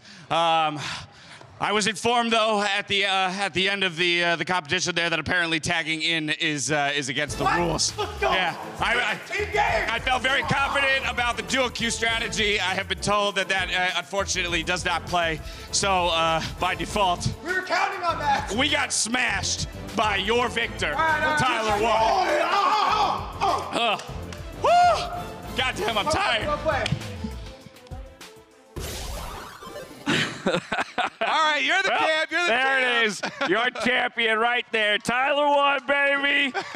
70 push-ups absolutely smashed us, my friend. I feel like All-Stars, we could just call it quits there. Nothing matters after this. That is probably about the event. The greatest. Had a ton of fun with that. I'll be honest, Kobe, you were looking strong for a while. How'd you feel about your approach to it? So my strategy was to go a little bit slower because I want to get a maximum number out there. His strategy was to go a little bit you know slower. what? To be fair, he does have long arms for a short guy. Yeah, freakishly almost. Right. Right. And Tyler, you feel good about the performance you put up? I mean, 70? I actually didn't think that he got 70. That was really impressive. I was aiming for 800. Right. Okay. So it fell a little short. I was lagging a bit. Right. Fair enough. Fair enough. I do want to point out there at the end, you did challenge me to go a couple one-arm push-ups. Did I get them in? I'm gonna be honest. Dash actually did 3 one-arm push-ups. There it is.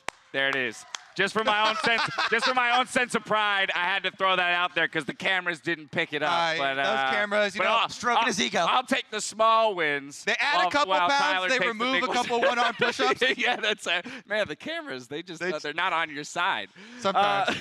In all seriousness, though, the event does not end here. We do have Earth coming up next. Just a couple more events to go. Let's talk champions because this is always a fun and fast-paced one. What do we want to see played today? Listen, there's a lot of try-hard champions in Earth. There are. Right. I don't want to see no Vladimir. Okay. And honestly, Lee Sin is a try-hard champion too. All right. He has no cooldowns and any ability. It's not fair.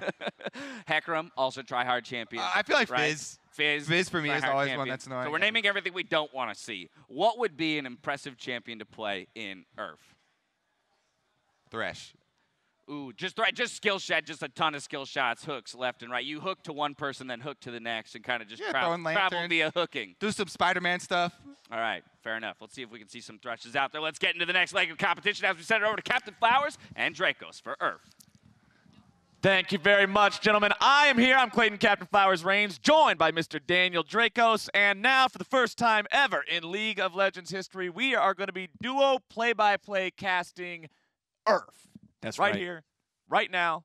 We always get the Rap God comments in Twitch chat, and now we're going to make some more of them. Bring us together. Yeah. What happens, Twitch chat? This is the put us against crossover each other. episode. What happens when we work on the same team? That's the question. And to kick it off, let's take a look at the All-Stars entering the Earth Gauntlet for the blue side. On the top side, we got Whippo, just like that.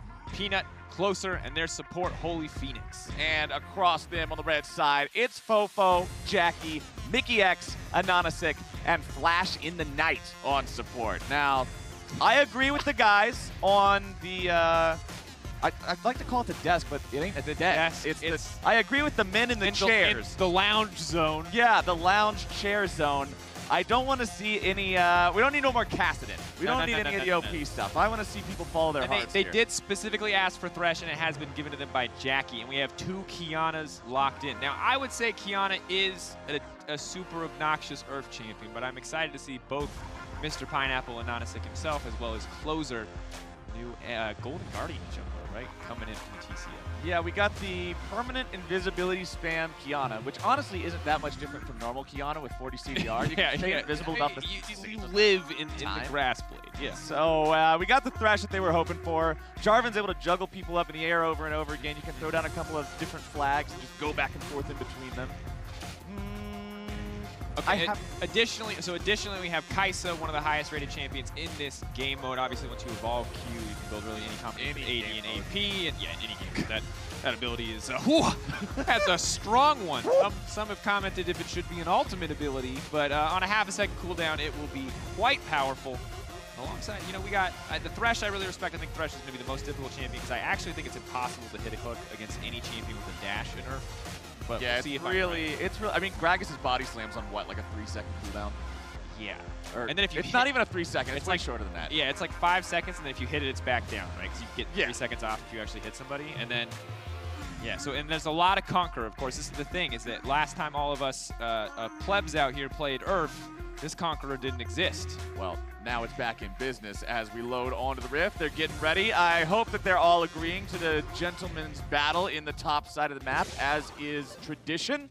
Now, okay, here's my thing, Flowers, before we get into this. Mark Z made a request specifically of the double play-by-play duo. Okay. And he said, what if... Oh, never mind, they're going mid. We're not even going to see Why are they going mid if they never played Earth? Blue team is breaking the rule. Okay, so red team's up here. They're wondering what in the hell's going on. Blue team's in the mid lane. They're trying to work their way up. We're going to get a river battle.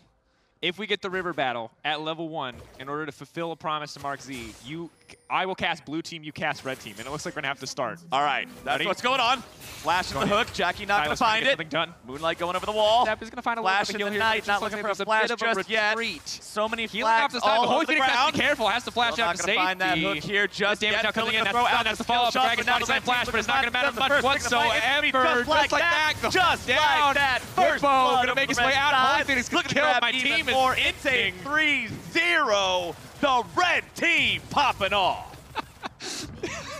There you go, Mark. That was everything I wanted. Honestly, that's fantastic. I'm sad your team absolutely smashed my team. A 3-0 start is incredible. Oh, now you take it it's off. not going to be over. Yeah, Jackie's going in. It's going to be a 1-for-1 there. Looking to find even more. Whipple's taken low. Not going to be taken out just yet. Oh, Mickey making sure that he gets himself on the board, and the plays are happening left, right, and center. And that's all you can ask for. I mean, look at this. Just like that, bam. Just right back into the jungle, instantly getting things ticked off. That cannon is by far the best part of Earth. I was petitioning to get it put in the actual map. I think it would ruin the game entirely. But 100%. For double play-by-play cast, it's the literal perfect tool for the non-stop action. And I feel bad for Whippo, because nothing is less interactive than Kaisa queuing your wave an infinite number of times and then walking away from you. You're silenced. You're like, what do? You can't approach her, or you just get hit by the Q. You take your own Q, and you go bonk, bonk, bonk, and just whap the wave over and over again. Creep battles. Yep. Holy Phoenix gonna try to get something done. Peanut flash out safety. Mickey, he has flag and drag. Peanut should be dead here. How many more flags can he throw in the ground? He's got a bunch of them. This is the problem with Earth. This is the thing people don't appreciate about J4 and Earth. Mickey's gonna go for it. Gets him with the flag. There we go. It's if you throw too many flags, you can queue to the wrong flag. Infinite Grass Blade, not enough for closer. Flash taken out. Nice, got that. Not a sick. Fishing for it. Not going to get it. A clean flash from Holy Phoenix. And right back in it, the cannon just making sure that the cavalry arrives as soon as one guy disappears. The next one comes on back. Blue team looking to make their play here in the mid lane. Not enough flags in the pocket for that one. Shut down to the big. That was a clean body slam flash from just like that. I love it. And Onisic just spamming Grass Blade, and Whippo, he's been caught. That flash is not going to be enough. Ooh, it might be one more auto placking those plasma stacks. He did land the hook, though. I mean, that's champion the dash, and he got the hook. And that's what we said. So good job. I'm curious what this looks like as we get later for Jackie. Ooh. Poser trying to get something done. Mickey just continuously stacking some Dark Harvest here. Good sidestep, just like that. Flag and drag under tower. Mickey, does he get the double? No, gets turned and burned. Will find the 1-for-1. That minion stepping up, being a hero there, blocking the Void Seeker. Kaisa coming in, trying to make some sort of revenge kill. Top side, though, 1v1. Can Fresh do it? The dark technology. Play and play, but not quite. Whippo takes the kill. Bottom side's going to be even more of a bloodbath. Red team still looking to find another one. But here comes Santa Claus. Ho, ho, ho! It's a double kill over to the red side. They're not going down alone. Ask them what they want for Christmas. Turns out it's a body bag. Clean plays from just like that. And now, just like that, we're still going to be fighting. 6-9 in the top side. It's a 6-10 game now. Fofo just spamming those Qs. And that's what you expect from a tier list abuser like Fofo. He knows what's good. He's not afraid. He is not ashamed to show up, to push Q furiously, and to find a couple kills for the trouble. As a Skarner player, I can respect that. You get a little bit of carpet tunnel in the finger, having a good time. I just can't imagine playing Skarner in that game. It just feels so difficult already. Flash Knight, of course. Ooh, goes in, gets taken out. Follow could be here from Peanut, but now Infinite Grass Blade on the way in, and Onisic going to be able to close that one. It's going to chase down, but the body slam is there. Santa is giving everybody a present. No one's getting anything. He's getting away. He takes a little sip of the eggnog, but now Mickey X coming in trying to make some sort of a play happen. The cannon's going to bring in more players, but in the top side, the river's getting bloodier and bloodier. Shut down over to Whippo. Bottom side, it just doesn't stop. Flash into Knight. Not going to get much of anything. Also, can we comment on the fact his name is Flash in the Night, and they just put ND Knight? Wait, his full name is Flash. I didn't even notice that, because we had to put the All-Star thing in there. Flash into Night. ND Knight. Here it comes. I'm not even going to say the Flash thing anymore, because it sounds too much like a summer. I'm just going to call him ND Knight. ND Knight. All right, ND Knight clearing the way. People dying left and right. We're at 30. Yeah, we've honestly had so many people die. It's just hard to keep where's the color caster? He's supposed to tell us what the map state. All right, ND Knight. Let's see what he can do here. Right now, he's running away. Oh, wow, that's 4 people instantly to bot lane. The chase is on. Waterblade has been equipped to flash forward. The E through. That's going to be it. Just like that. Getting a quick quill pickup. Mickey wants to turn and burn. He's trying to flag and drag, but he's going to get nada as the shutdown comes through. Meanwhile, we're going to see even more people dead in different areas all over the map. We can't finish one fight before the next fight already starts. Eventually, maybe the death timer's on 10 seconds. Kiana killed somebody mid lane.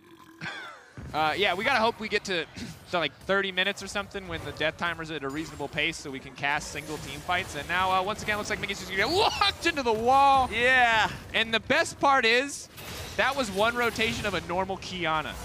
Earth didn't make that happen. There was no difference between that and normal Kiana gameplay. That's a normal Fed Kiana, folks. Earth did literally nothing for that. All right. Ooh. I don't know. There was a second of silence. That's what we get. We get the big Santa eggnog belch. But bottom side, the killer instinct coming in. The Zaya goes back up the wall. Ooh, I swear we've seen these two champions fight so many times over the course of Worlds, but still always good to see them pop off. I would say it never gets old, but I would love to see another 80 carrying competitive besides the Zaya and the Kaisa. Two's not doing it for you? Two is not enough for me. Or the occasional third in the event of a ban, but now trying to pull back, has stolen the Diane ultimate. New ultimate obviously can just pull them in. He's going to get some good damage down. The Silas, nigh impossible to get away from once he's on top of you. The sustain coming from that Kingmaker going to make it easy, and Flash into Knight. Looking more like a flash in the pan after that one. Yeah, Flash into Knight going to have to find some other way to go about this one. Another kill coming in for Closer here in the mid lane. The man's got 11 at 7 minutes. He's living up to the name. He's here. He's going to close this game out quick if he has anything to say about it. He's not even afraid. Half health. He's going in onto Mickey. Is it going to cost him his life? Yes. All right. He at least finally gets taken down. The red team's not going to let this continue. They're bringing in the reinforcements. They're looking to make the fight. Health bar's taken very low. Whippo goes on a killing spree, but they're just not stopping. Whippo going in. The flash forward. Ooh, predicts the sidestep from Mickey. That's the triple. Just like that wants to step forward. Good flash out from Fofo, but here comes Gragas throwing the cast, but not going to connect. Fofo, does he go back in? Oh, he can ult in. Oh, and that is the power of evasion, and he still escapes the follow-up. They're looking to go even deeper, but they're not going to find the kill just yet. Peanut gets cracked, and Mickey X takes the kill. Shut down onto Whippo. That has to be embarrassing. You burn everything for that chase. You get nothing back, and in the battle of Kiana, as Anonasik comes out on top, that fine. Oh, here comes the Gragas. Just hand delivered. Wait, that was like from a Call of Duty map. You spawn in and just immediately trip over a landmine or like more blow up. His total lifetime was 3 seconds. And if there's anything I know about Modern Warfare is that claymores are peak, and that was a claymore moment for sure. And Peanut again. This feels so bad for Peanut. He ended up on the wrong side of the OP80 carry coin here because he's getting one shot left and right, and honestly, gonna grass blade through. So close to getting a montage moment there, but will not find it. Yeah, poor Peanut. I mean, he's got his ultimate that's supposed to be your get out of jail free card, but unfortunately it has an ungodly long 32-second cooldown in this mode. Unacceptable in this mode. Absolutely not even an option for most of these. Whoop. The dash through, tries to pull it back, but Closer once again outplaying. This guy is so good at Kiana. There we go, though. Cleanup coming in from Mickey X. Gonna get dunked. Take down the Holy Phoenix. Yes, they will. But now here comes Santa. Okay, we lied at the beginning when he said he only had presents for blue team. He's got presents for red team too. This is a Thanksgiving Santa. He's turned into a soup kitchen now, making sure nobody goes hungry. Who can't he feed? Man, conquering world hunger one step at a time. All right, we'll see. Is he coming in again? Oh, one more time. All right, where are we at? It's Holy Phoenix. Heals coming in. Santa gonna get pushed back. A bit of a stun, and that's gonna be a quick kill pickup. But no, manages to survive. Outplayed blue team. Clean with the mechanics there, walking away with a little bit of health in the bars. Let's see if Mickey can get anybody here. Whippo going to knock looking to make a fight happen. Kiana self-healed up. No, he can't. Walk for one. There. And you got to respect the Prey Seeker, or the Void Seeker rather, coming in from the Kaisa, because she can instantly leap on you and kill you if she lands it. But as we take stock of things for a brief moment, never mind, they're killing each other again. We absolutely can't. There's no opportunity to ever take stock of anything. I just now noticed that the AP Jarvan is also the second highest amount of kills in the game with 13. That's AP? Yeah, he's got a hat. I just assumed it was lethality. He has a gunblade and a hat. That's why the flags kill people instantly. I just thought, I didn't know. I didn't know. Mickey's out of control. He's taking the spirit of Earth seriously, though. I'm going to call this moon landing Jarvan because he creates craters and he plants flags, and that's the entirety of what he does. Can he take down the Gragas, though? Just like that, trying to find the kill. The body slam through the input buffer on the EQ. Not enough to save old Michael X himself, as Whippo will find 2 under the tower. Ooh, heal up on the way out. And he's out.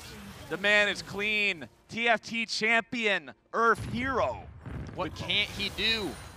Potentially 1v1 Uzi, we'll find out later. Yeah, that's a bit of a tall task. Closer. Oh. He's going to get not quite one shot. Doesn't even need to see him in the grass blade. Outplays it.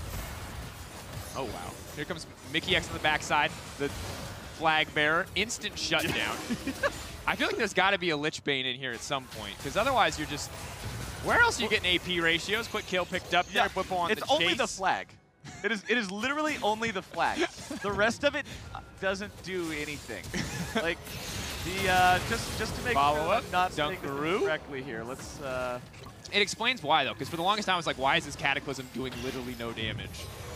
And it's just the basis there. Anonasik trying to get something done. Can just ult into the wall here. Really any time to find this kill. Trying to chase, but Gragas just body slamming his way out to safety. Jackie can't find a hook, and Kiana comes in, and Closer once again baited by the Greg. I won't be surprised if at some point an LCS team looks back on this game and goes, that was the reason why we should have banned Kiana. That should have been the indicator on the old Kiana jungle ban. So yeah, literally nothing else scales with AP on the Jarvan. The W scales with your health, but that's about it. As the fight continues breaking out, the blue team's able to find one. ND Knights back in the base. Red team trying to kite themselves around this one. Fofo doesn't have enough dashes in the world. Your champion might be broken, but you're still going back to the spawn platform. And I don't know why he's not building more flat resources. The amount of attack speed present in his kit is insanely high. Who auto-attacks in this game mode? Nobody is the answer. As we see Thresh taken down. Jackie started strong with a few hooks, but is now 0-11-5 on full AD Fresh. And I don't think the empowered auto-attack actually stacks faster in Earth, so that one's got to feel bad. Yeah, Baron's now the call, but Anonymous grabbing the kill onto Peanut. Red team looking to maybe steal this one away. Blue still looking to fight for it. They'll secure it there, but can Red clean up these buffs? There comes your Jarvan. Unfortunately, he didn't hit with the flag, so he wasn't able to find all the damage. And Whippo's just absolutely unstoppable. Jackie holds his chance to shine. Can he find the 1v1 win? No. No, he can absolutely not. He is being run down. There is nothing left for him. That's 100 kills at 13 minutes. Yes, I got the production. horn. I like your version better, but that is a true classic with the classic rap air horn. I want, for the next rap song we make, Flowers, I just want it to be like LOL Esports production.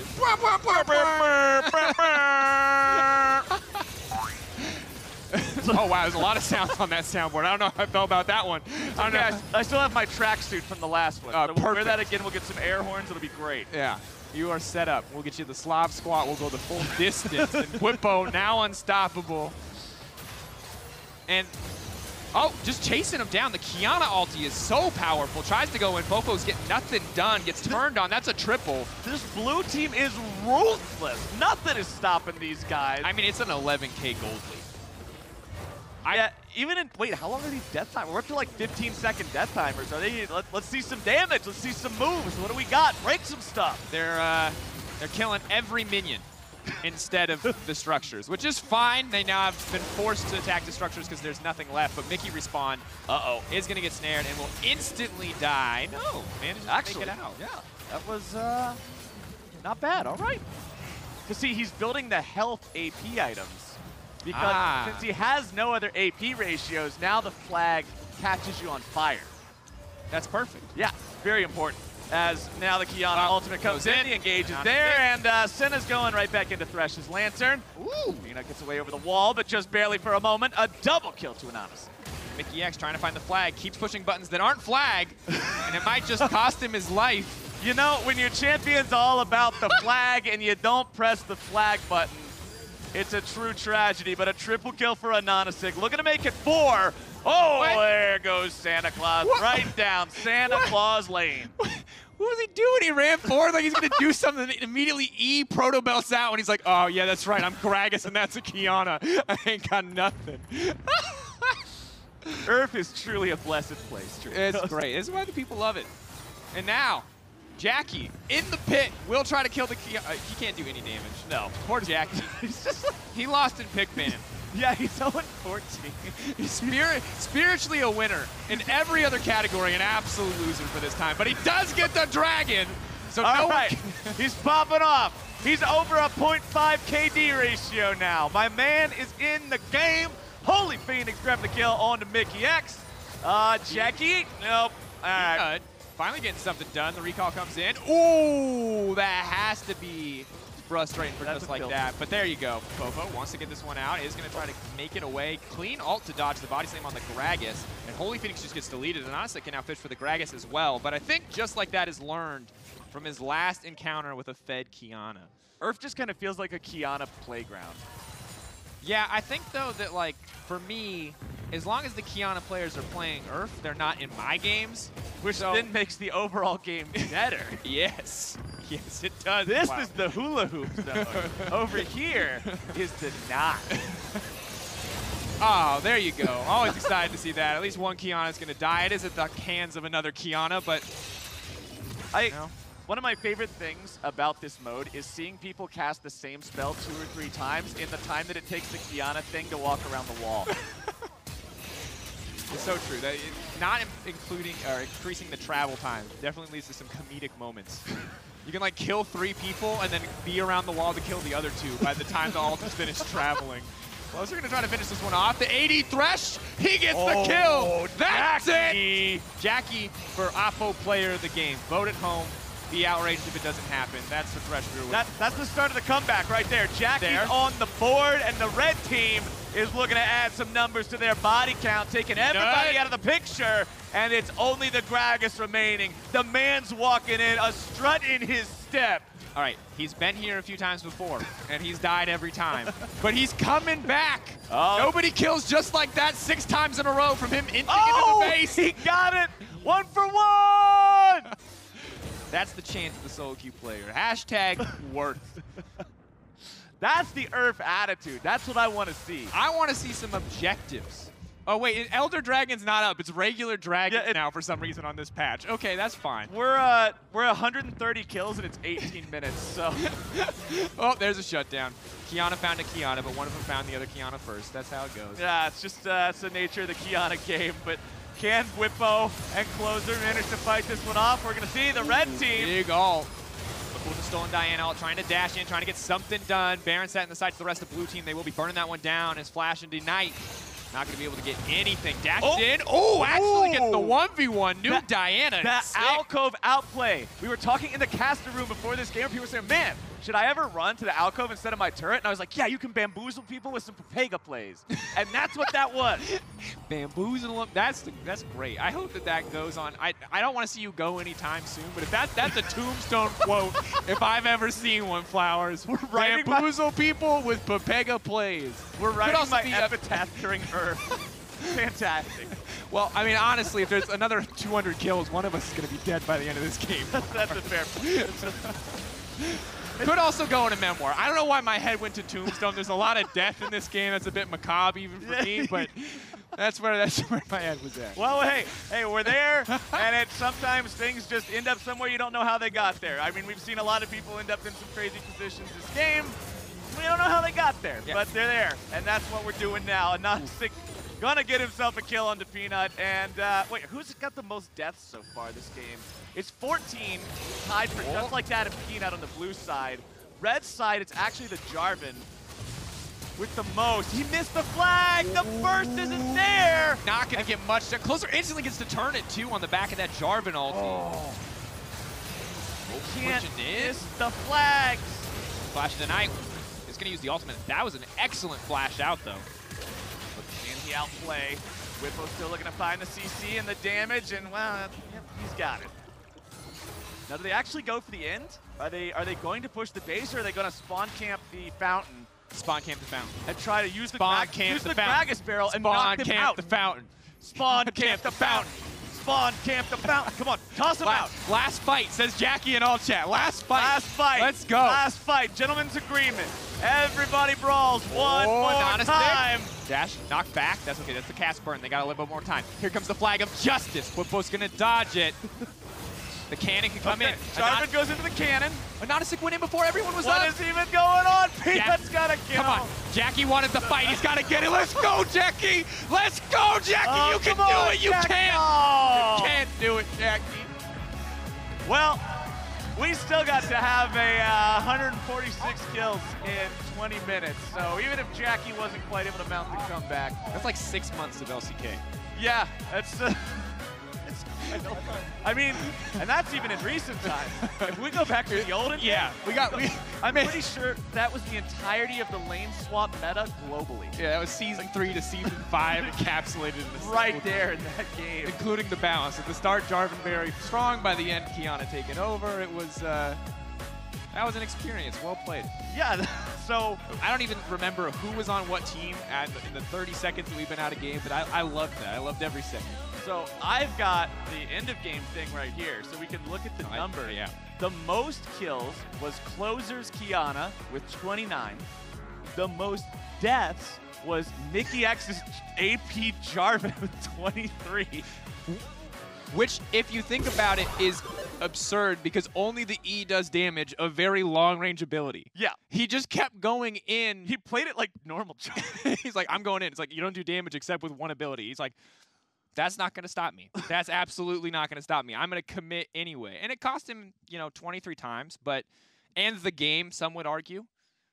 You got to really award the Thresh, though. That's a tilt proof. That's a commitment to doing nothing. 118 and 3. If we could get the damage stats, and this is no dig on Jackie, it's Earth. Don't take anything. Like if you flame this guy, you're hard trolling. But that's hilariously low impact. Sometimes we all have the bad games, but we all have fun games like that one too. For more on the monumental victory here from the blue side, let's hear from the State Farm Analyst Lounge. Thank you very much, Captain Flowers and Dracos. Also, welcome, Caps. We need you, to analyze this. And it was, break it down for us. Break it down. What was why did they win? It seems like it was just a Weibo show. He's on fire today, and the rest of the last couple of days. So. Yeah, he definitely is. We're going to take a look at some Axe What's Your Move highlights. And it is a lot of Whippo, but it's also a lot of other stuff. Honestly, it's very hard to analyze these fights in Earth, but also the Kiana vs Kiana matchup seems pretty fun. A lot of one-shotting each other, and seems like whoever gets to the other one first just disappears. Yeah, because you played Earth, right? Yesterday or 2 days before here as well. Do you think they did better? Did Mickey X do better than you? I mean, probably. I didn't have the best game with Akali, so I'm sure they played a bit better. Yeah, there we go. Kobe, do you have anything to contribute? Closer was getting me excited for the NALCS before you cut me off. Wait, you didn't even start talking. I did. Really? Yes. I'm sorry, I didn't hear it. Anyway, the star of the show, once again, was someone that you know very well, and we all know very well. It was Whippo. He is just winning everything, and he also did when it came to Oppo Player of the Game. Yeah, it's he's doing an all-star marathon. He's won the TFT. He's in the final of the 1v1. And he also wins this Oppo MVP. Caps, what's going on with Whippo? Yeah, I'm not sure what happened this offseason, but it seems like he's just the next big thing. This offseason, are you implying he wasn't doing anything oh, in the offseason? No, I'm not implying anything, but I just want to see him play Legends of Runeterra now and all the new Riot games, because apparently he's just... I mean, today is the best day of overall gameplay that we've seen from Whippo, and he's in North America. So maybe there needs to be some off-change moves so he comes to North America for good. Liquid Weibo? Oh! Oh my god, leaked. Yeah, but then we had an NA versus EU clash, and that wasn't won by EU. That's kind of the most important one. So I don't know, he's dropping the ball there. Talking about the 1v1 though, he is, of course, trying to hold the title in EU because you won last year. Unfortunately, you got knocked out. What do you think of his chances versus Uzi? I think they're pretty good, honestly. I think top lane seems pretty strong this tournament. Also jungle, because you start level 3, obviously. Like last year, top jungle didn't really have much of a chance because the AD carries and the mages would poke people from level 1. But just skipping the first couple of levels that were usually hard gives like a huge difference in this 1v1s. So what do you think his strategy is going to be? Because the consensus is that Uzi is stronger, and we just see that he picks the AD carries and just knows how to push his lead. What would you advise Whippo to do? I mean, it's just about finding the right matchup, right? I think Uzi will always play AD carries, so in that sense it's pretty obvious what he's going to do, and it's just up to Whippo if he can find like the right counter pick, and if Uzi can then like adapt well enough. So, I mean, I would prefer Weibo's position just because he knows what Uzi will do, you know?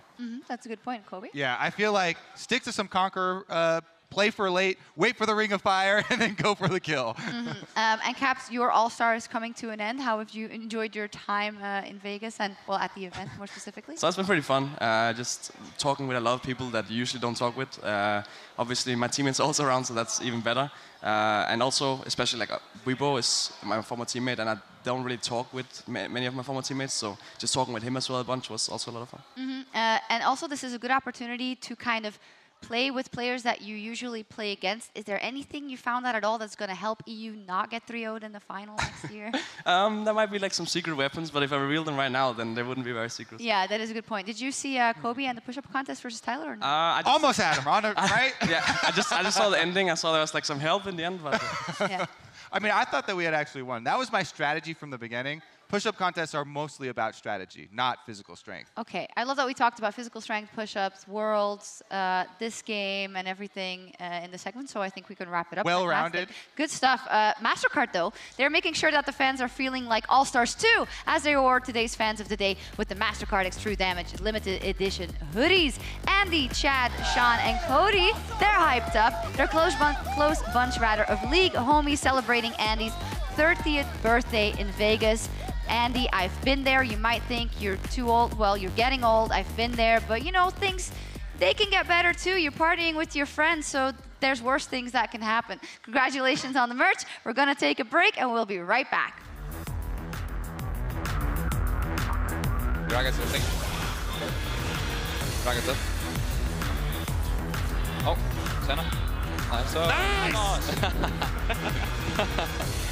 Okay, nice. Not bad. Good job, guys. Good job. I healed you, man. Oh! Nice.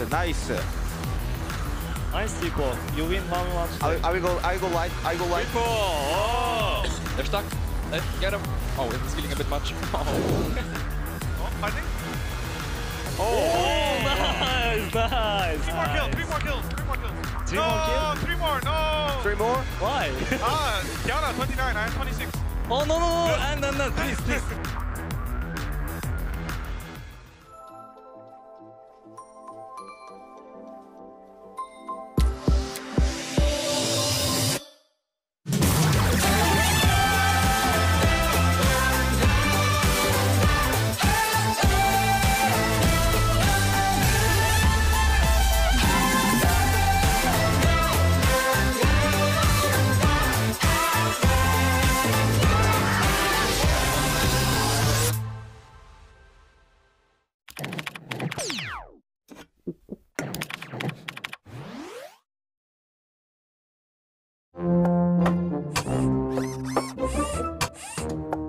You don't have a chance against me. I can calculate 90 trillion moves in advance. Not fair. Not fair. Red Bull gives you wings.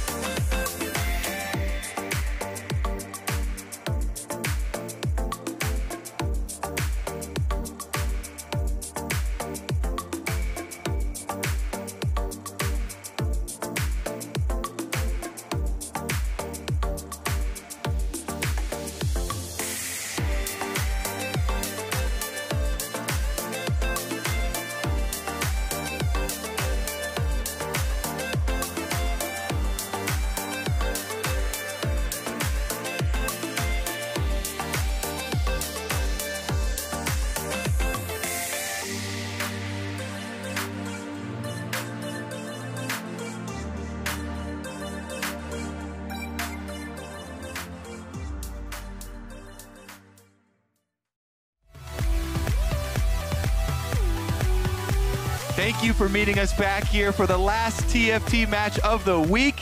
I am Kobe, joined by Mark again, and excited to dive into the last match with Riot Moore. Welcome to the desk. Thank you. Glad to be here.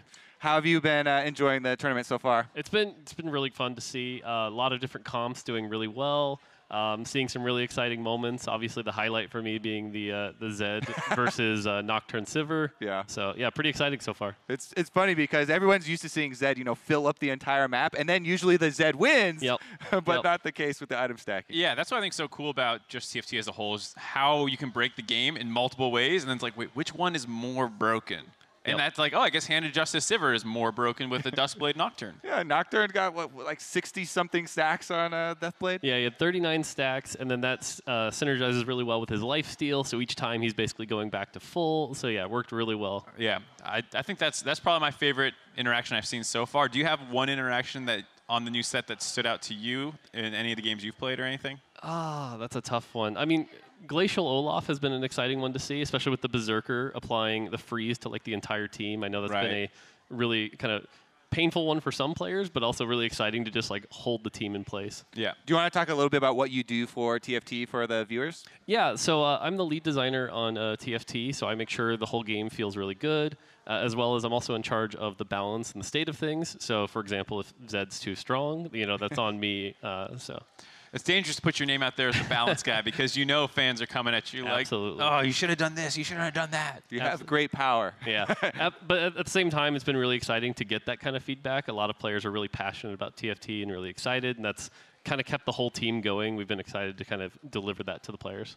All right, well, let's run through the top 8 that we have up on stage then, because we had Becca winning on day 1, then Evangelion, Virus, Kongmin. How do you say that one, Mark? Take over. Zayz. Yep. Zayz. Then Jayshrite, Honglian, and Jinsol. Yep. Jayshrite, we had him on for a little bit as well yesterday, casting one of the games with us. Very, very knowledgeable player. So yeah, super humble too. Yeah, someone to keep our eye on throughout this this round. Yeah. Yeah, he's someone who actually reaches out a lot and gives us a lot of feedback on the various state of things. Wasn't a big fan of Brand there for a while, so. Yeah, there was a period of time where Brand was like insta-pick, just slapping into comps for a little bit. Yeah, still pretty good. But yeah, I feel like you did a pretty good job with him now because he got into a good spot where he's still very powerful. Ocean Mages, of course, with Summoners is still very good, but doesn't feel as oppressive. And a lot of the pros that I've been talking to, and even people in high solo queue, are really excited about the versatility and the number of comps that you can actually win the game with now. Yeah, I mean, even today we've seen, like, 5 Shadow, we saw the Zed carry, we saw Crystal Predator.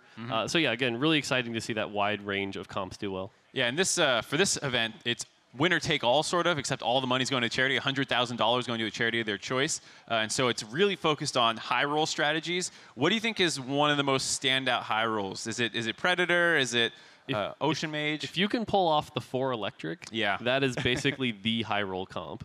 I love it when you hit Electric Lux later, too. Yep. And then I'll even just start putting in level 1 Orns and stuff just to have more things popping off these giant with explosions. A ton of damage doing AoE, especially if you can get like a 3-star Orn with Phantom Dancer. That's just a lot of power right there.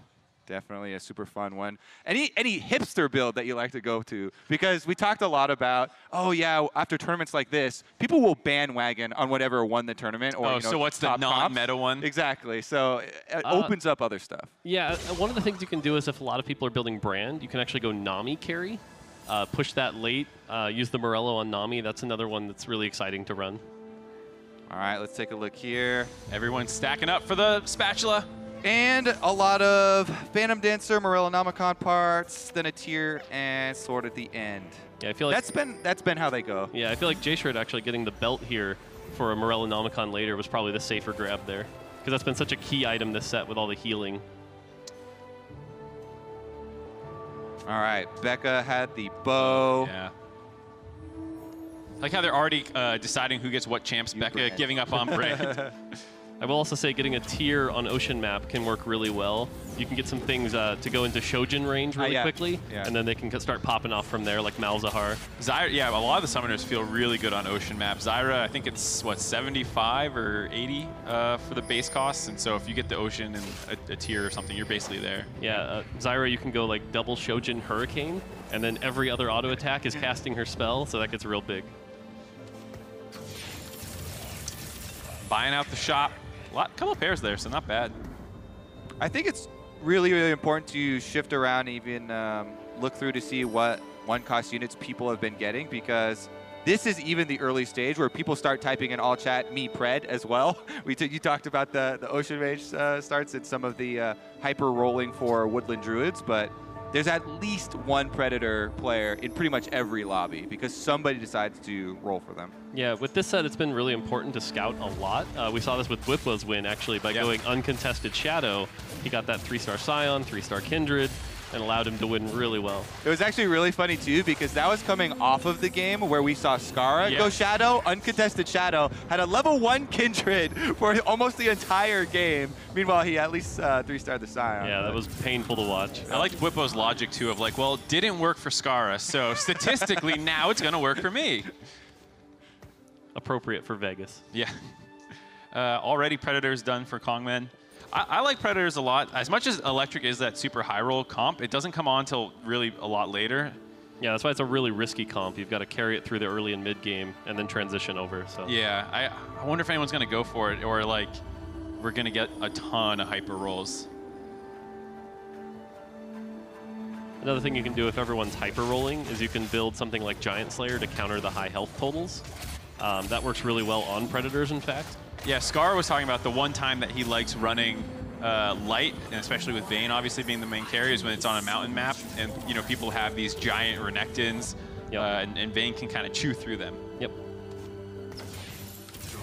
I also really like defensive items on Skarner, because once you get Crystal, towards the end of the game, it becomes insanely hard to take it down. Yeah, Crystal synergizes really well with high HP totals, since each hit just becomes sort of a flat amount of damage. Nice Warmogs on there. Exactly. So if you can 3-star Skarner, that's a really powerful champ there. And that's why we talk about hyper rolling a lot for that strategy too.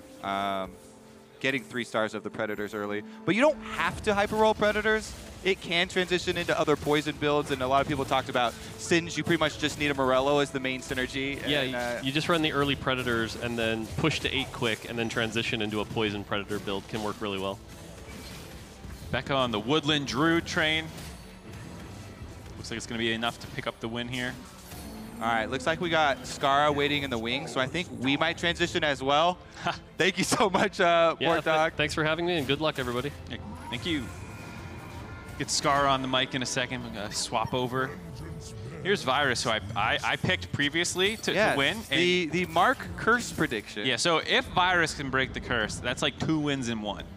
Because he has to stop my horrible... Yes, you overcome Mark, and you are able to give to charity. Hello, guys. Welcome. So, Skara. Yes. Let's dive into it. Yeah. Whippo crushed with the shadows. I saw, yeah. You, on the other hand, could not find a Kindred. What's wrong with your D key? Apparently, I think Riot sabotaged me. I'm just saying, 120 gold in on an uncontested unit, that's pretty messed up odds. It's because we kept asking you to come on segments with us. And you I kept saying no. Now, so that's why they axed your RNG. Oh, man.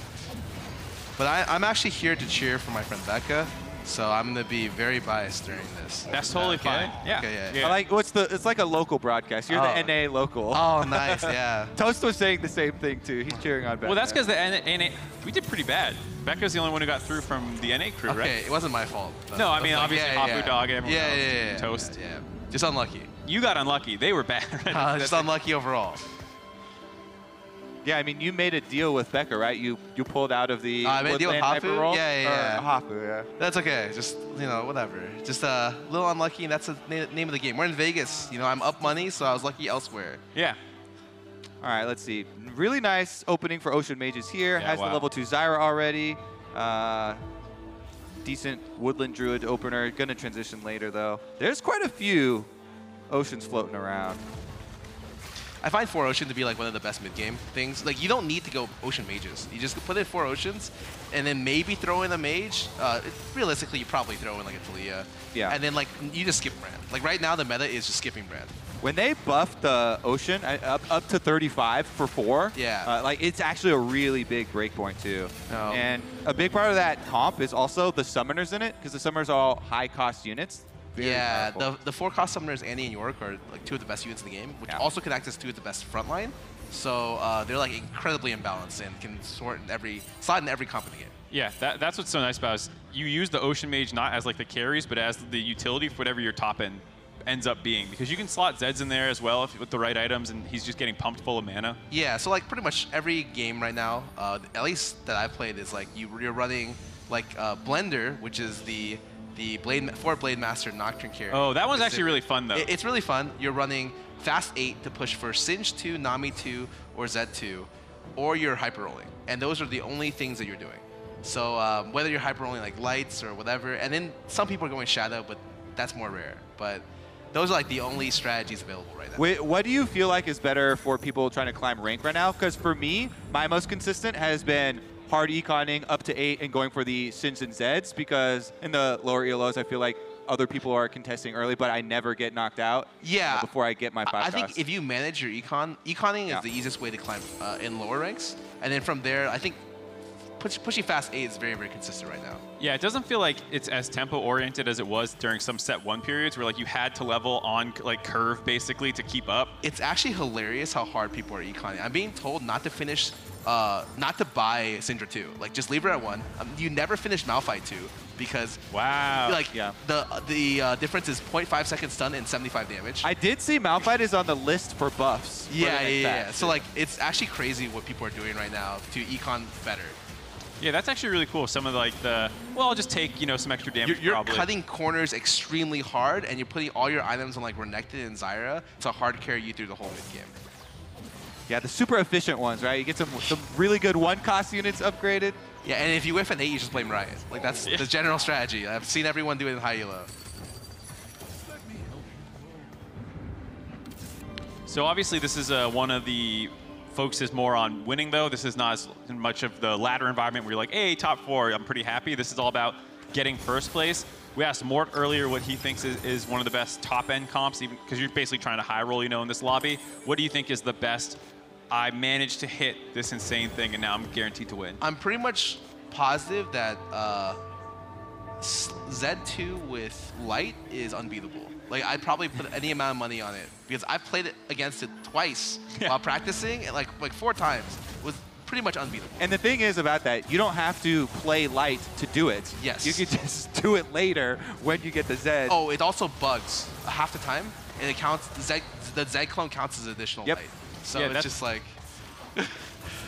so the highest roll is going to be probably, everyone should hard econ 8 this game and try to push for the Z2, Nami 2, Singe 2 for Mystic comp. Yeah, we'll see. I mean, we're coming up on Krugs, which is the round where right after people finally decide if they're going to all in. I saw some people had, I think, decent Predator setups. I mean, Becca's on top, and that's what she won with last time because she used a successful Predator early to get to a high level, and then she found all of the 5 costs and upgraded like 3 or 4 different 5-cost units. The good thing about Predator is you can go straight to Singe. Yeah. And so like that's anything that ends on Singe, Zed, or Nami is really, really strong. Yeah, Predator has this weird curve where like you're on 5 forever, and then as soon as you do your hyper roll and hit your 3 Kog'Maw and Skarn or whatever, then you just power level and like try and get up to where you're in Singe range. All right, decision time here. Not a ton of economy to play with. I'm always selling off, so. Yeah, looking for the pred.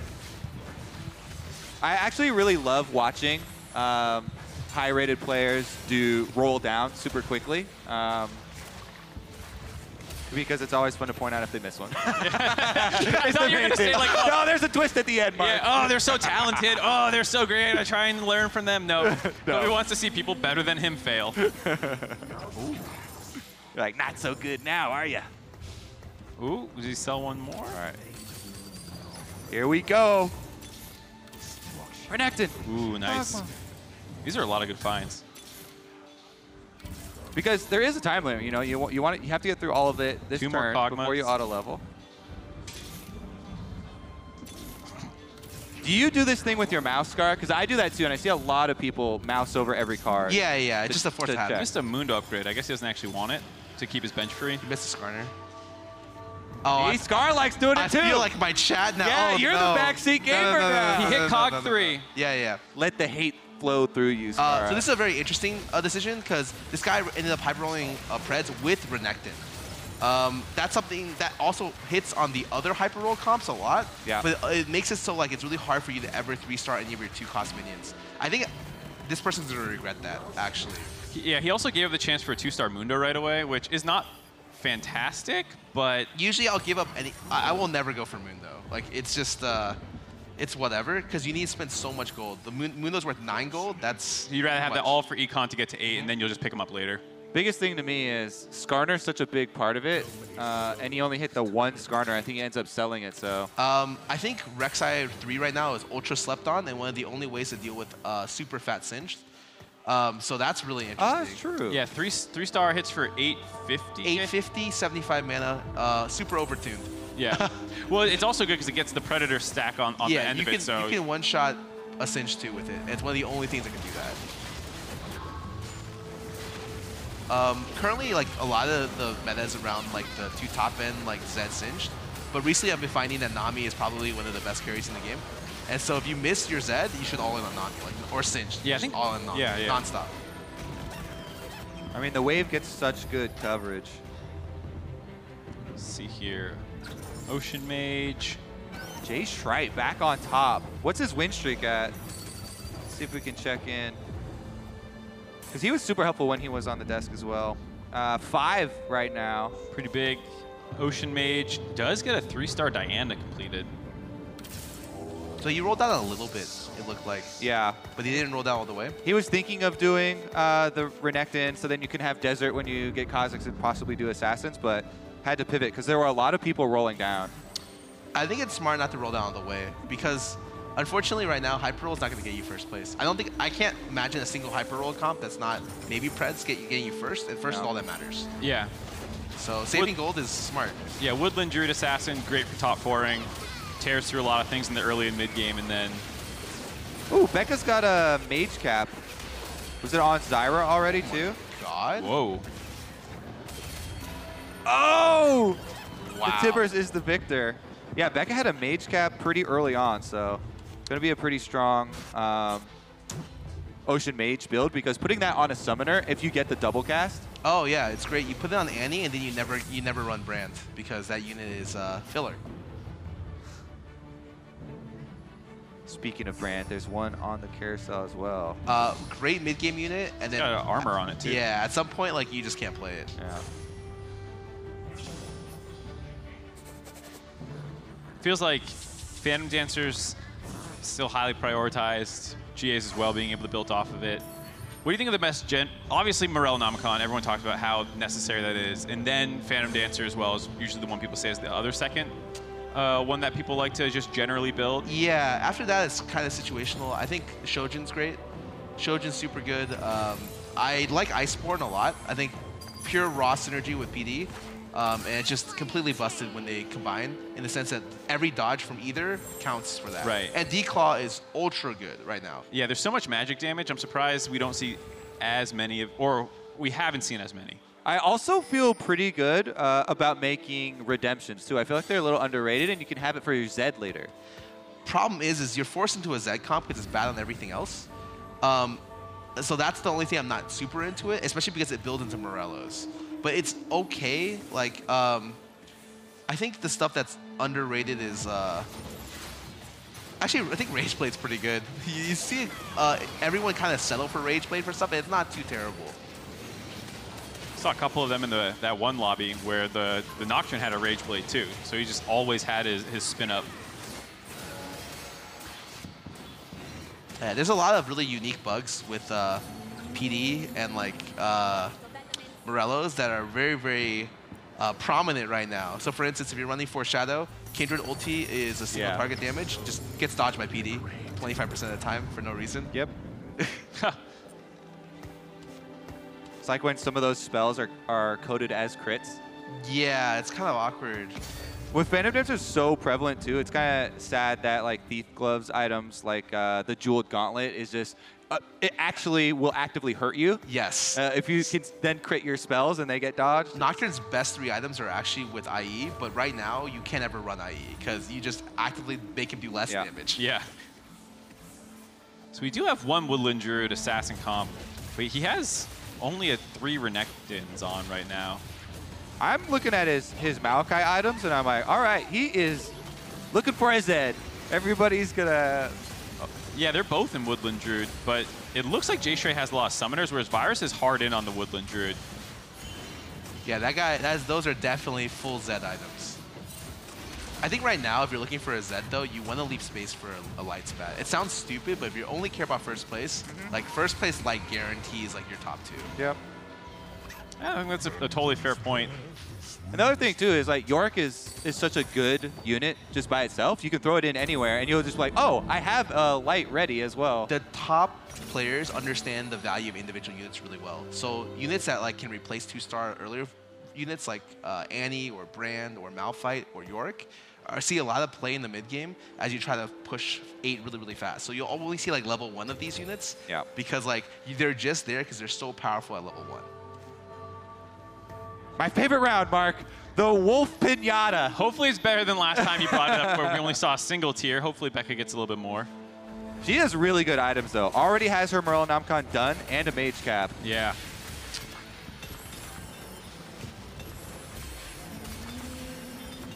I think... With rotating all the boards too. Like, I have no idea. Oh, PD straight? Wow. And she already had a... And a Rage Blade? What a... Yeah, she's feeling good. Hey, you're cheering for her. Come on, Scott. Yeah, no. I think, okay. I hope she doesn't get baited because she's got items for both Singed and Nami, so... Yeah. Brand 2's going to get you there as well. And Nico's help on his bench as well. That's Jinsoul? Yeah. But he also has a Mage Cap. I was going to say. Yeah. Tyra. I thought we were watching the same person. That what he did right there is really dangerous.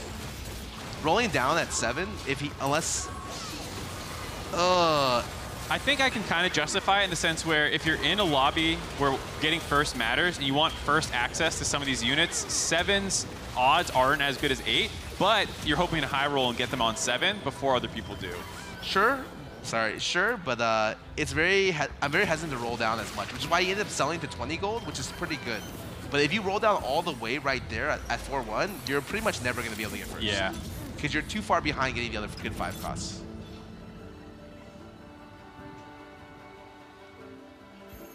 This is J-Shred. Summoner, Ocean, Inferno, Warden. Anyone who gets Annie 2 or Yorick 2 in lobby always gets pinged because it's it's just like, wow, I can't believe you took that unit from me. She needs one more Annie to get there. She's got a repeating crossbow on the Yorick as well. It's one of those items that I wish, because it's so fun, the idea of it popping off and just slowly stacking up more and more. But I'm surprised to see it completed. Yeah. It's not super good, except for in certain like light or summoner comps, but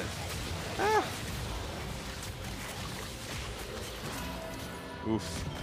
It's always got to be a shadow player. I feel like in every lobby, one single one though, nobody just grouping up on it, and that's getting him up to second place here.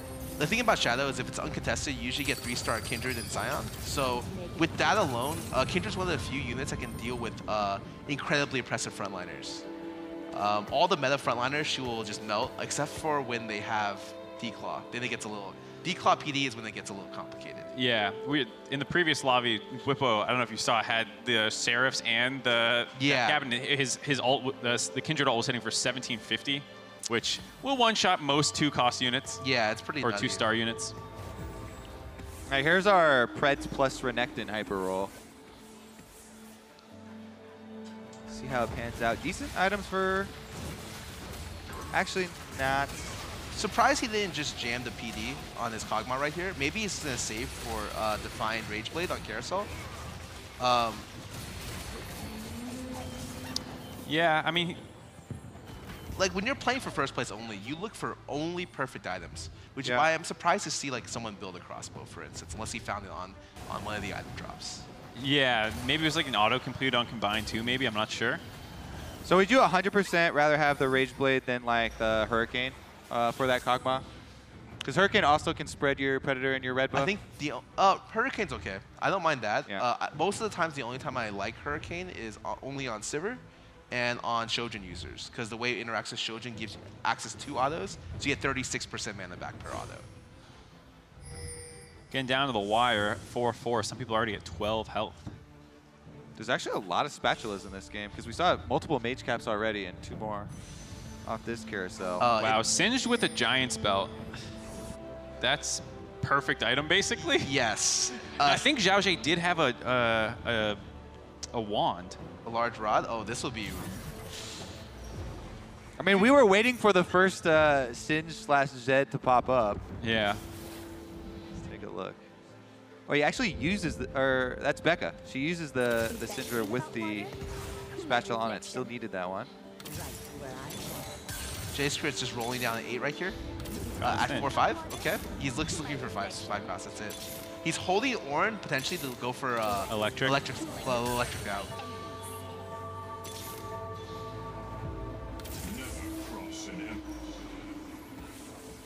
Here's Virus's perspective. Last place right now, 12 health. I see 6 Kindreds on the enemy board there too. Double Ivern. And Inferno Lux, huh? Interesting. Not gonna be enough, it looks like. I think as soon as you commit items to Kha'Zix, it's impossible to win. Because Kha'Zix is such a weak unit on these onslaught of PD metas that it's not very, very strong. All right, Becca on fire again at the top. North America, we've got whittled down to 1 representative, but she's doing extremely well, Skara. Yeah, I knew it. The entire time. I told people I need to get top, and then I filled in the number depending on how, Yeah. just change She'll get top, and then... something. Yeah. Ooh, there's another Annie. Who are we on now? Elimination match for Virus. Yeah, that Morello's on the Zhao Zhe. He was able to complete it right away. Instead of Rage Blade, he ended up getting a second. Oh, it's up with this at Maokai, AFK at the bottom. Oh, there we go. He's awake. A little late. These are really interesting Kog'Maw items. I think he was really looking forward toward a Hurricane, but instead he had to just build a second. That was the one we were talking about. Yeah. I mean, he did have a great carousel round where he found a Singe with the Giant's Belt and instantly could build the Morello, so... Because he could have built the Rage Blade like you were talking about, but he was holding off until the carousel round, which was pretty smart. Hey, I saw Zed for Becca on her board as well. Jinsol's got one offered to him here too. But she had the Mage Cap, and I really like putting... He's got the Mage Cap too? Oh! This is the one that happened before where we swapped. I think you have to be really careful with Mage Capping Zed. It may not be as good as Mage Capping Nami at the moment. While the Zed is more ridiculous looking, the Nami's just a little bit more effective. I think it actually gives you double on-hit buffs as well, so your whole team just does stupid amounts of... Oh, that stacks? I'm not positive, but like even the CC alone allows you to like just control the pace of the game really, really well. Wow, he's 1 Skarner away? 2 Skarners away. Gets a late Thief's Gloves, so you can just kind of get a second semi-carry. Yeah, maybe you stick that on the Nocturne, you think? Thieves Gloves? It almost certainly goes on Rek'Sai or Mundo. Okay. Alternatively, you can go Nocturne because it affects on hits in the area, but I guess... Also, it's pretty low life, and the Mundo's 1 cost, he's or putting 1 it on star. Twitch, Yeah. and it got Well, that's good Giant items. Slayer. Yeah.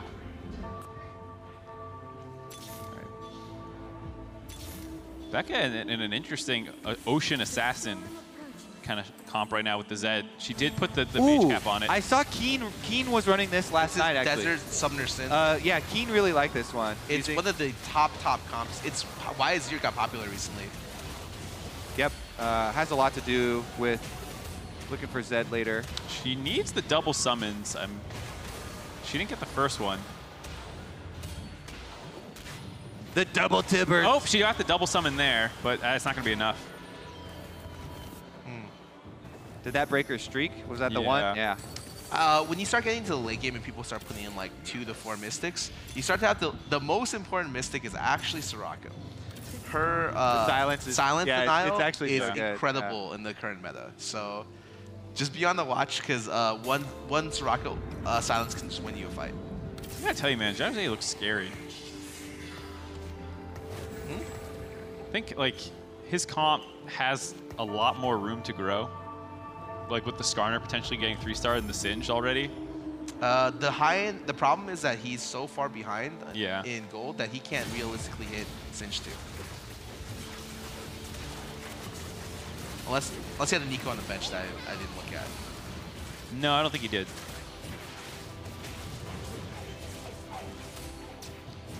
Well, 3-star Renekton coming up big. And heading for this carousel too. High likelihood of 5 costs. So who's at the bottom right now for first picks? J-Stry and Evangelion. Or excuse me, Jose. Yeah. That was another Zed player beating Becca. She's lost 2 in a row now. Did hit Kha'Zix too, I saw on the right side.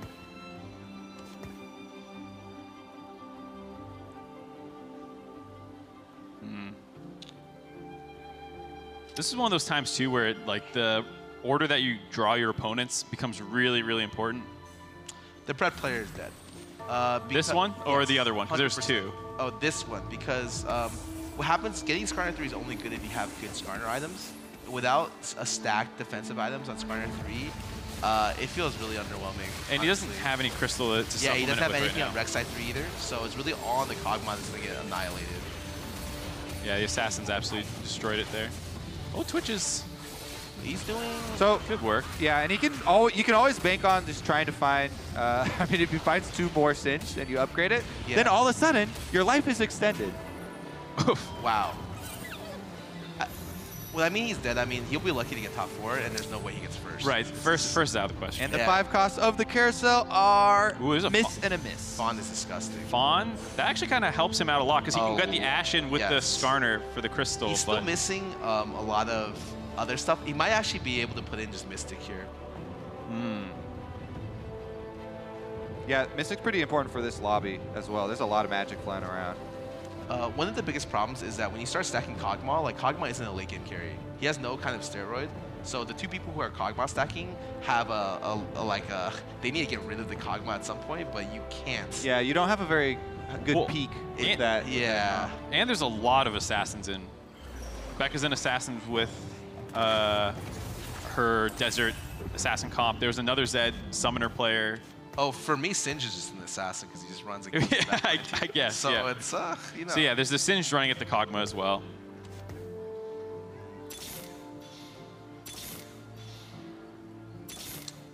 Do or die here. No more Skarners. No. Ah, there's one more. You give up on the Nocturne? 100%. Yeah. Gotta go for it. Yeah. We'll just have to see if he's able to stay alive. J-Stripe also tied at 18 health. He had to throw Thief's Glove on his Singed because he just wanted to survive it longer. Well, he is an electric with Summoner Redemption Zed and Dragon's Claw on it. But the poison's stopping it from ulting, yeah. Oh! 1 over.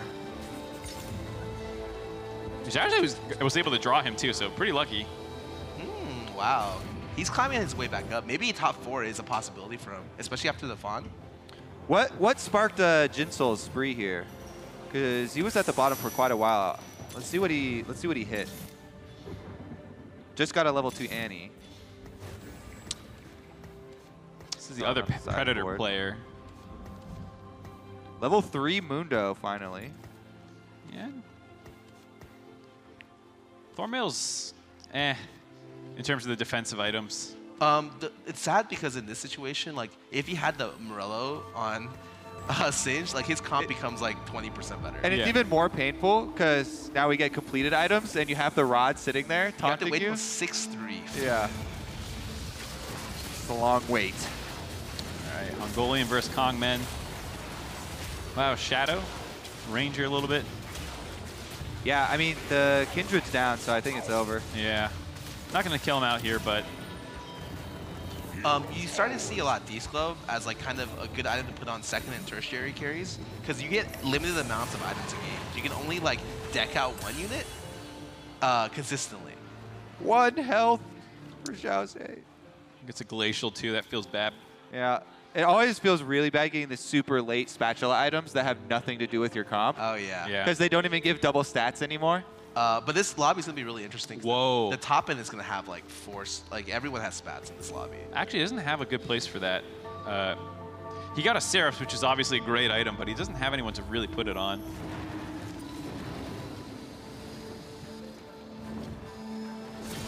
Assassin item for a non-assassin player. Deathblade feels pretty good.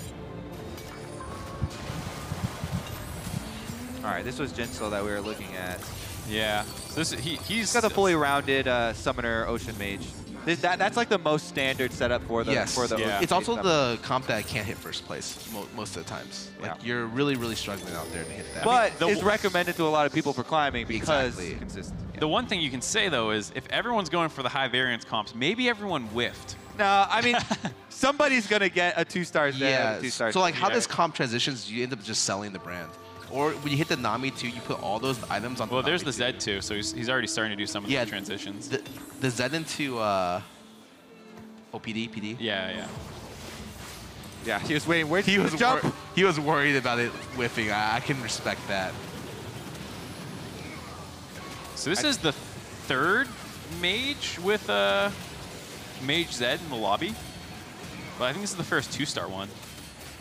Evangelion actually has an insane comp because he ends up having almost perfect items for Z as well as perfect items for Brand, which is really rare. And the brand, yeah, exactly, has the extra Dragon's Claws protected against all the other mage magic damage. Moves off Ocean to get the next item on there. I thought that Rek'Sai was a Skarner. Dude, but now he's just sitting one away from both. Yeah, it feels so bad. So when you're looking at the Predator player... 2-star Z! Ooh. 2-star Z! You have to give up on one of your Singe, though. Is he going to lock? Or you can sell something off the board. Ooh, bold move. He's going to wait it out. Oh, he's thinking about selling his Kazakhs, but like he realizes that Z2 doesn't do anything in his comp. Yeah, he doesn't. Look at his items. At first I thought it was going to be maybe okay because GA down there, but it's from a Thieves Club GA. I mean, you can kind of just build it maybe and then wait because he's in first place with 42 health. The Z doesn't need to come in right away. Yeah, I think it's nice. And it denies it. Yeah. Yep. Especially because the other two players are looking for Z. Yeah. And then there were 4. Oh, Becca dropped out. Keep the denial. Oh, he locked. Yes. Oh. Xiaoze has been Xiaoze actually hit top 4 with 1 health. This guy made a legendary comeback. See, if this is ranked, then you're like, I'm so good. But if top 1 is all you're looking for. Yeah, this feels really rough for everyone. Everyone except for Kongmin. Yeah, that's what I meant. Like, who's gonna be able to take him down? Jinsoul's brand items are really poor. Like, he's lucky to make top 4. This guy ended up running 4 Shadow, 4 Mystic. Yeah, Hungolian just... This usually is pretty bad. His Kindred items are The standard 4 Shadow play is to go Infernal Summoners, because then you get a really strong front line for your Kindred moves. But now we're down to 2. Xiaoze actually gets third by staying alive a little bit longer in that fight. Wow. Another Force of Nature. Holy shit. Oh my. Like I said, this was going to be a nutty game. There's so many spats. He got an Ionic. This is for everything, too. It's down to the final 2. Force of Nature goes over to Jinsoul, the underdog. 4 health left.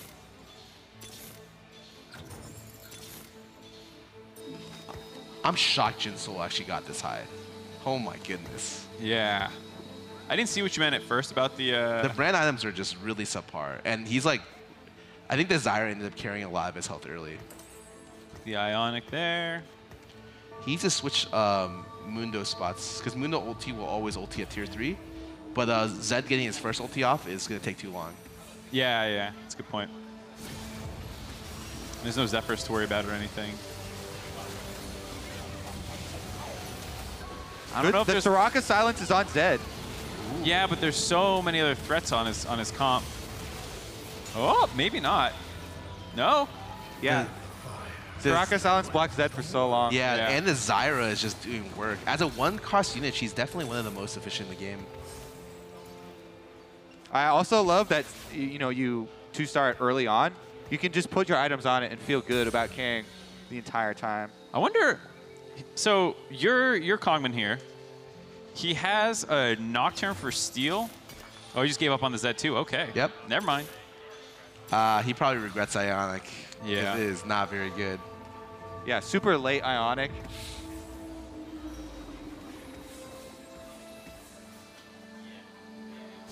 Not on that. That's not going to live. Ooh. Yeah, I mean, Singe right in the middle as a level 1. Still gets a couple of poisons off.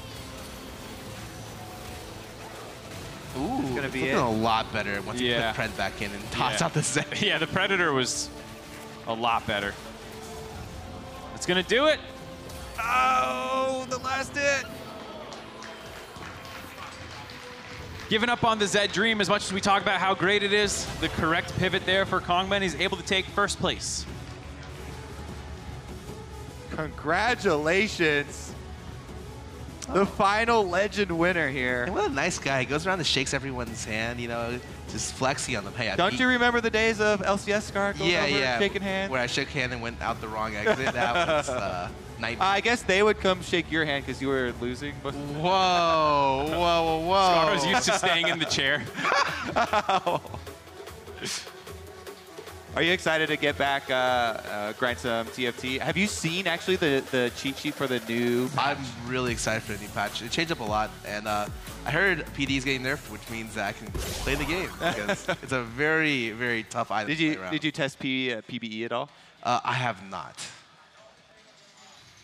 Yeah, I feel like there's a couple items that feel really important. Like Morel Nomicron's really important because it allows you to kill certain things, whereas PD just makes things not viable, which it's like a different class of oppressive item and how it functions. It reminds me of Season 1 D-Claw before it got nerfed 4 times. It used to be full immunity, and it was like, well, why would you play anything else? So, it's down to 50% for record, and it's still good. From, what was it, like 83? Yeah. That's also when Dragon Bonus gave full immunity. Yeah, it was just like it was. Ooh, I think they've learned that hard counters are not good for the game, and instead putting in soft counters like being able to tech in Mystic has been really, really good for the game. Yeah, Cloud, those kinds of things feel really good too when they're on those 2 set bonuses because you usually have enough pivot room in your comp to figure out the best for that situation. Yeah, I've been super happy with the way that set 2 has developed. Set 1 turned into a lot of tunneling on most people in the lobby going for similar things. Yeah, that as well as some of the denial mechanics where it doesn't feel like comps really get shut down anymore or like your carry just isn't able to function. Aside from with the example of PD, I know is what you're going to say. I think the top end is really scary because I think they've done everything well but the very late game. I think the very late game, since none of the 6 of a kind synergies are possible, like you can't go 6 Rangers, you can't go 6 Inferno, you can't go, realistically, you can go 6 Light, you can't go 6 Assassins. 6 Glacial with an Olaf Glacial is like maybe okay, but like you can't really go that way, so you always have to do like minor synergies, and it ends up being that like you do minor synergies plus super OP 5 cost. I don't like the late game, but they've done a really good job with early and mid. Yeah, and I'm sure they can bump up some of that 6-unit scaling synergy. What about the state of Lux? Because Lux was one of the super interesting things that they added for this set. Having 2 late game extra synergies you can add to something. I love what she brings to the game. I don't think she's a good unit. Yeah, like it's sad that you want to stack items onto Zyro rather than stacking items onto Lux a lot of times, and I feel really, really terrible that's the case. Especially since you got 7. It's a big investment. Yeah. We are ready with another interview, though. For more on that victory, let's send it over to Dash. Dash here with Kongman after an incredible victory in our TFT Legends tournament. Kongman, how does it feel to have proven yourself as the best TFT player here at this tournament in our final 8? 恭喜你获得了云顶之弈的总冠军，然后现在感觉怎么样？证明了自己是这个最强的云顶之弈的这个人。还是运气挺好的，但是因为我今天也是比较不舒服，但是还是轻松的拿下了这个比赛。I think I'm very lucky at this game, but actually I didn't feel really good. Well, my health situation is not that good, but well, I took the game really easily. Well, you did very much so in the end, and it was an impressive victory, but more importantly, with this victory, you have won $100,000 for your charity, which is the China Youth Development Foundation. It provides social advocacy and aid for young people in China. So what does it mean to have won this money on behalf of your charity? 那通过赢下这个比赛的话呢，你也是赢得了10万美元的这样的一个基金，去捐献给中国的青少年发展基金会。所以这对于你来说有什么样的意义呢？我觉得挺好的，就小人物也可以做公益。This is really good for me, and I feel like the people who is not that very famous, just nobody still can do the charity things. I have one final question for you before I send you up to watch our final event of the evening. I don't know if you've been paying too much attention to the 1v1s in League of Legends, but we have Uzi and we have Bwipo. Who do you think is going to be the 1v1 League of Legends champion?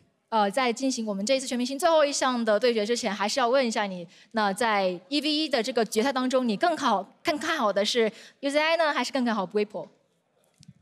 China #1. There you have it, ladies and gentlemen. I don't need any translation for that. China #1. He's calling Uzi in our grand finals of the 1v1 tournament. Thank you so much, Kongmin. Congratulations once again. Go enjoy the rest of the events. I think a lot of people agree. I called Uzi at the very beginning of the 1v1 tournament. Who are you going with, Scar? I actually thought it was going to be someone from EU, and like one of their other people got taken out. Like that'd be Caps. I thought it was going to be actually Mickey. They had 4 of them in the semifinals, or quarterfinals. And then the last player remaining is Bwipo. And apparently Bwipo is just like a gaming god. Like he's good at everything, you know. Today has definitely been his day. I think I want to believe in him, but I'm going with Uzi as well. China #1. But your predictions have been curses. You even cursed Virus in this one. That's true. Oops. I think Bwipo can do it. He did the least 1v1 practice, but maybe he's just got a big brain, you know? Well, that's what's good about it being best of 3 for him, is that he has a lot of opportunities to use that big brain. If you make one mistake, it's not the end of the world, which we've sometimes seen people get countered out earlier on in the tournament with one bad decision. I think the changes to the 1v1 format actually helped him a lot. The Ring of Fire towards the end. You can play defensively super early on. There's catch-up experience with cannons, and you just try and go for your kill in the Ring of Fire with a Bruiser with Conqueror, maybe. Yeah, I think it's really interesting. The Ring of Fire allows you to play like Triss to ulti people out. You can play like Skarner. You can play like Kench. It's very, very strange. That adds a little bit of an extra dimension onto the champions that you pick. We've had some people really cheering hard for Poppies. Just to play defensive the whole game and then wait for one moment to try and hit your ult at the Ring of Fire. That was so sad, too, because then he played into the Heimerdinger, and it was just the saddest, like, this. And don't even get to the Ring of Fire. Yeah. I don't know. I hope they stick more. I like the Bwipo versus Shy matchup a lot, where it's back and forth the whole way. Yeah. I'm hoping for some more stuff like that. And it is a lot of marksman that Uzi's been playing, so you're going to play into one no matter what. You just have to pick your poison, I think, and you can probably guess what he's going to play based off which one you leave up. So Bwipo just needs to have some counters prepared. Yeah, I mean, that's what I want to see when I see Uzi play, though. Him outplaying people with marksman. Glad he's sticking to his guns. Thank you, Scar, for joining us. Time for a quick break. There's only one event left, and it is that 1v1 finals. See if Bwipo or Uzi can take the crown after this. GG. GG. GG.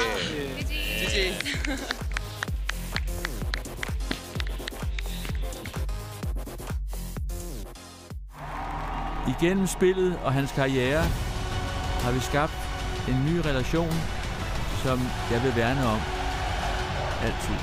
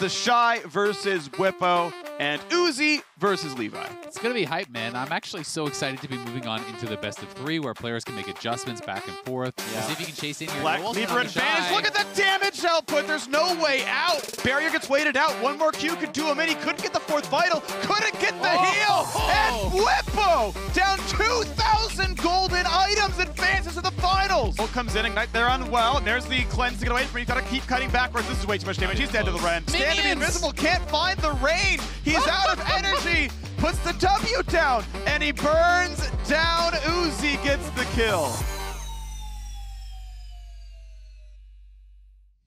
Hello and welcome back for the last piece of the 2019 All-Star event, the 1v1 finals. I am Freak. Azael is ready. I might be. Whippo versus Uzi in the finals. How can you not be ready? We've been building up to it for a couple of days. It's going to be really hype.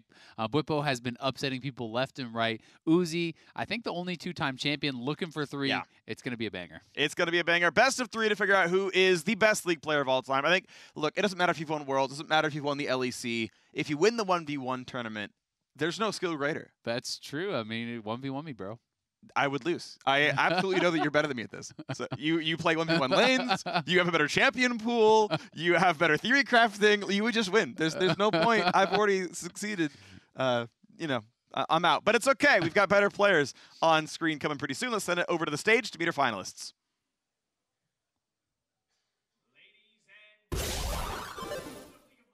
This isn't over until the apex of competition concludes. A domestic title? How about an MSI title? Oh, okay, it's pretty good. It's pretty good. Right? A world championship. I mean, I'll take it if I have to.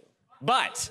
Perhaps the most difficult one to obtain. The one that everybody wants. The one that puts you a step above the rest. We will see who becomes the 1v1 world champion. There it is. And with that, it's time to meet our competitors. On the blue side, a mechanical god in all things League of Legends, our only 2-time 1v1 world champion, back to take what is rightfully his. It's Uzi!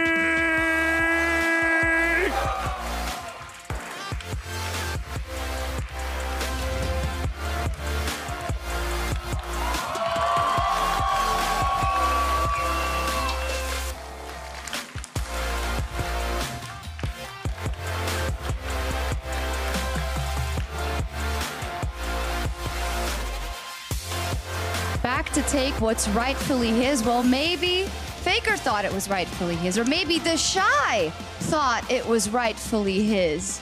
But he got taken down by a very special someone who carries the weight of Europe and the LEC on his shoulders once again.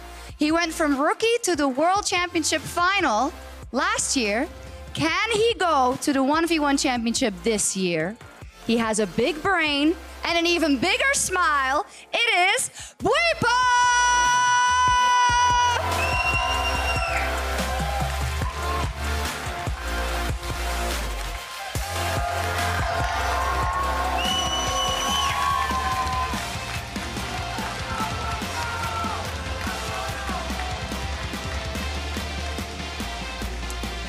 Well then, it is time to crown our 1v1 All-Stars champion, so... The players are in their seats. Are you ready, Sharks? I think I'm ready. All right. Let's get the party started!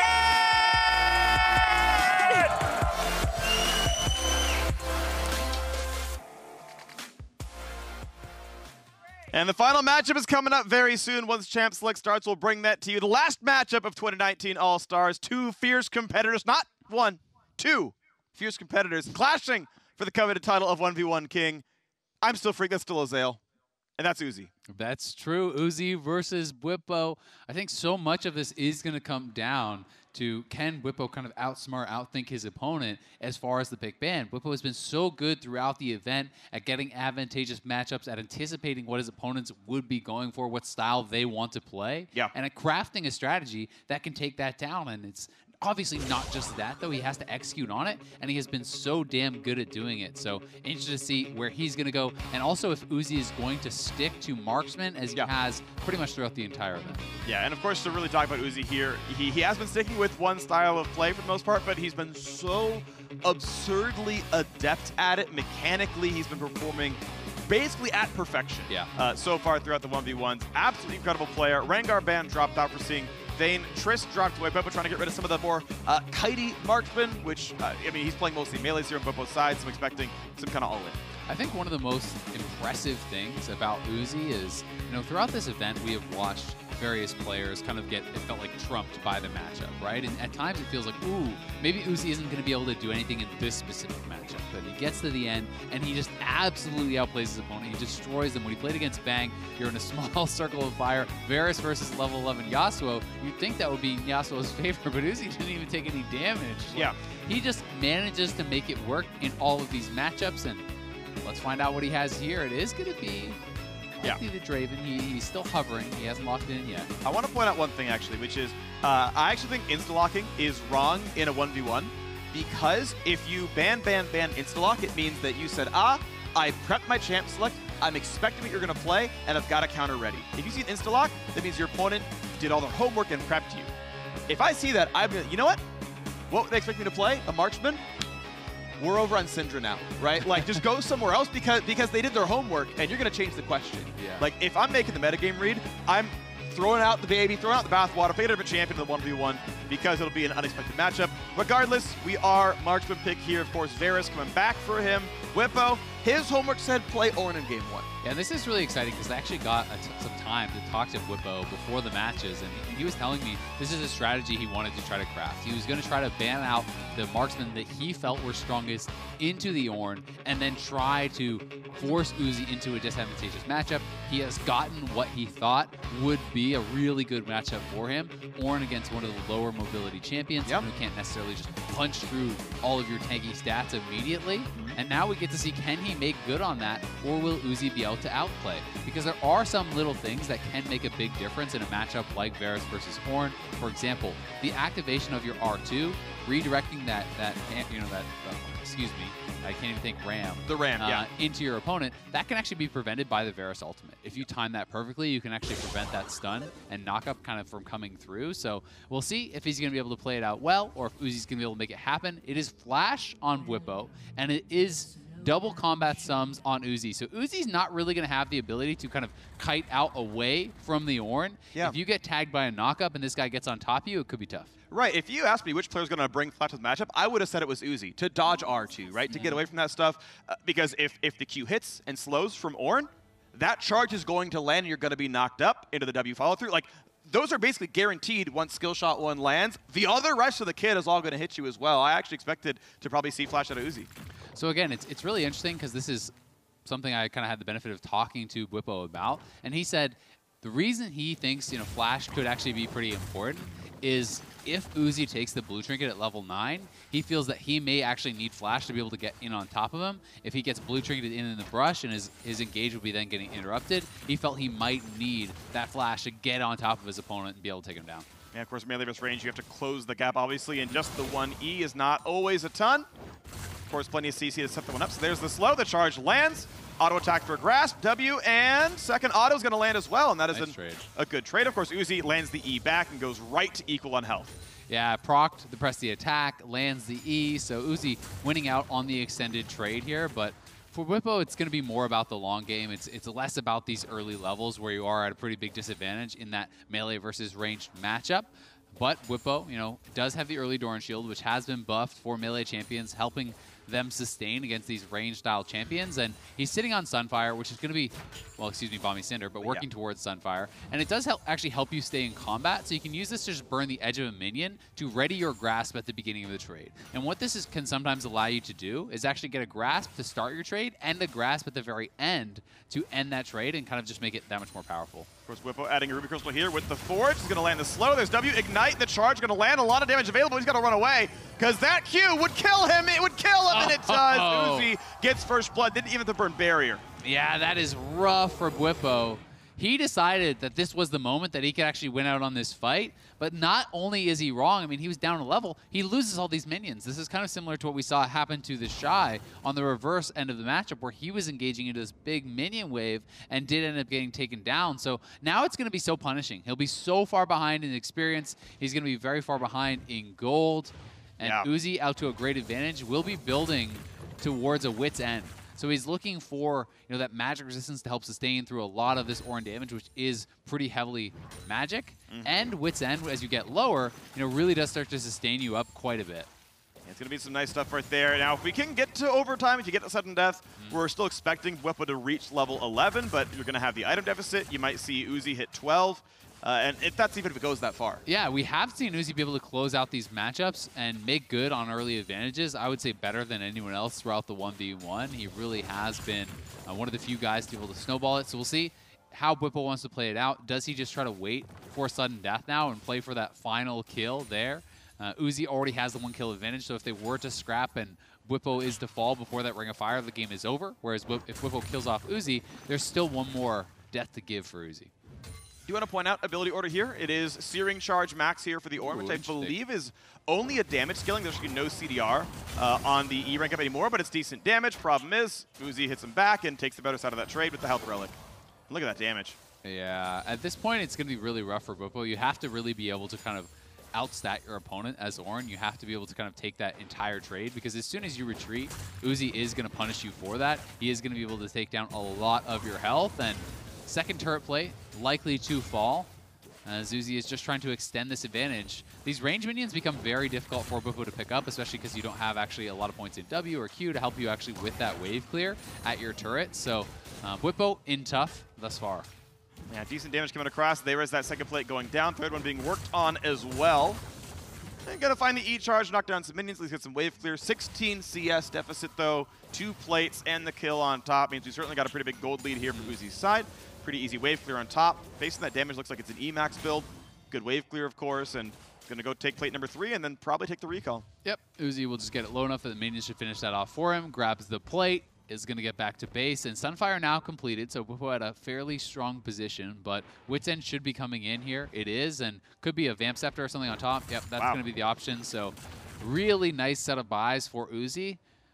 And it is going to get pretty tough. I mean, at this point with these items, Uzi's fairly durable, right? If you don't actually kill him off pretty quick, if you don't kill him, especially in the duration of your Ignite, the healing will become very, very real. You have double Doran's Blade plus the Vamp Scepter for the lifesteal. You also have all that low HP healing that is going to come in from the Wit's End. So if you can't finish him off, that extended fight goes more and more in the favor of Uzi.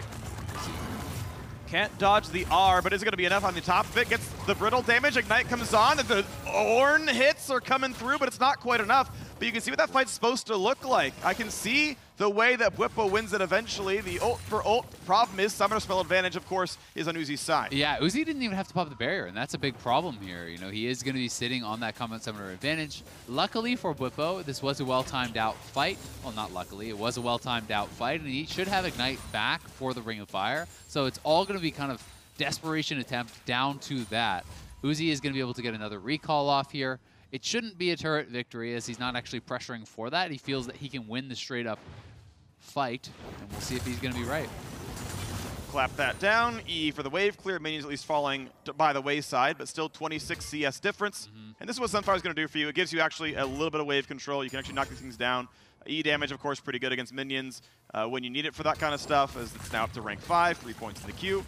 So pretty much one final reset here. And we're pretty quickly approaching. Yeah, there's the call right there. Nice recall stop by Uzi. Yeah, so probably a Tabby's buy from Bwipo is what I am expecting. Sunfire, he has the boots there. You could go to something like Bramble. I think that could be pretty strong here. The one thing I want to point out is the only thing you can't buy in the middle of the base itself, of the map itself, is consumables, because you can always just forge them anyway. True. You don't. It gives you health and mana. Like if you're injured, of course, it sustains you back up. Like there's no reason to recall, but in a lot of these cases, we'll see what comes through as the stuff comes down. Sudden death is on. Well, mind you, Bwipo still isn't level 11. That turret's about to die. I think it's just gone. Oh my! It's gonna win my turret. Game 1's already over, and turns out we get the turret win after all. Yeah, Bwipo, I think, just didn't realize how quickly that turret was going to go down. Once sudden death starts, you lose all the additional armor on that turret that the plates have kind of given you from being chipped away at. So Uzi realized Whippo had waited too long. I think Whippo was trying to wait for level 11 for his rank 2 ultimate. He couldn't get there in time. Here is that previous all-in. Whippo goes in and realizes, I don't have anything else. I can't actually finish him off with my next auto attack, and the 3-stack Q will kill me, so he flashed out. He tried to dodge, wasn't able to do it. And then this is just Uzi playing really intelligently. He has that 20% current health buff. There the turret plates fall. Uzi says, I can just go for this. Whippo, you want level 11? You're not going to get it. Uzi right-clicks the turret, takes it straight down, and is going to take game number 1. And of course, he had to finish that turret before he was killed himself. I don't think he was in that much danger, but worth pointing out, the sudden death had happened. It's why the plates were off, and it meant that if Uzi had died, that was GG. Yeah, but he's pretty confident. He has the barrier, has overheal shield up. You know, really doesn't get below pretty much full health here. A tiny bit of damage comes through, but the barrier didn't even get broken. So Uzi calculated this very, very well. Smart. And did, I think, play out the matchup pretty much immaculately, as we have come to expect from him. Whippo clearly a bit frustrated with himself, maybe not calculating how quickly that turret would have gone down. And you know, Uzi is one of these guys that is just so good at extending his advantage, at punishing you for the earlier mistake, right? Most of the time we have seen, even if someone gives up the 1 kill earlier, it's okay because the other player can wait until the Ring of Fire spawns, they can get level 11, they can have that 100-0 fight, but Uzi found the timing window and knocks down the turret, and that's only our 3rd turret victory, actually, of the tournament. Right. Caps had one, the Shy had one over Mickey, but that was after he had killed his opponent, he killed the turret, and this is the 3rd here in the finals. All right, well, maybe one more game to go. This could be the final climax. A little bit superfluous, the word choice there, of All-Stars 2019. Uzi switches things around, sees the same 3 bans, says, this time, we'll go Kalista. I wonder, oh, wow. Nice. Hecarim. I was going to say, I wonder if he's actually willing to just go back to the Ornn if he felt like, hey, that was a mistake, not a champion error, but it is going to be Hecarim coming through here. Uzi could just go a complete different direction, and Kennen is a very difficult early matchup for Hecarim. I can't say I'm really certain who would actually win out at the later levels, but may not get locked in. Uzi could be baiting us. He's thinking through a little bit here. Sure. He did take his time last time around. You can see he seems very concentrated, wants to make sure he's going for the right pick. And the thought is, okay, we know Whippo's trying to prepare things that are anti-marksman, like Uzi's shown his play style, but he's like, no, it's okay. Varus still feels comfortable. He's like thinking, what else is there that might counter me? He knows to expect Varus, and says, you know, I feel confident anyway. Varus it is again. Yeah, I think, you know, if you're Uzi, people have got to prove that they can beat this, right? We saw Yasuo into his Varus. He basically had a flawless victory, you know, didn't lose any health in the Ring of Fire. Yeah. Took down Bang again there. You know, Whippo not really able to do anything to him as he loses his turret in that Ring of Fire. So Uzi has had 2 really dominant games on the Varus. I do think the advantage here to Whippo is that you're thinking, if you're Whippo, you're probably expecting the same pick, right? You're probably expecting him to go back towards a similar style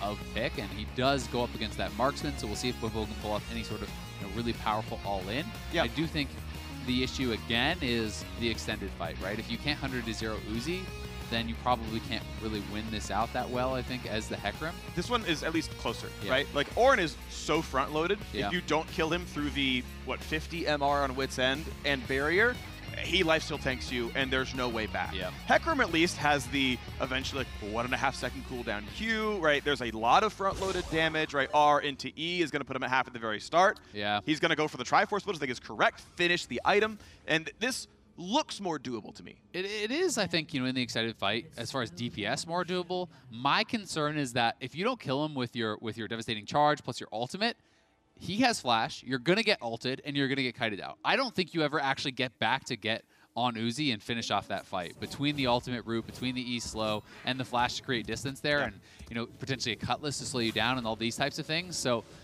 we'll see how they can play it out. It is going to be Ignite, the combat summoner advantage here for Whippo to help cut down that healing and help burst down his opponent, where Uzi is going for mobility this time around. So the shoe kind of on the other foot here. Yeah.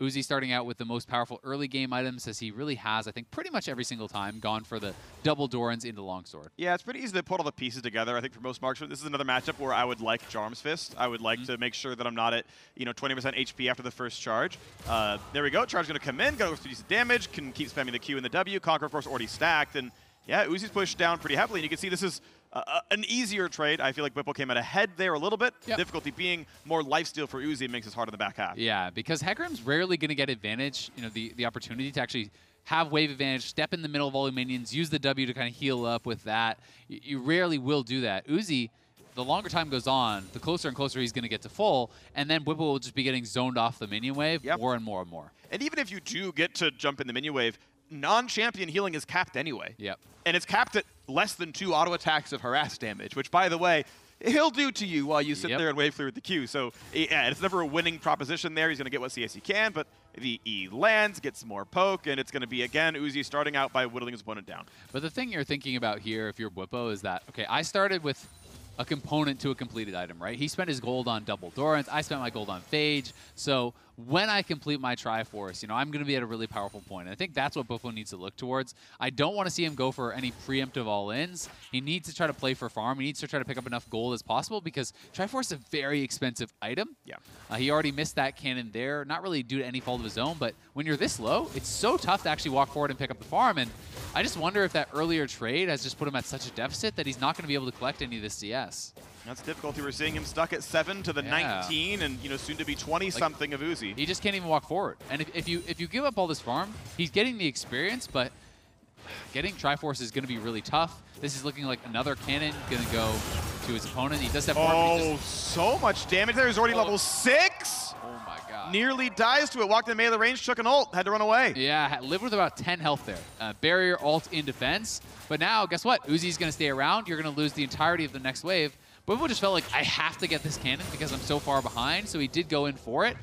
Uzi will take a turret plate, though, will recall very far ahead. Whippo is going to have to be hoping that he can get something done later on. And, maybe thinking, hey, I don't even know if I can get to Triforce, so he did pick up a Doran's, kind of making a little bit of a sidestep away from that, feeling like he needs combat power now because Uzi's itemization is just ridiculously better when you look at double Doran's, double longsword, and the tabbies. Yeah, and I actually kind of like Tabby's being picked up right here, just to kind of have the move speed lead. Yep. It's one of the ones where I actually think it's going to be worthwhile. It sort of cements his advantage. You can keep kiting the Hecarim. You're going to run fast most of the time. Going to try for the play right here. Oh, missed cannon. Goes for the big E, though. This is a decent chunk of damage as the health relic comes down, but again, you can't fight him underneath the turret. They both get the missing health damage across. Again, they trade back to about half HP each, but the sustained lead goes to Uzi. My problem with taking these trades at all for Whippo, though, is that once you're low, it's like trading like this is actually just bad for him, right? Because Uzi is going to sustain up off the wave. Uzi has the range advantage. So unless you think you have critical 100 to 0 damage, I think you should only use your health to farm.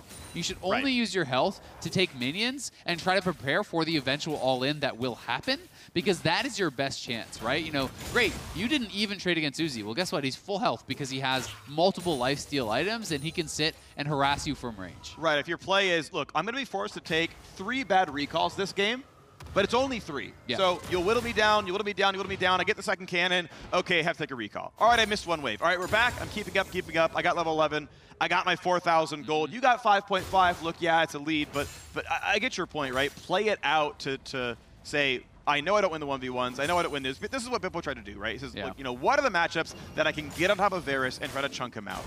The first trades looked good, but he got him to half and then had to back off because Uzi got back to his turret. An even trade is just always negative because you're waiting for those cooldowns while he's just auto-attacking the minions and healing back to full, right? Yep. So Whippo still has a chance to win this, but it is about the lethal fight. It is about that 100 to 0 style of play.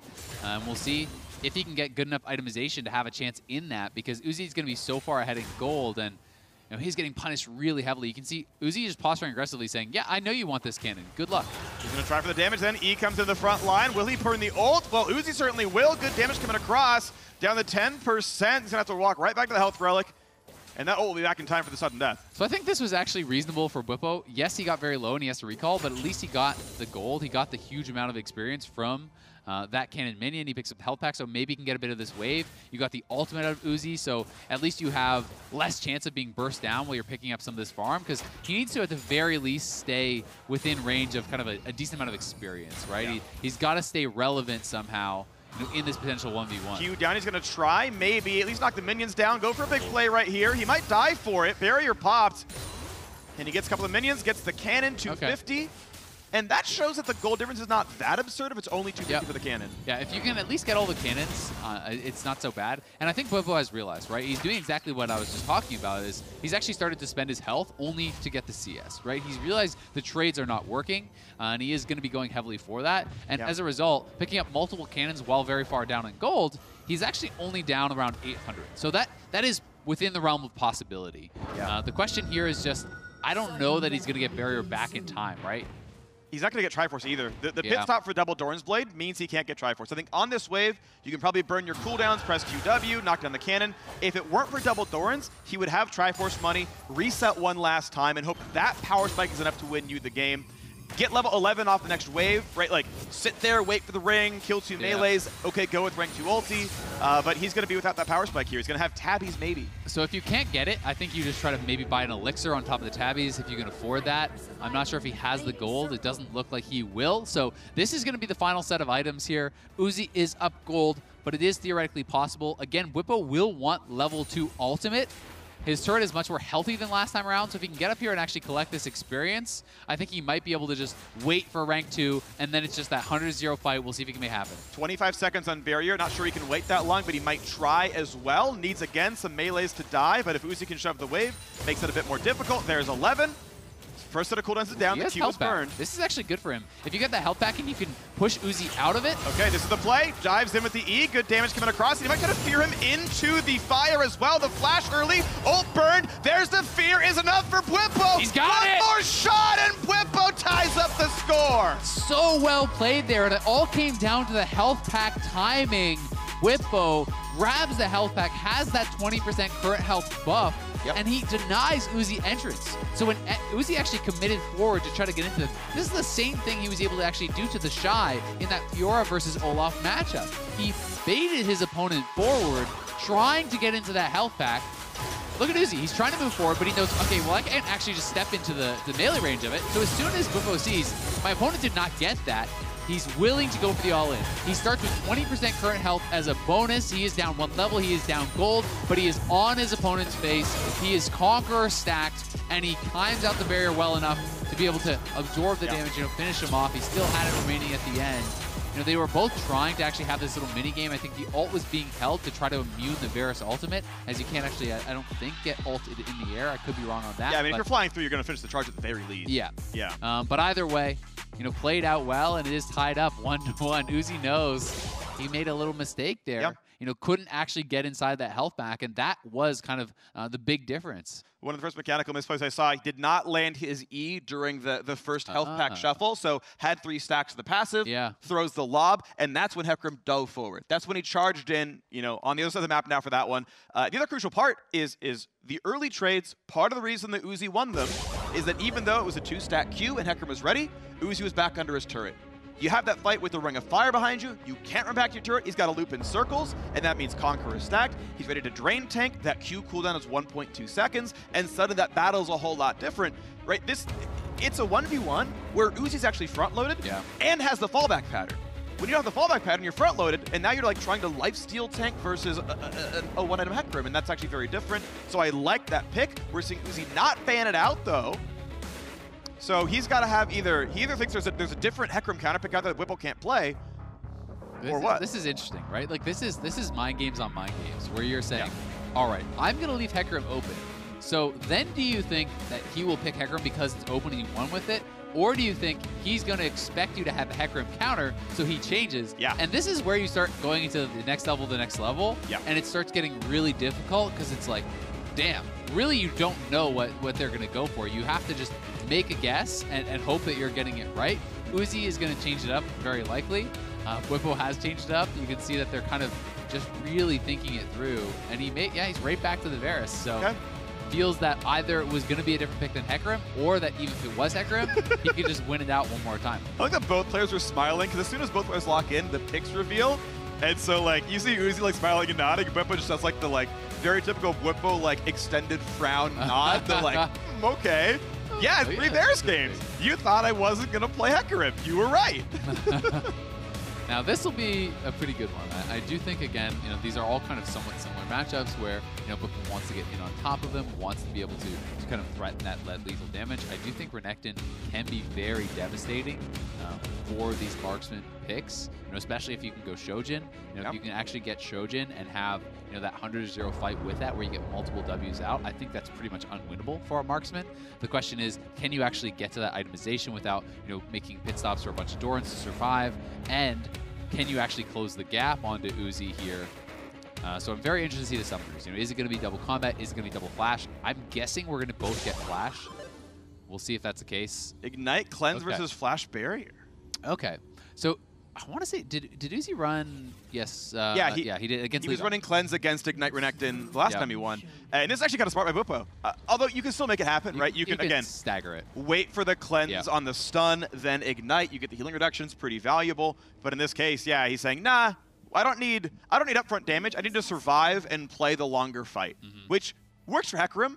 I don't know if it works for Renekton. It will if it's Shojin Renekton, which he has the components for, but it could also just be Cleaver. Yeah, it could be Cleaver, but I don't think so. I think it makes not as much sense. And after having talked to Whippo, he has kind of thought about this stuff, thought about the fact that, hey, Black Cleaver maybe not really as needed because a lot of these people aren't stacking armor. When you're going up against marksman, people are just building Black Cleaver because they're on autopilot.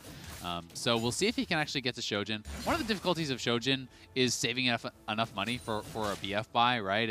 And feeling like, okay, well, can I actually survive long enough and farm long enough to be able to get to that mark? Dodge the E.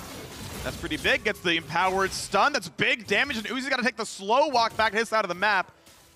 And that's one of those situations where, like, actually, it turns out if you got Ignite, you'd at least force the cleanse and get a little tick of damage, but Whippo suddenly has lane priority. Yep, but either way, you're going to be feeling really happy about it, right? You're going to be feeling really happy about the fact that you actually got a dominant enough trade that it wasn't just Uzi pushing you back on the end of it and then gaining minion control. Going in. Wow! Jeez, flashed for the empowered stun, trades it with the cleanse. I actually really like that trade because I think that now at level 6, there's a timing when you hit 6, you have no flash, but he has no cleanse. If he ever approaches the wave and you E on top of him, I think he's just dead. Because with your ultimate, if you've gotten in on top of him and you land the stun, you don't actually need that flash anymore. You can just take him down. So great couple early minutes here from Whippo, who I think is playing this out so smart. And I'm going to be curious to see what the buy is. Does he have enough gold? Okay, so he could just be sitting on the rejuve, be grabbing that longsword to go towards Shojin. It could also be something like Tiamat, but I think he would have had more gold, so I think he could have potentially picked up a second longsword. I'm not really sure exactly where he's sitting gold-wise because the cannons are worth so much. It's a little bit confusing. All right, well, moving up forward as the wave gets cleared away, Uzi actually comes out of this one with a pretty nice set of CS. No armor health on his build just yet, and again, that's always something that I'm concerned about because I really do think Jarm's Fist is awesome. But he is not going for the more defensive build. He's gonna pretty much hope he can survive the sort of Renekton initial damage onslaught as Uzi shoves the wave down. Whippo sits in the wave, sits he just in the brush. needs 6, and then he could go. If Uzi steps up, I think there's the potential. Yeah, well, now nothing to slice and dice through, so he's got to wait at least for this wave to come in. Uzi, of course, sitting on the far side, but how much are you willing to risk this? Base move speed, of course, is higher for Renekton. Yeah, I mean, it's scary, right? This is a Varus with Ignite and Ultimate up. Definitely, if Whippo has that buff, you could look for it. Not able to catch him just yet, so if you go for that all-in and you fail with ult there and ignite there, Uzi can return so much damage and potentially just burst you down. So, of course, it is very, very scary, but Flash is a longer cooldown than Cleanse. So, if you wait too long, pretty much now you have to wait for your Flash before you try again because Uzi is going to have the summoner advantage. So, Whippo has missed that window. It doesn't mean he's doomed or anything like that, but, it does mean he should likely wait for the next 45, 50 seconds, whatever it is, until that Flash is up. It looks like 50 right here, so we'll wait that one out and see if he can keep up in farm until that happens. Keep in mind, he won the last game with a pretty big farm deficit and just took the matchup in the all-in, and it was just fine for him. Yeah. Pushing down. Turret damage not likely to be the winner in this one. And the early game is going so much better. It's not as though he's been forced to kind of make a pit stop for the double Dorans or anything like that. The wave clear on Renekton is A, much safer, and B, much more powerful than it is on the Hecarim. You can kind of dash in and clear it out with that EQE is going to work almost every time. Doing a lot of these long-range, edge of the radius Qs to catch a minion or so. It's a fairly short cooldown. He's got it back already, and Minion waves keep getting pushed in. Uzi knows he has the cleanse. Bwipo about to have the flash back. And again, dives in. AoE, but this time can't get the caster, so 75 gold missing. So this is going to tell us exactly what he's going for now. I think this next recall, he should have BF gold for sure if he wants to go for that Shojin. Uzi's going to be in this 100%, so Bwipo likely won't go for it.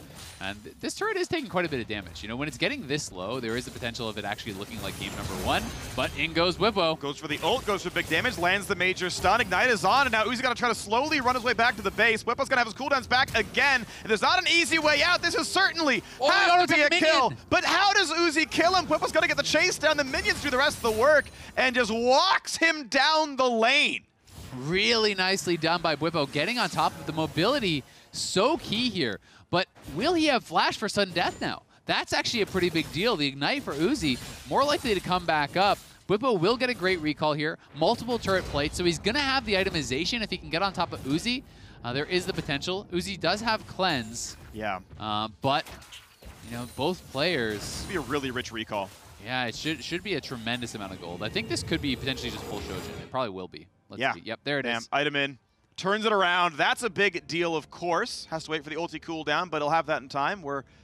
Damn, that is a really good buy. Yeah. Shojin plus tabbies. So now you have the mobility, you have a little bit more tankiness, and you have the ability, when your ultimate comes back up, to have a combo with multiple stuns. And that is almost insurmountable for Uzi. If you get ulted on, you cleanse the first stun, and you get stunned again, I think the game is just done. So the ball feels like it is in Bwipo's court. I think that Uzi is going to have to find a way to make something happen before ultimate and the cooldowns come back up for Bwipo. If you get stuck in the Ring of Fire, it feels nigh unwinnable. I'm not sure you can 100-0 him, but if anyone could do it, it would be Uzi. All right, Uzi starting with some of the poke, and he's going to go for some turret damage. And I start to think that maybe you really want to put the turret health in, because if you get that down to the last plate and the plates fall off, you have that little window.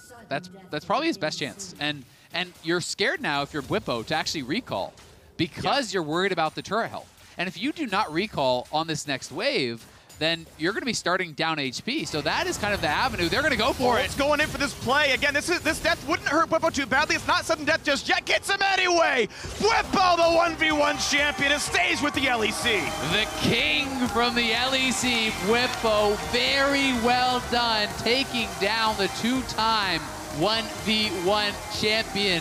It is the top laner here. Spear of Shojin Renekton chasing down Uzi, knocking him down with 3 unique picks in the finals. He beat the Shy. He beat Uzi. This guy was a monster all tournament long, and he deserves it. Absolutely deserves it. Bwipo, certainly one of my favorite players, maybe my single favorite LEC player. Couldn't have happened to a nicer man, I think. This is awesome. Grats, Bwipo. Took down Uzi. Said, you know what? I'm going to think about your matchups. I'm going to figure out what's better against you. He was right. Got the melees in there. The fighters took down Varus. And for more from the new 1v1 champ, let's hand it down to Shox for an interview. Here I am with your All-Star 2019 1v1 champion, Bwipo. Wow, congratulations. You took down Uzi. First up, how cool is it to take home this trophy here at All-Star? Really cool. I'm really happy. I ordered the caps to make sure that the LEC kept the trophy home, so here we go. We all appreciate it. So tell me about this best of 3 for Uzi, which is obviously very, very difficult. Specifically, the last game, your adaptations with the defensive summoners, with that last buy. Tell us all of it. I think I realized that Barrier is a bit overpowered in the sense that most champions run out of gas. So I figured, yeah, Varus is like a high burst champion, and then he runs out of gas. So if I just Barrier most of his burst, I should be okay. And then I went back to my old strat. So Ornn going all in didn't work out. So I picked something that was a bit stronger all in. Did you talk to him at all during the 1v1? I know usually you guys can. He was dead silent. And after the second game, I was like, wow, he's really good at Varus. So even though I won the second one, I was like, wow, you're so good at Varus. But other than that, there was no words exchanged. What can you give as a tip for people at home that want to beat their friends in 1v1s? Just Barrier or anything else?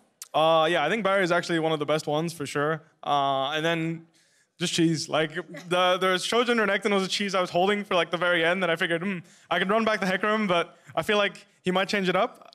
So I just decided to pull out my strongest strat, which was the Shojin Renekton, because if people didn't read the patch notes, it's still on ARAM. So even though we're playing on 9.20, like the new patch, Shojin was still in the game, so I could have used it on Renekton.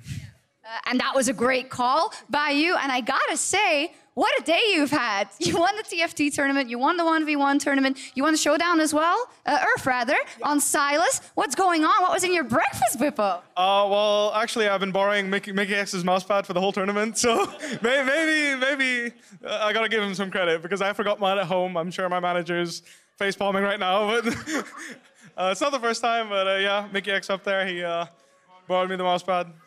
All right, it's all in the mouse pad. I think you might just be a really good player as well, but hey, that's neither here nor there. Congratulations, one more time for your 1v1 All-Star champion, Bippo. Awesome, back over to you. Thank you, Shocks. Well, blessed be this day of Bwippo here at All-Star 2019. I'm stealing that mouse pad. I don't know what's in All there, right, but and Mickey X's I'm getting the diamond, I tell you. That's my strat. What an incredible victory here over 3 games, dropping the first to Uzi and then running it back. I did not expect us. Oh, hi, Shocks. Oh, yeah. Okay, yeah. Okay, no, just, okay. you know, right through there. Yep. What That's how that works. About? TLDR, what's going just, on? you know, we're talking about that impressive run by Bwippo there in the finals and how he's taking it all day in and day out. What do you think of his run in finals? I didn't think it was going to happen because he was up versus the Shy to start today, but he's such a versatile player. Yeah. And yeah, I'm happy, of course. Really It was nice close. football. That game two. That game two with the Hecarim Vivaris. We were sitting here, and we were definitely convinced it was Doom. Game 2, we saw the Renekton trades, we saw that Spear Shojin finish, or Game 3 rather. We were like, it's gonna happen. But after Game 1, into the Hecarim, into watching Uzi, this man does not sweat. It's like he knows everything. He knows when he's alive. He knows. I've never seen someone more unfazed, totally and completely by anything his opponent is doing. He did say after the Shy win that he's really good at adapting in these 1v1s. Like, he really reads what his mistakes are and then adapts on them, and I think you saw that throughout this best of 3. Yeah, I mean, honestly, Bwippo has, in my opinion, been the most exciting player to watch over the course of the 1v1 tournament with his unique picks. And then, of course, as he mentioned, some of those adaptations, holding on to some of those little tweaks that he was going to make. Renekton's been played plenty, but making sure that he gets that Shojin, that early kill, to have enough gold to get the items he needed in order to finish it off was very important. Yeah, trading his health for a cannon minion right at the very end before sudden death would happen. This one, not just full turtling, because then Uzi might have been able to take the turret, gets this clutch kill, recalls at the right time, and then in another kind of important way, right at the very end, Uzi was pressuring the turret and preventing the Bwippo recall, but rather than getting poked out more, since there's no way he was going to be able to recall to base, he just all-ins with his Shojin because he could win. So Bwippo kind of the outsmart in terms of knowing the meta and knowing when to go in, and that's why he deserves this win. And Uzi denied his 3rd title. Yeah. Kind of a heartbreaker because it really looked like that was going to be the reconquering of the trophy for him. A bit of a heartbreaker, but I think it is still important to acknowledge that he's the only 2-time 1v1 champion winner. He's made it to the finals yet again, and so by all accounts, still the most decorated in that 1v1 and a formidable opponent. Well, the one you want to beat if you're going to do it. He exists in his own meta. Because I was upstairs, I was talking to Mickey X and Caps, and they're like, wait, is this champion actually good in 1v1? And they're like, well, we didn't think so. No, at all. And then there's Uzi smashing people with, like, Callista. Are you kidding me? And I went, nope, there's Callista. It's good if you're Uzi, not if you're anyone else. He exists in his own world. He doesn't not only play 80 carries, but any 80 carry becomes viable in a 1v1 if Uzi's playing it. That's what my lesson was. And then, of course, importantly, the title and the trophy stays in Europe. Stays in Europe, and we get one up on the LPL at least this year. Well, I know that that whole squad, the EU squad, was talking about how they actually had been training together for it, and that, for people like Yankos and Bwippo, they were, at first maybe in it to help Caps defend his title, and then, the responsibility was kind of placed on them once he was eliminated. And I want to give some credit to Caps, because before this started, Caps was like, can I go over to the PCs that the fans can use and get on TR and help Bwippo warm up? It's like 2 minutes away. He's like trying to figure out if he can run over and get a couple practice rounds in with Bwippo. He's like, they can't stop me. I'm going to do it. I'm going to back him up. We're like, okay, dude, like it's going to be okay. He's right there. It's 2 minutes away. You don't have time. But that's the kind of support and like friendship I love to see between players, even on different teams. The LPL may have won the last 2 world titles. But look, they may have. The LEC has won the last 2 1v1 titles. Definitively. If you look at like the net score of All-Star, I feel like EU it's like won. Bwippo 7. I feel like you're marking that number. No. Well, I mean, in this one, I feel like Bwippo outdid every other region by himself. He won every game mode. Yeah, it's true. You did well. I'm just going to get one more biased comment in before the end of the season. Do it. All right, fair enough. It is important to note that this is the end of competitive League of Legends for 2019, but what better a way to end it than here in Vegas, celebrating some of the best players, some of the best plays, and some of the best game modes. Can you believe there's another competitive year on the books and how crazy it was? Give me like a week's vacation, and I'm ready to hit the ground running again. There's basically a decade of competitive league in the books. There is basically. Mostly. Next year. Turning over next year, 10th anniversary of competitive League of Legends. That's going to be pretty sweet. So, Shocks, would you like to do the honors with me? I would like to. Now for ourselves, the casters, the entire live broadcast crew, thank you for watching. And as we go, here's a look at the Axe Big Moves for the 2019 All-Star event every single time. Otherwise, we'll see you for the 2020 League of Legends season. Good night. Another spectacular year of League comes to a close here in Vegas as all our stars celebrate with TFT, more show matches, and the last of the 1v1 bouts. We got this, guys! This is our turning point! Never mind. We 干嘛？你可以救我吗？对面！ Oh, we can fight. I'm in some place. Okay, we win. Okay, we win. I want clean 90-degree angles on those push-ups. I want the butts level. Go! Let's go! I feel good! I feel good! He can't take it! He's running out of juice! Oh! Nice. Nice, people. You win 1-1. I will go live. Oh. Congratulations, Weep. Yeah, Whippo getting his first win of the final day of All-Stars. The players are in their seats. Are you ready, Shocks? I think I'm ready. All right. Let's get the party started! Mind you, Whippo still isn't level 11. That turret's about to die. I think it's just gone. He's going to win my turret!